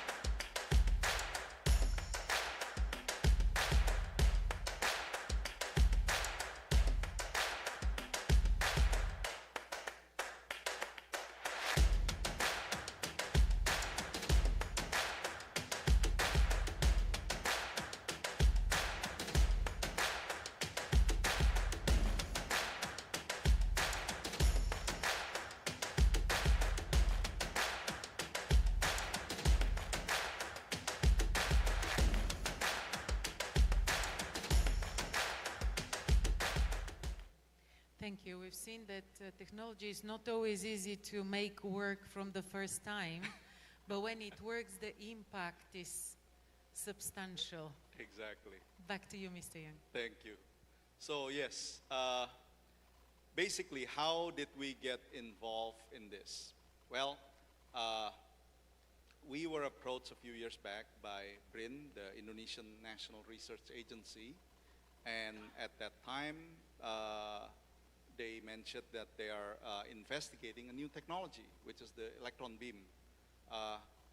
As a company, we've been involved in using recycled material for a while. However, we're not familiar with the electron beam technology, to be honest, in the few years ago. And the concept is somewhat familiar within the plastic industry. For example, within the plastic industry, we are familiar with plasma treatment. This type of process is often used to enhance the adhesive property of plastic. So usually a lot of printing process uses this technology. So when you extend this concept to electron beam, it becomes very interesting. Let me explain the challenge. Sorry, I had to squeeze everything in one slide. But basically, the current challenge that we see in the industry, I think a couple things about plastic pollution. There is a mismatch between the characteristic of the material and its application. As a company, we believe in policy, in a principle called triple bottom line. Profit, you have to be profitable to sustain operation. People, you have to create positive impact in society, and planet, you have to create, you have to be responsible for the ecology. So that's our design thinking.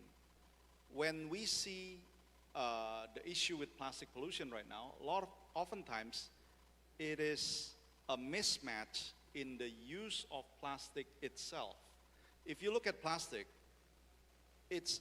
when you look at the strong characteristic or the advantage of plastic, it has some very, very advantageous characteristic. It's very durable. For the most part, it's waterproof, water resistant, weather resistant. It's easy to process, things like that. But the issue that we have is when plastic is being used in a single-use application, this is the one that creates a tremendous problem. So that's why the trend within going toward biodegradable plastic, for example, that is a very good, direction in terms of disposable plastic. Now, when we go into the recycling itself, then we have, right now, we work with conventional recycling method, which is mainly is mechanical, and then you add some chemical additive as well. In this case, compatibilizer agent, maleic anhydride is one of the popular agent. But in this process, with using chemical, this is something that has its own environmental issue as well. You work with peroxide, for example, for the grafting, and that is a tough material to work with, explosive in some cases. So having this new technology, the electron beam technology, will be very, very advantageous from the producer perspective. Now, the key in this adoption of this technology is, as any new technology, cost is a big factor. So in this case, we are very fortunate that we are able to work with BRIN, because BRIN and IAEA together bring the facility. And this is what makes it possible for us to try out this type of technology. Without this kind of support, it is very difficult for industry, because right now, from the industry perspective, if you tell me to use, to develop EB technology by myself within our company, we don't have the resource yet, because it's a big gamble. We have an existing product that works, but for new technology, it's a big gamble. So by IAEA and bringing together the providing the background technology, the supporting technology, it makes it possible for industry like us to adopt this and create enough economy of scale at some point. Then this can be, industry will be able to invest by itself. So I think that's why it's very gratifying today to see all the people that IAEA has brought together, from the policymaker, the scientists, and the industry together. This is a much needed forum for discussion that can create the push for adoption of new technology, in my opinion. Thank you very much. Thank you. And it could have been not a bad ending of this in terms of going back to the policy, to the governments and the politics. So I would like to go back to Attorney Leonas and actually ask you if you could, I mean, you presented quite nicely, and thank you very much for this, what is the situation in the Philippines and what is the Philippines perspective. It will be also interesting for the people in the audience and for all of us here to see also what is the global picture in that direction. I know from the Plastic Treaty in Geneva in the summer that there is a movement, but there are also a lot of challenges. We would appreciate your opinion and your view for this.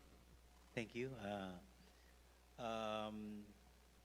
I think the failure of brokering a treaty that is binding to address plastic is really unfortunate. While we can undertake local initiatives to address our plastics, because, as I said, we have put in place policies, regulations on how to address plastic, but I think the failure really has affected us in terms of really providing capacity building for our local government units, for our industries. As you said, it is very costly to identify and establish recycling facility. So we are expecting that if the treaty could have been passed, maybe we can access some resources to identify and implement recycling facilities and perhaps waste-to-energy projects or waste-to-fuel technology. And another thing is that it is really prolonging our implementation in the sense that we really need technology transfer. So this global setback is really has affected us in terms of really implementing immediately in addressing our local plastic problem. While we are addressing our plastic generation through our local regulations and policies, our strength is now being relied on our private sector. The government has limited resources. We cannot really address plastic waste in the Philippines, as you can see in my presentation, the generation of plastic every day that we are being confronted with. So the private sector plays a vital role in helping us address this plastic. And in terms of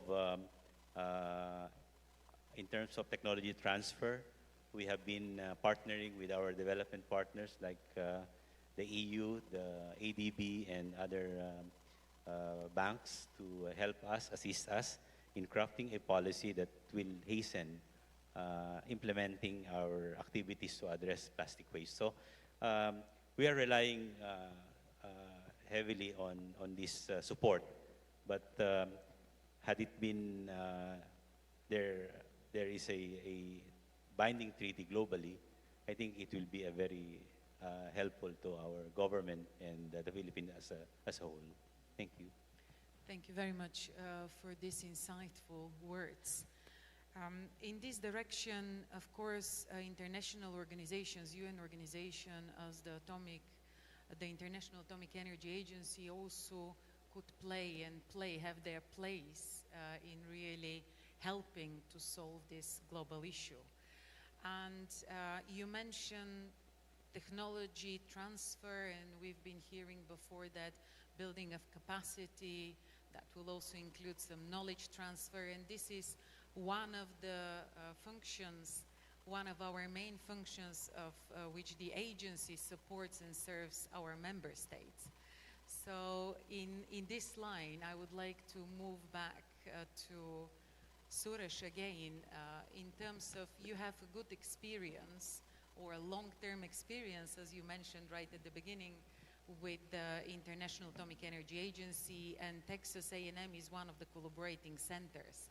So could you, Suresh, just tell us a little bit more, give us a bit more insight in what are the mechanisms, what we can add as a value in such a way, and what else can the agency, and not only the agency, what organizations like ours can do more to support finding a solution to this global issue via, in this case specifically, of course, the radiation technologies. Yeah, thank you, Zanka. You know, when we became a collaborating center back in 2014, the then DG, Amano, visited Texas A&M University to hand over the plaque. And at that point, we told him that we are seeing this uptick in private industry interest in the technology. And his direct question to me is that if the private industry is accepting the technology, then what is the role of the IAEA? Because if you think about it, if the private industry is accepting the technology and this is moving forward, what is the role of the IAEA? And I had an answer to him. I told him, this is exactly the time that the IAEA needs to be in place, because there are a lot of countries that do not have the regulatory framework to adopt the technology. You know, because they may have a gamma cell, but this is a radiation producing device that they're importing from a country. So there needs to be regulations in the country to import the equipment, to train the people to use the equipment. So this is where I think the IAEA can come in, because there are a lot of countries, especially in Latin America and the African continent, who don't have the regulatory framework to adopt the technology, which unfortunately is also the part of the world where this pollution is very acute. So I think the role of IEA now, and this is tremendously gratifying to see the way you've seamlessly brought in private industry into this conversation. And I think among all the programs, the Atoms for Food or Zodiac or anyone or the other programs, I think the NUTEC plastic is an example of where the private industry is already very deeply ingrained into this R&D / commercialization project. So I really think like the gentleman from Indonesia is saying, you know, if they want to bring a technology, right now BRIN is assisting them, but the country has to be ready for them to bring in the equipment, because BRIN and INN or any government institution is good for R&D, but the companies need the technology, and the companies are not set up to rewrite regulations in those countries. So this is where the IEA can step in and say, you know what, a country is needing this, we'll help you. And one last point I want to mention is that like the analogy is like that of data centers. Data centers uses a lot more electricity than an electron beam facility, yet data centers are sprouting all around the world in the most impoverished parts of the world because there's a necessity, and that's private industry that's driving it. So there's a lot of things that we can learn in how that has happened, and I think the agency is in the right path of helping countries develop the framework, regulatory framework to bring the technology in. Thank you very much. I would like probably to add to this is apart from the regulatory framework, you need to develop also the workforce. So there is a strong element of knowledge transfer necessary in this direction. And additionally to this, we also heard before that very good overview in terms of diverse in technology, what you were mentioning.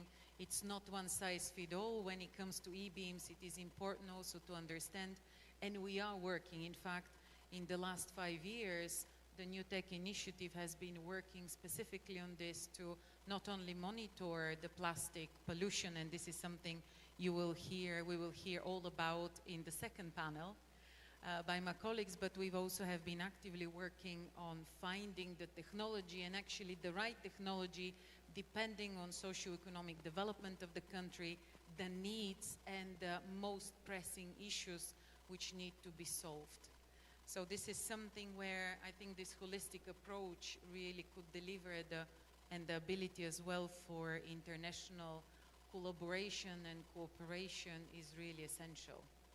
So talking about collaboration and essential involvement, we are going back again to, in a very natural way, to the multi-stakeholder engagement and the necessity of also financing and financial support for all those technology and for the impact, as it was mentioned so this morning already by our DG Grossi.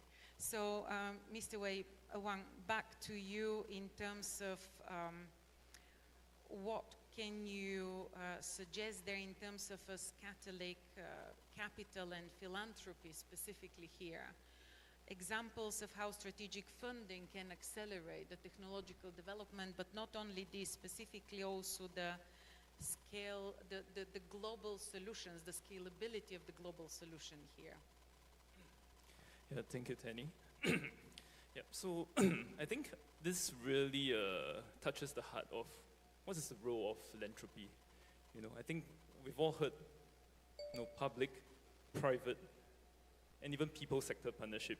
Yeah, and could there be a role that philanthropy can play?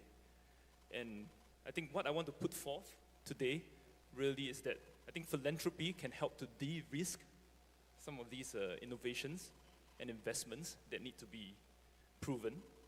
And if we look at the whole entire spectrum of capital, philanthropy and perhaps even together with public sector, government, I think we are the ones that can be the most patient in terms of seeing when the results would happen.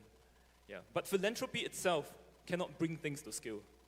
And therefore, I think we need the help of government. We need the help of private sector, the industry, research minds, you know, to really create that impact scale. And I think another element that is very important to bring things at scale is really the multilateral development banks. So the likes of ADB and World Bank. I think those people are really what we need. You know, for the philanthropists, yeah, we need to be able to tell the story that we need that follow-on funding to bring things to scale. Yeah, and that is what systemic change to us is about. Yeah, so it's not about a one-time intervention, but it is about who is taking that proven solution to the next level. Yeah, and I think that is catalytic capital. Yeah, in at least in my view. Yeah, and it cannot happen without the help of everyone. Yeah, so yeah, I hope that sort of answers your question. Yeah, I won't go into, you know, I think the specific examples I've already mentioned. They're just providing, you know, I guess an example of how things happen. Yeah, but I think today, I think we're here also for me to discover new solutions and new innovations, which I can, yeah, highlight to my collective and be able to bring things to scale, you know, even in the Philippines. Yeah, so yeah. Thank you very much. This is certainly, you know, the way forward in the long term. You know, if we're talking about durability, you definitely need to have a global effort for this to really have the long-lasting effect and sustainability. And in this direction, Mr. Wong, you mentioned in your first intervention that the single-use plastics is one of the biggest drivers of the problem globally. So could you give us some examples or some way of what you already touched upon in terms of how we can have a long-lasting reduction by also implementing some long-life products and recyclability? Thank you, Director. So yes, I think one of the biggest problem is contributed by single-use plastic. So this mismatch is one of the issue driving this problem right now. From industry perspective, what we do at Viro is when we look and how we can create a product that is environmentally responsible, we look at two things. Number one is we focus on durability. So we don't want to create product that is you have to throw away in a few months or even a few years. We want product that can be used for decades. So because the way we see it is basically the less you have to replace a product, that means that the less carbon footprint you will generate over the whole life cycle. So we look into that as part of our strategy. And then the second thing is we consciously, from our design process, we think about the whole total life cycle of the product. So how is this product going to be recycled? Can we make it from single material to make it easy for recycling? Can we create modularity in our product so that it can be add on rather than having to scrap everything and restart new? So that's actually what we're doing in our prefab modular building right now. We are creating this building that can grow, so to speak. You can, as your needs expand, then you can grow this building without having to rebuild from the very beginning. So this type of design thinking, I think, is necessary to bring everything together. And this is just, you know, this problem is a big problem. There's no one single magic bullet solution. You have to use different approach, and you need to have cooperation from different stakeholders to be able to tackle this problem together. Thank you. Thank you very much. Yes, multiverse problem with multiverse solution. And you mentioning the building and using recycled plastic in building materials brought me back again to the Philippines, since we've heard this morning, and I'm very excited about, we will see tomorrow the house, sort of like the plastic or the recycled plastic house. Everybody looking forward to this. Brings me back to, before we conclude, since we are really enjoying the time, but the clock is ticking, and there is also to hear from more people. I would like to very fast go back to the Philippines Attorney Leones, could you just give us your takeaway home messages or key highlight, just a brief sentence of what you would like to share with us? My take-home message to everyone is that the Philippines can tackle plastic effectively and efficiently by building circular systems where communities, government, businesses, waste workers can share responsibility, guided by a sound policy, strong data support, real infrastructure facility support, and adequate solutions to improve our environment and people's livelihood. Thank you very much.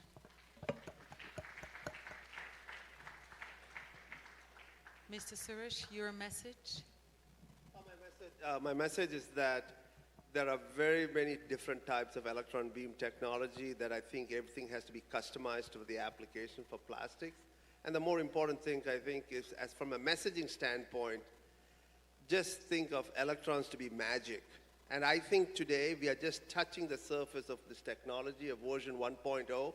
And I think as we get more and more sophisticated in the use of energetic electrons, we will start to see some spectacular products on the market. Thank you very much. Yes, this is certainly worth a clap. Thank you very much. Mr. Wong. I only have one message. I think we need to change our language. We need to change our mindset. Waste must be seen as a resource. Yeah, it's not just waste. Yeah, but if we can embrace this new language in everything that we do, everything that we see, then I think we can really solve the problem. Thank you very much. And Mr. Young?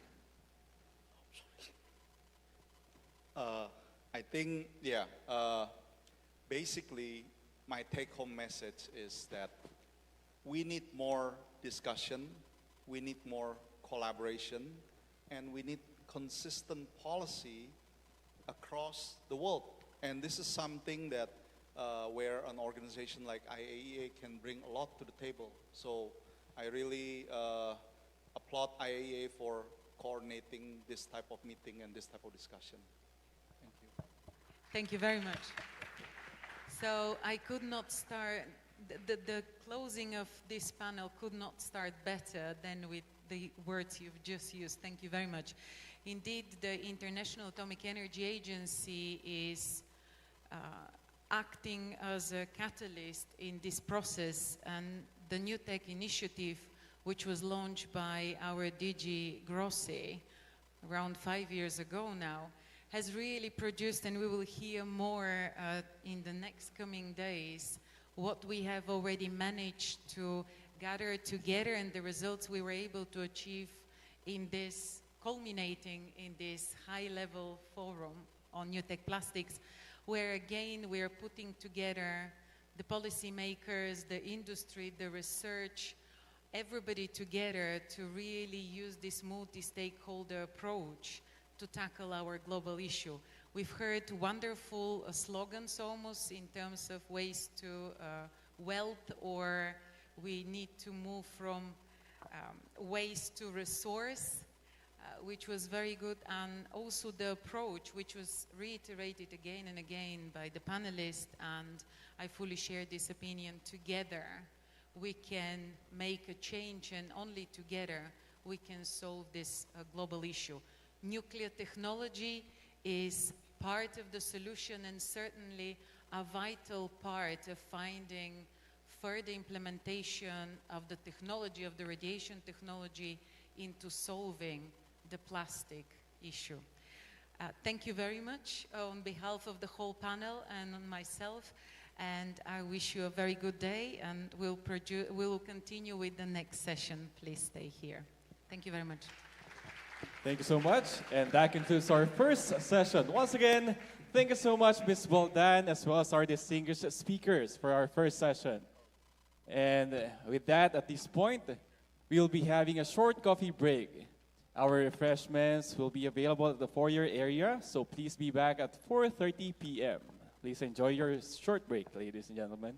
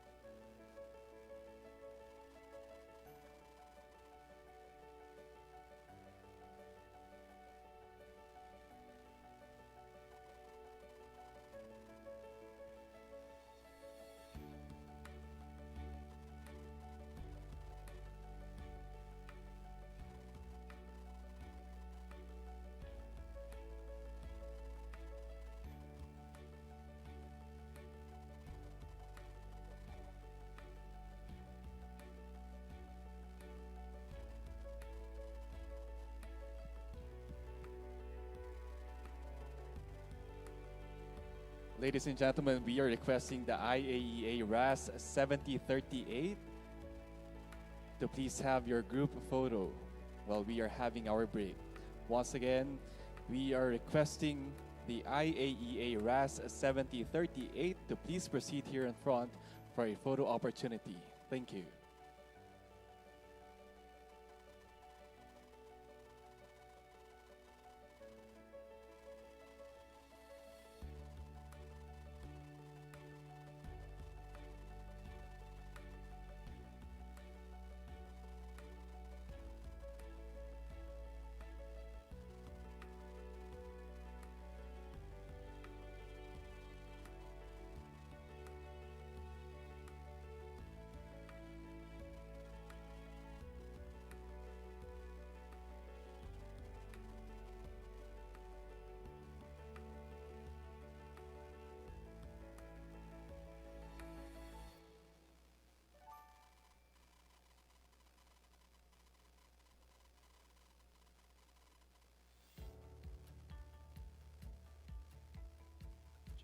Check. Mic check.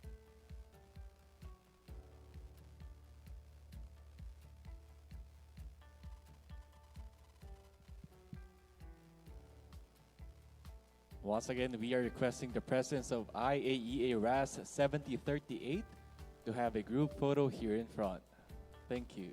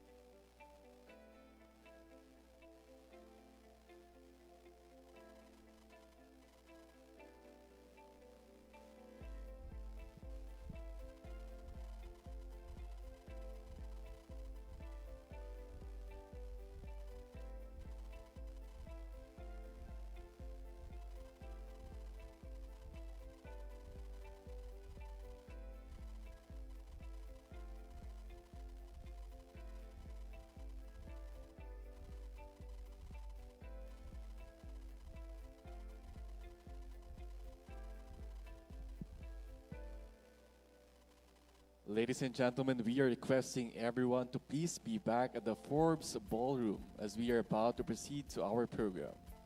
Once again, we are requesting everyone, especially those outside, to please be back at Forbes Ballroom as we are about to begin our program.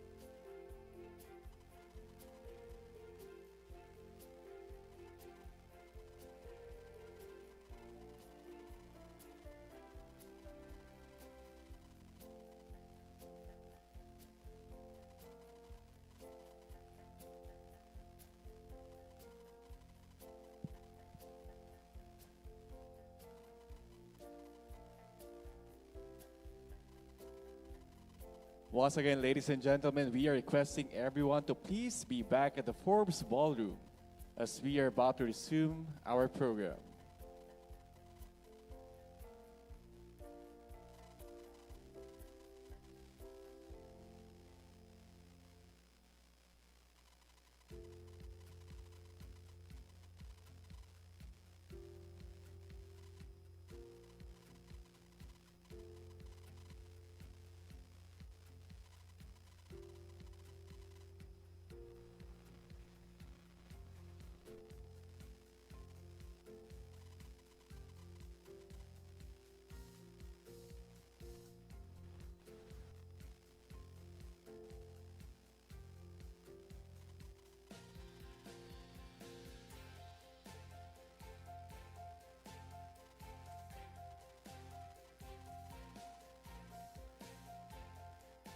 Final call, ladies and gentlemen. We are requesting everyone to please settle down and take their seats and designated seats as we are about to resume our program. Once again, we are requesting everyone to please settle down as we are about to resume our program.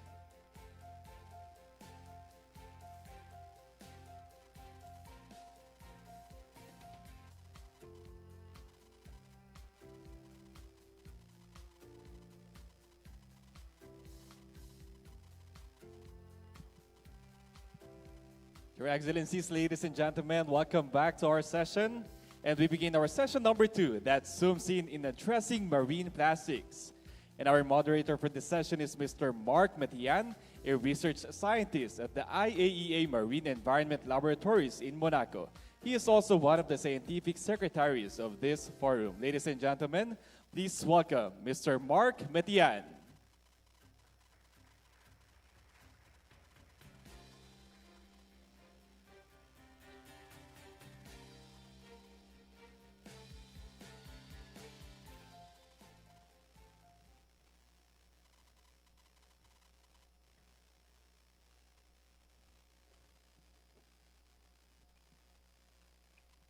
Good afternoon.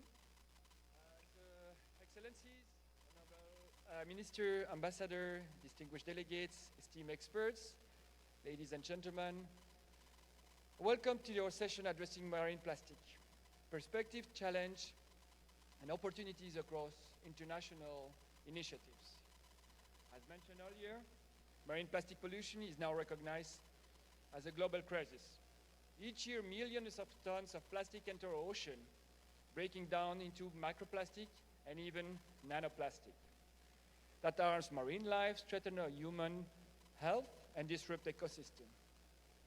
Because these plastics move across borders, no single country or sector can address the problem alone. This session is especially important in the context of the IEA NUTEC initiative, which helping countries monitor microplastic using nuclear technology. This effort complements a wide range of international initiatives working to better understand and reduce plastic pollution worldwide. Today we'll hear perspective that highlights both the challenges we face and the opportunity for stronger cooperation. With that, it's my pleasure to introduce our esteemed panelists. I would like to invite to the floor Ms. Nao Takushi, please. Ms. Naoko Takushi, Program Management Officer at the Global Partnership of Plastic Pollution and Marine Litter of the United Nations Environmental Programme. I would like also to invite Mr. Georg Hanke, Scientific Officer at Joint Research Center of the European Commission. And finally, my last panelist will be Ms. Noriko Tamiya Hase, Deputy Director at the Office of Policy Against Marine Plastic Pollution of the Ministry of Environment from Japan.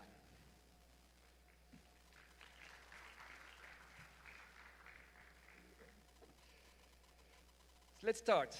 So we'll start the session hearing about the international initiatives pilot by our guest. And we'll first start with Ms.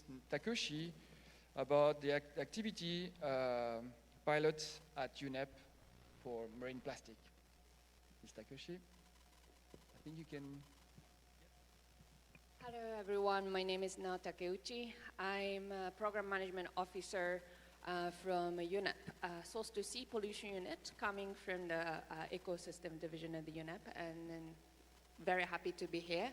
So today I'd like to explain about, first of all, why UNEP is working on the plastic pollution and the marine litter issues. So we have a clear mandate related to coming from the UNEA Resolution 46 and then 514. So UNEA Resolution 46 calls for establishment of a multi-stakeholder platform to coordinate and strengthen the efforts towards long-term elimination of litter and microplastics in the ocean.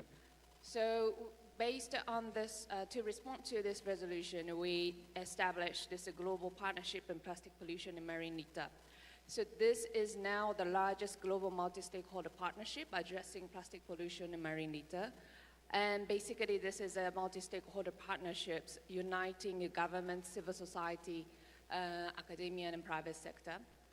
And also, this has a steering committee member coming from an international organization as well as member states, and then also UNEP provides a secretariat service for this. And we've been really supporting this global partnership in plastic pollution and marine litter, which is called the GPML. And we also had a new resolution coming from UNEA 5 called 514, calling for our work, strengthening scientific, technical, and technological knowledge on plastic pollution, especially for methodologies of monitoring and sharing available scientific and other relevant data and information. And to respond to this resolution, we have been developing with different organizations and also partners called the Global Plastics Hub. This is an information and a data hub related to plastic pollution, which was called GPML Digital Platform before, but now it's the largest open source crowdsourced platform on plastics, providing access to technical resources, good practices, and data and network.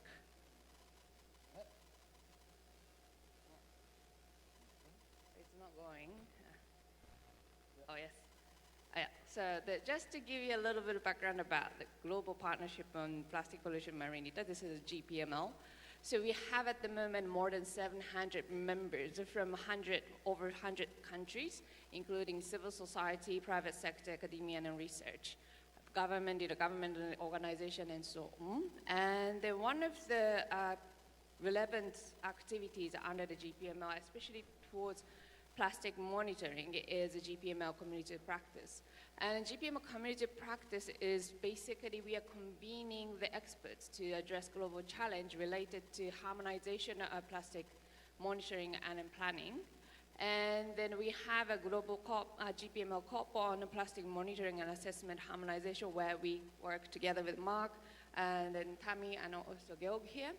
And then also we have a GPML COP on informing national actions. And we are supporting the harmonization of the approaches for monitoring and also national action planning. Yeah, and then just like to introduce what the Global Plastics Hub is. So we have this Global Plastics Hub is a global crowdsourced open access platform for plastics. And we have 4 pillars on this. First one is Knowledge Hub, which we collected more than 2,800 plus of technical resources, tools, guidelines, case studies, and so on. And we also have a data hub that has collected and visualizing that the plastic-related life cycle indicators, both on the global map and then also as a country dashboard. And then we also have a third pillar called Community Hub, which is basically providing a network of experts working on the plastic pollution. And then at the moment, we have more than 2,000 registered users to the Global Plastics Hub. And then once you have access to the Global Plastics Hub, then register to the Global Plastic Hub, and you can have an access to action planning tool, which is a new functionality that we have developed and finalized so far. And then this provides a step-by-step guidance for countries to develop evidence-based national action plan and also national source inventory of the plastics.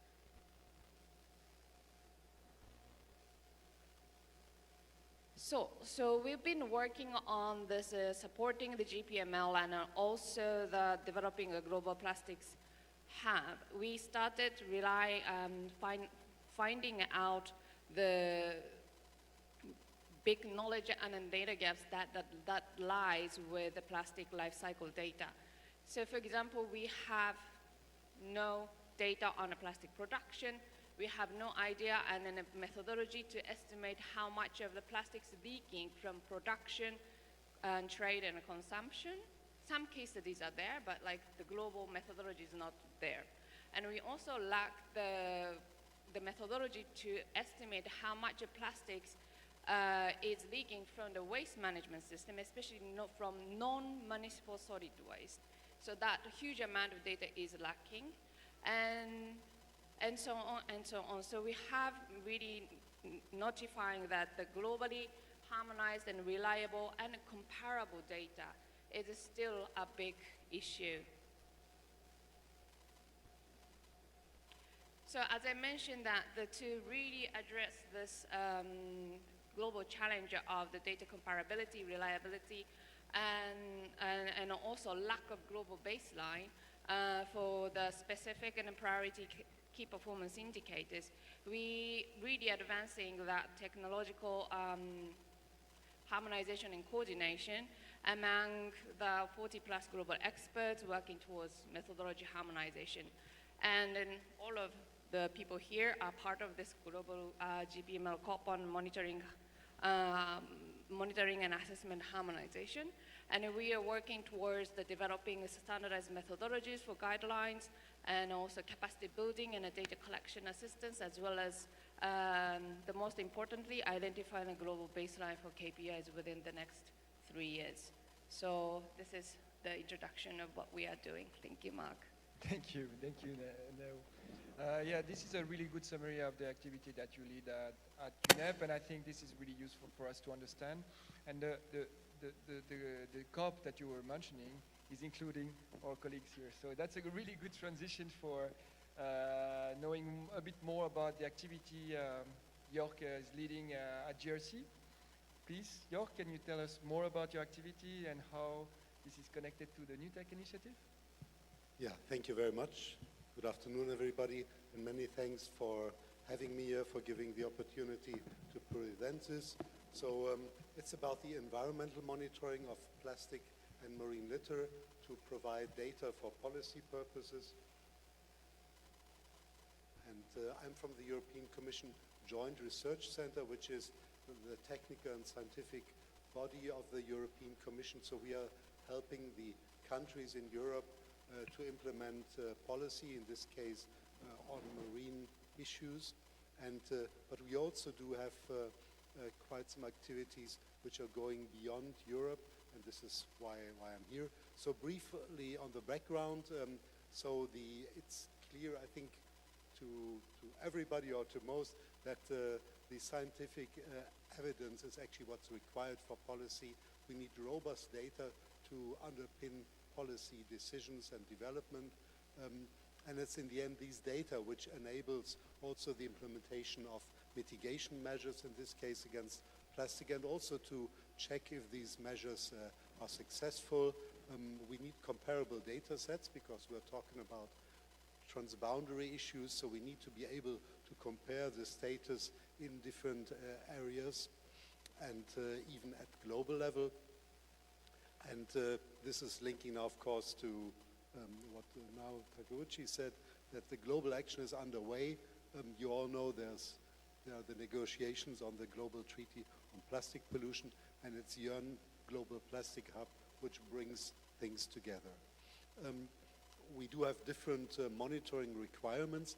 Here I will refer mostly to the environmental part, so to quantify the plastic and litter in the environment. And what is needed therefore is cost-efficient methods, because we have understood that countries do not have very much interest to spend a lot of money on the monitoring, and we need multi-matrix methods to cover the different environmental compartments. And the good news is that for coastline litter monitoring, for surface waters, and for seafloor, guidance is already available. You can see on the side the GESAMT guidance, so that's UN level, and I've put also the European level guidance, which has been revised a short time ago. And I'm very happy to say that at UNOC 3, so this was the United Nations Ocean Conference earlier this year in June, the European Union made a commitment to support and help with setting up such a global monitoring system. So very quickly through the three main compartments. One is the coastline macro litter monitoring. So it's very simple and cost efficient. We're talking here about 4 surveys every year made on 100 meter of coastline with removal of the items. So after 3 months you come again, you do the same thing, and so on. Right now we are doing around 1,000 surveys in a year on 250 beaches. So it's 4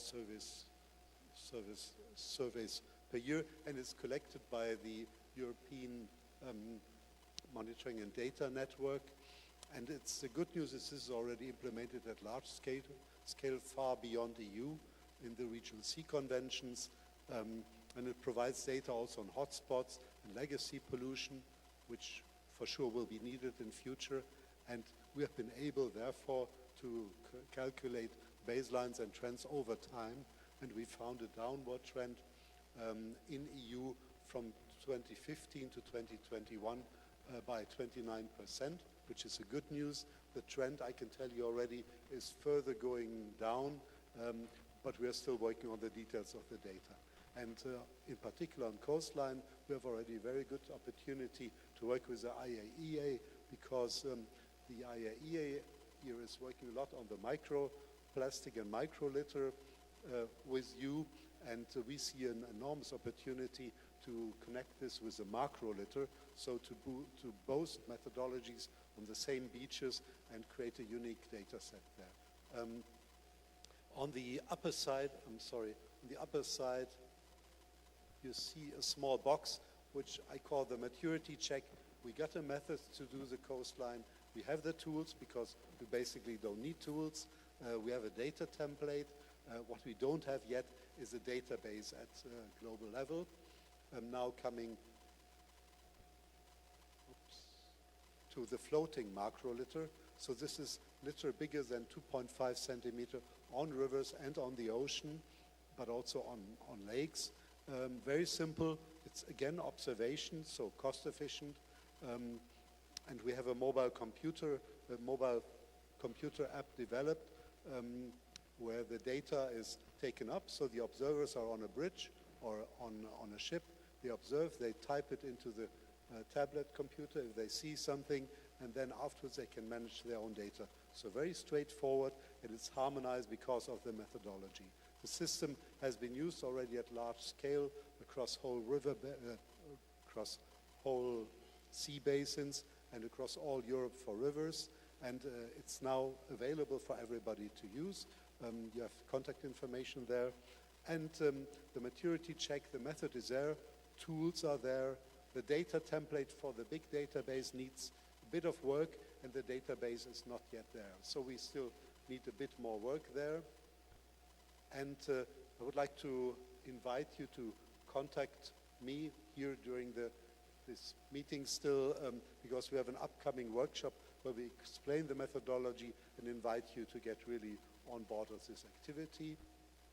Now, seafloor macroliter monitoring is also cost efficient, but that's only if we work with imaging data which is already available, or we use citizen approaches for scuba diving, because definitely the seafloor is more difficult to assess. And so we would take image data also from industry, from biodiversity surveys, from all other activities. And we have a scientific community at work on this. It's around about 50 people who are working at global scale. And I invite you to have a look at two publications we have made. One is The Quest for Seafloor Litter, and the other one very recently, Out of Sight but Not Out of Mind, which sets a bit the scene for what we are envisaging for such a monitoring system. And here the situation is a bit different. The method is there again, the guidance is there, the tools are almost there, they need some more work. Data template, the same, and we also don't have a database there. So it's a bit less mature than the other. And then I'd like to tell you also here, there are upcoming events, actually an online workshop very soon on the 4th of December, and then an in-person workshop next year. Please be in touch if you have an expert on seafloor imaging. And then I stop by just mentioning the next step. So let's start it as the overall headline here.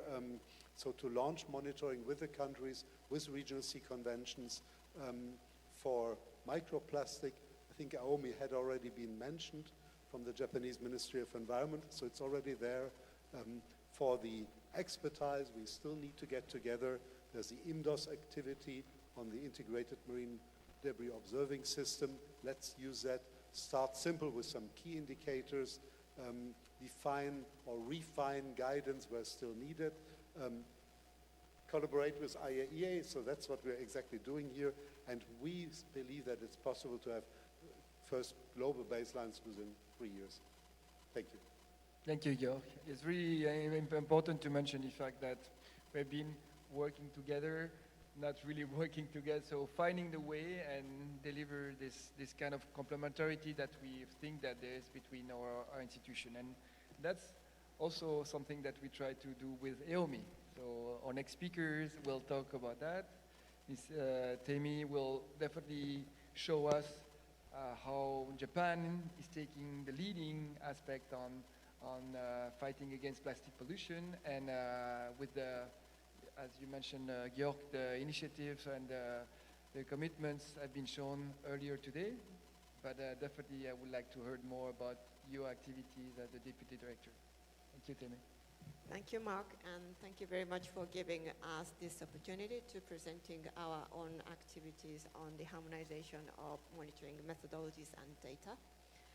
And as previous speakers said, we need a lot of data for plastic pollution, and it is also true in the negotiating text at INC for plastic pollution. And if I mention the numbers of the articles of the latest text, in Article 6, it talks about release and leakage, and Article 7 is existing plastics. And Article 13 is national plan, 14 is about reporting, and 15 is effectiveness evaluation, and also 17 is talks about education and research. And all those articles are mentioning the necessity of data. But the nature of the data that we need is quite varied. And in terms of, for example, 3 point, the one is the different governance tiers. So we need the data at local level, regional level, and also global level. Or the second point is different actors. So we need the data from government, local government, or sometimes from scientists, or sometimes from citizen scientists. And the third point is different data type. So for example, sometimes we need the macro statistical data of production of the plastics or waste management data, or we need some monitoring data in the field, in the environment.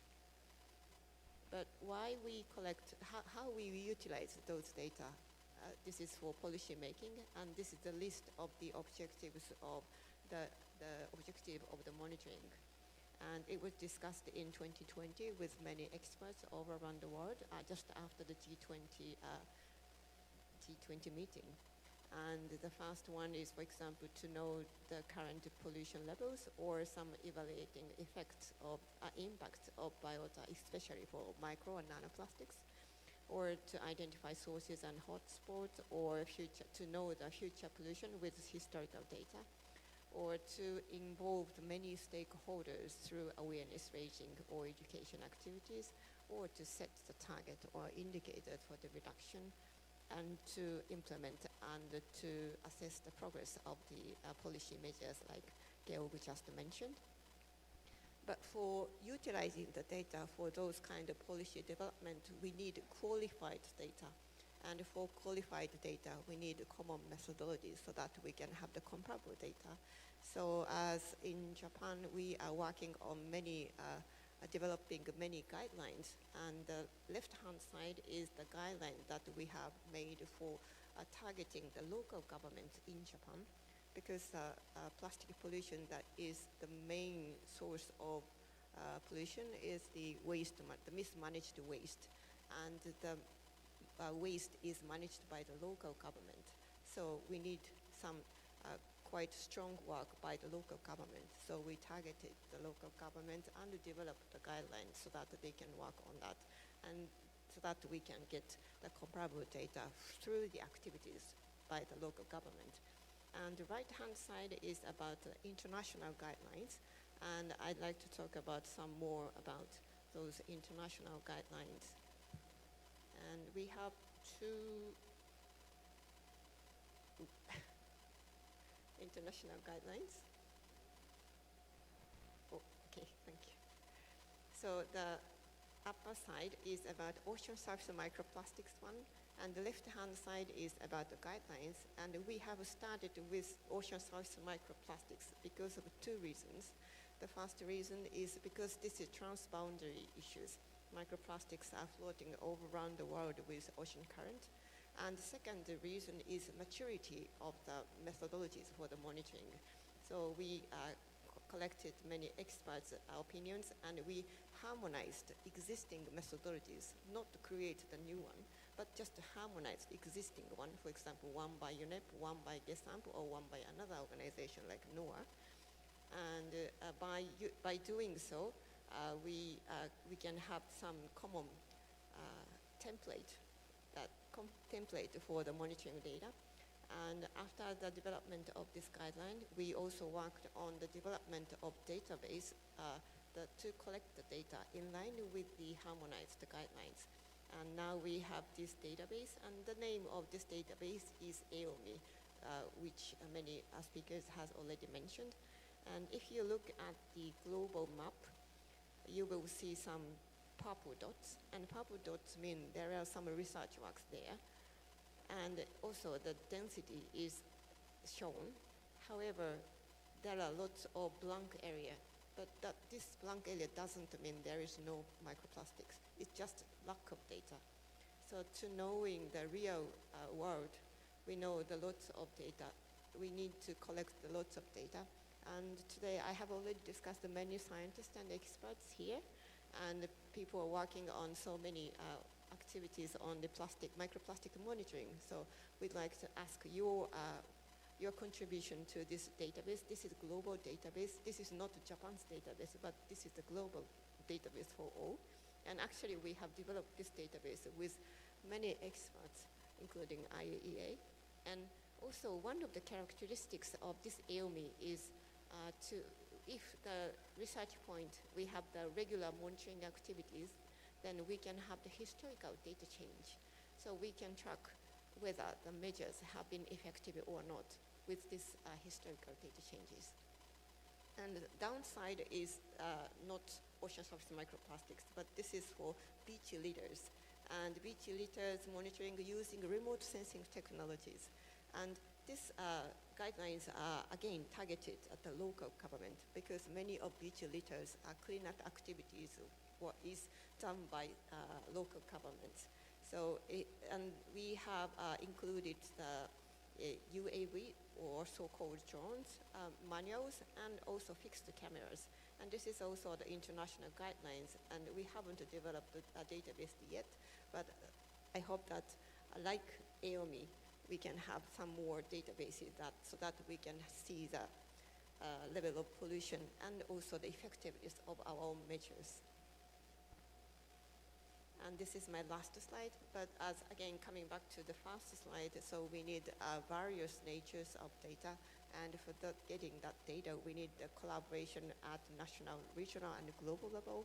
And today we have the global level organizations and also regional level, and also the national governments. And at the same time, not only value chain data, but we also need the government governance data, for example, EPR policies that we have talked in this morning, or also we need some technologies information to like alternative materials or some recycling.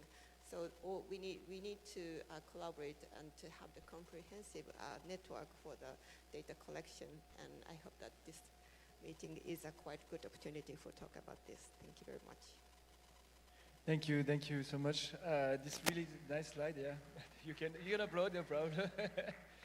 This really, the last slide is really inspiring because you really mentioned the different level, and this is how also we tackle this problem. And also you say possible collaboration. I think we already work all three together through different initiatives. And the interesting aspect is also, from the harmonizing method for collecting, we are trying to develop that hand in hand with you.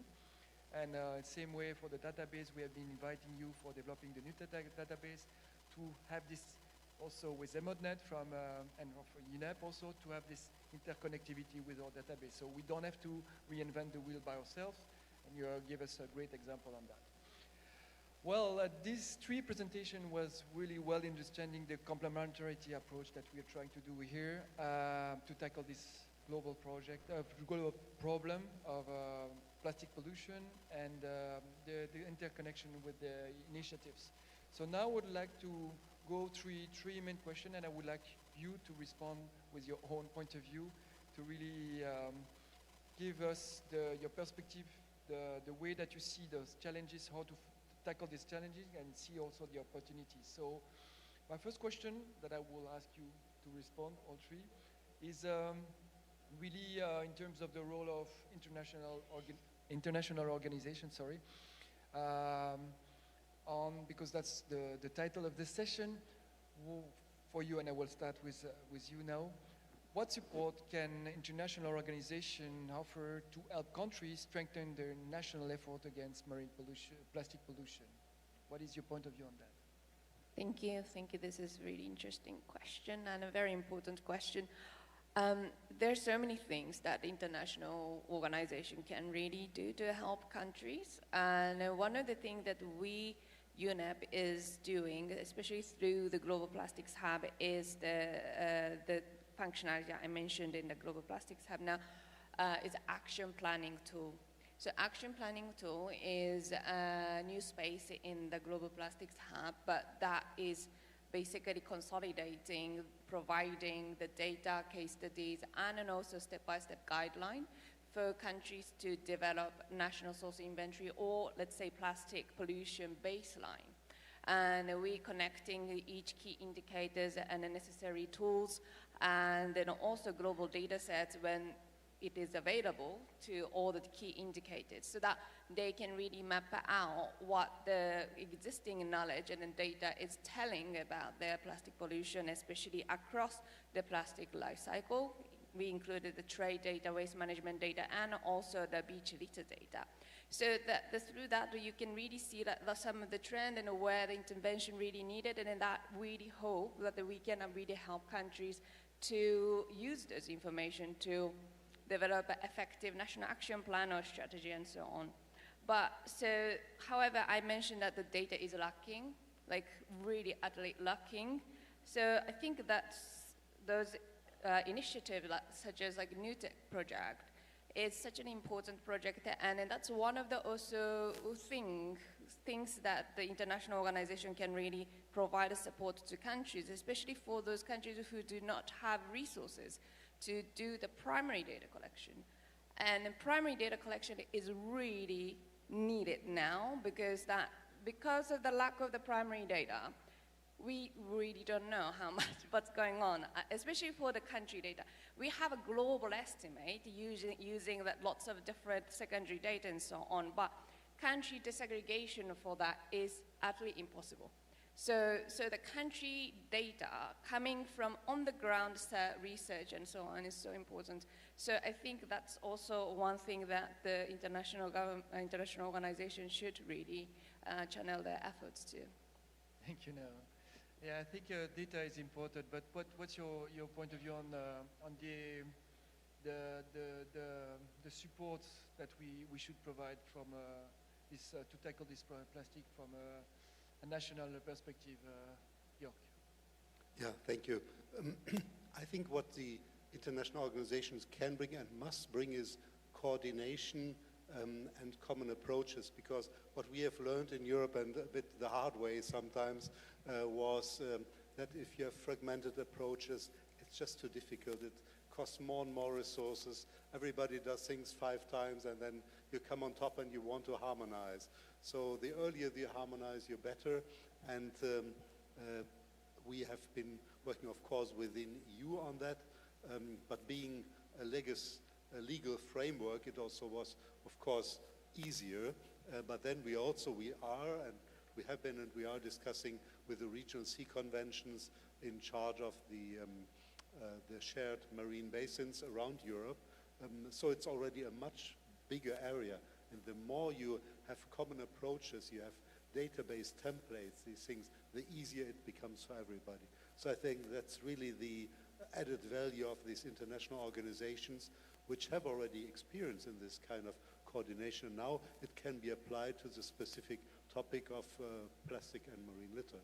So its approaches, its guidelines, its templates, and it is database infrastructure, which you have seen before. It's really where right now we still have some things to do.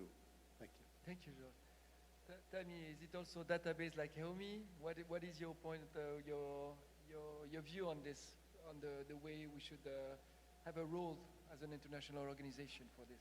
Thank you very much. So definitely to give this kind of forum to get together people who have the various different opinions, and maybe we can discuss about the one direction that we should go, but at the same time, because of so we need to be practical somehow, so we can understand the different situation or different understanding of the problem, and to get find out some solutions. So one way is to set the idea word, but the other way is to be practical and to see the reality through the opinion or experience exchanges.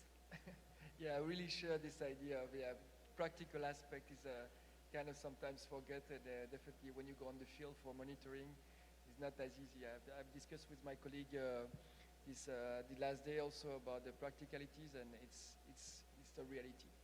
And so starting with the aspect related to the monitoring, we saw that in your presentation that we need monitoring data to be more efficient in terms of transferring this information to policymakers. What do you think, and I will turn now to now, what do you think and how can marine monitoring data can be guiding policymaker, and especially in prioritizing action, real action against plastic pollution? Yes, so one of the most important information that you can really get from the environmental monitoring data, especially on plastics, is very powerful information for policymakers, are the types of plastics found the most in the environment and specific geographical area, because that can really provide a great, strong evidence for example, banning a specific type of plastics and so on. So that the number and then also type of the plastics that is found in beach or riverine and so on can really strong evidence, provide a strong evidence for example, okay, we're going to regulate this specific material or product, or we can also use that information to boost the recycling and the circularity of that plastic product. So that's really, and then that could be a great evidence for example, subsidizing recycling industry or regulating and then imposing some tax on it. So I think these are really important, and it's also important to connect those information with, for example, upstream data such as how much of plastics and what type of plastics are being imported in a specific country in the recent years. For example, now I'm doing a little bit of an in-depth analysis in a specific country, comparing environmental data that is found in the beach, which is basically the drinking bottle and textile. And then when you look at the trade data of that country, really showing that a recent increase in the textile material being imported in that, then there's a booming of the synthetic textile industry booming in that country. So that's something is really strong, information for policymakers to think about, how can we really shift this synthetic textile industry to, let's say, more alternative? What is the alternative? What kind of mitigation measures should be really taking place to protect jobs, for example? So those cross-analysis is also very important. And also think about how much is the waste collection rate in that country specifically. For example, in that country, the average waste collection rate is 50%.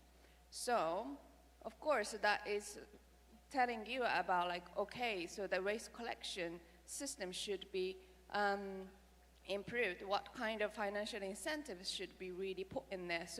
So I think that environmental plastics data can really become a starting point for how to remove such kind of plastics in the environment.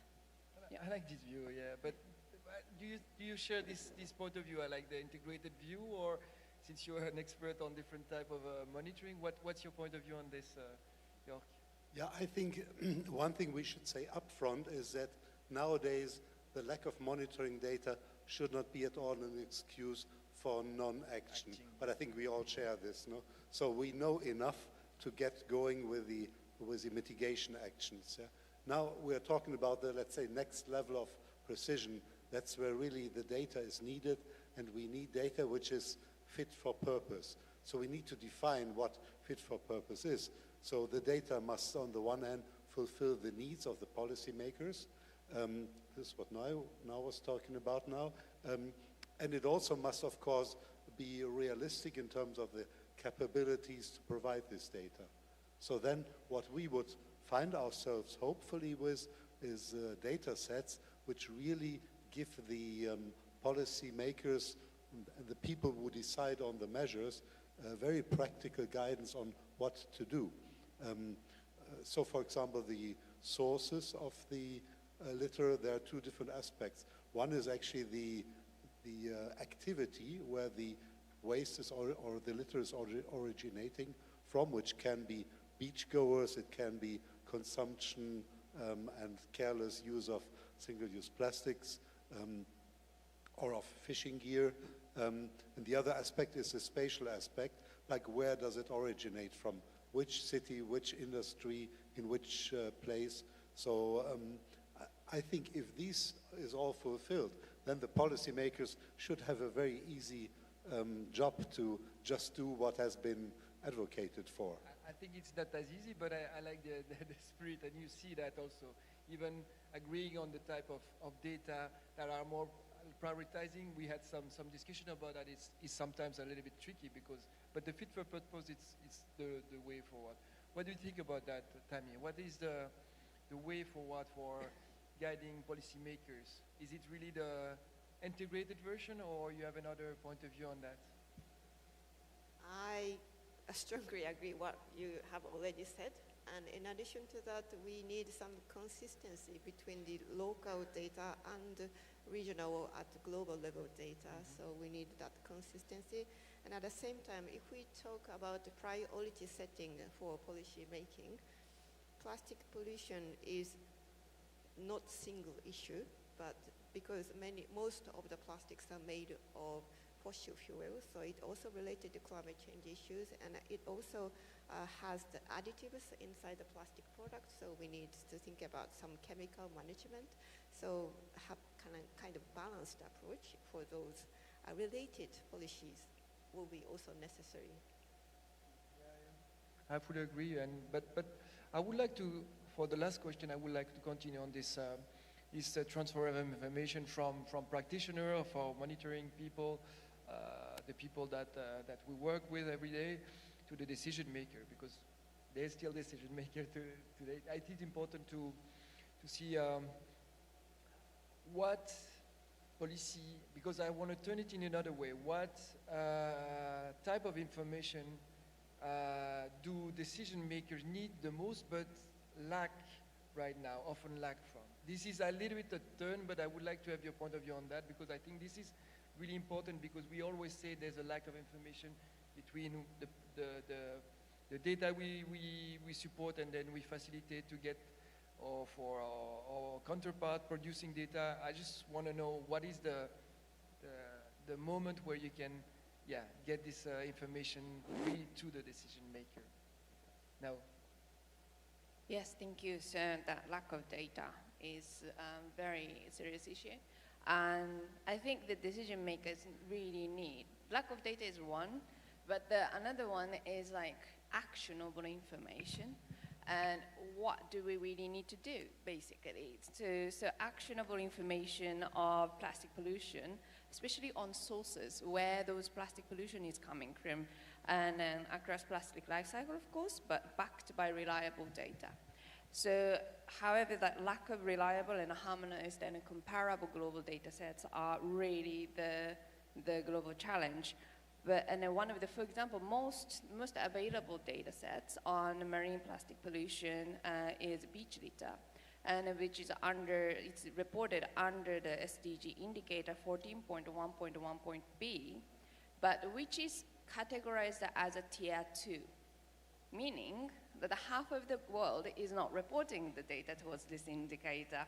So that's the reality. So like, first of all, we have to really fill that data. Let's find the funding and then channel the resource to collect those data. Otherwise, we are just doing something without baseline, and we cannot really measure the progress and how much we come far without having a baseline data. And then also, one thing I would like to mention is that the estimated 400 million plastic waste generated all over the world is really based on the old data, for example, sometimes collected in 90s in some parts of Africa, for example. And in 30 years ago in Africa, the economic development level is completely different, right? So, like, for example, some of our partner, UN Habitat, has been doing this primary data collection on waste management.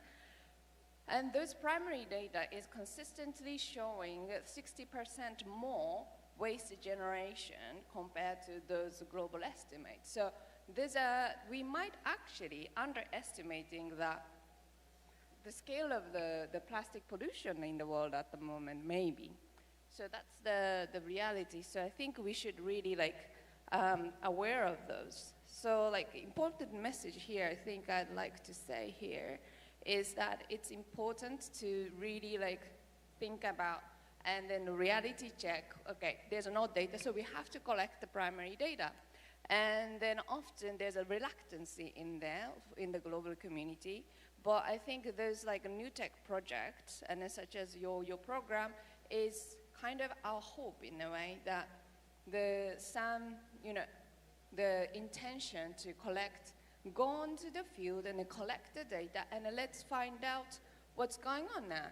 I think this is a really important initiative, and then we as a UNEP looking forward to getting more data from your beneficiaries, and then also NUTEC project to really find out, and then a more detailed recommendation, policy recommendation can be made, especially on the Global Plastics Hub. Fully agree. Yeah, updated data is important because a lot of model, yesterday we were talking about generated data and who is where, and sometimes those data, I fully agree, are old and not current. So I agree with you, we need data and be able to go and often having those data recurrently, so we know what is dated during the time. What do you think about that, Jörg? What's often the data we lack in terms of monitoring? Yeah, here I'd like to mention briefly that while I'm personally working a lot on environmental monitoring data, there are also the other aspects which have been covered before already. So socioeconomic data is really very difficult to get. It's depending on the industries, sometimes it's confidential data, or that's what the industries claim at least. So there's, I think, very big gaps on the environmental side. There we see on the one hand that we have not yet a full picture, so some compartments are more or less missing, and even on the easier ones we have big gaps. We're missing countries, so we need the countries to get on board to provide simple data sets, and it's clear to everybody that sometimes it's not so nice to show that you have pollution in your country, but the only way forward is actually to provide this in a transparent way, to show that you're working together. And it's also needed because a lot of the pollution is transboundary. So it's not that if you show that your beaches are polluted, that it's only your fault, but it's starting a process to improve the situation. And one thing I'd like to add on here, we're talking now mostly about monitoring, which is directly related to mitigation measures. So that link is super important. But we should also not forget there is the open sea and the deep sea, which is also very much affected by pollution, often not really visible. And so it's super important that we don't forget this, that we look also there where it's maybe far away from the sources, but this is more the planetary scale of the problem, that we need to safeguard these environments too, because in the end they are receiving the pollution as a sum of what everybody together does. So it's an enormous, or it's a very important, also UN level work to be done on that scale. Thank you. Fully agree. And I would like to have now the last point of view from Tammy about this aspect of data. Thank you very much. So 3 points, and the first one is maybe not the data itself, but the matter of interpretation of data. But not only for the density data of the plastics, but maybe we need to analyze that data with the biota data, so that kind of analytical work will be needed.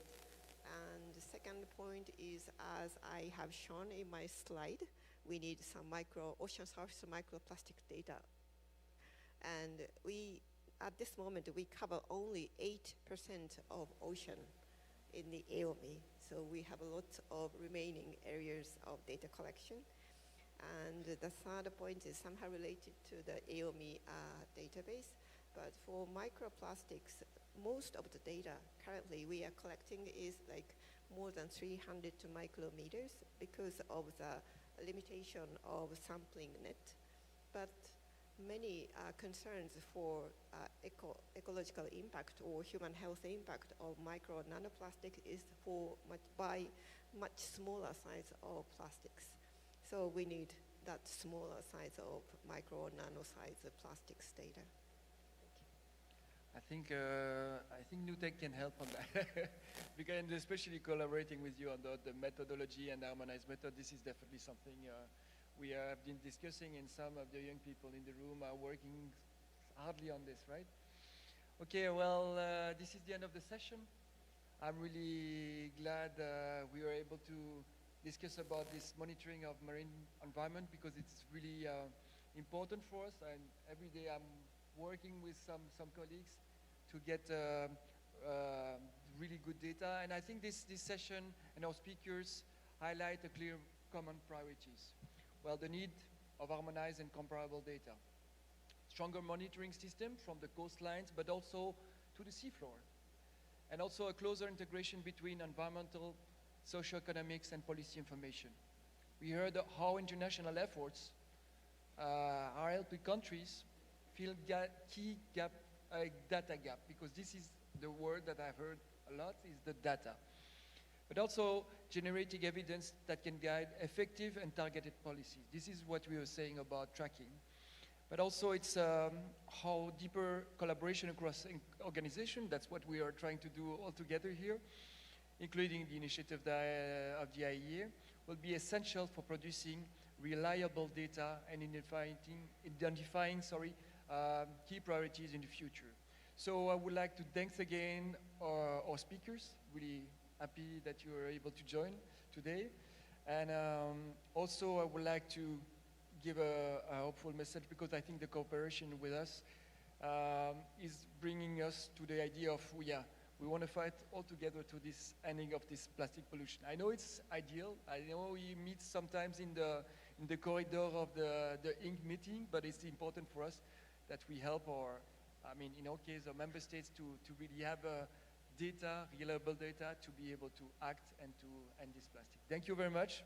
I think we are, with this last words, we're ending the session of today.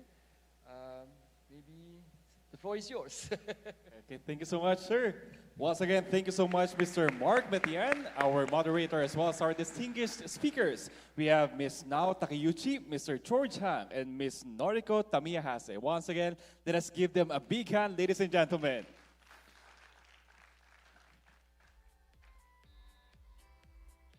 May we request you to exit here on that side so that our staffs can give you a special token of appreciation.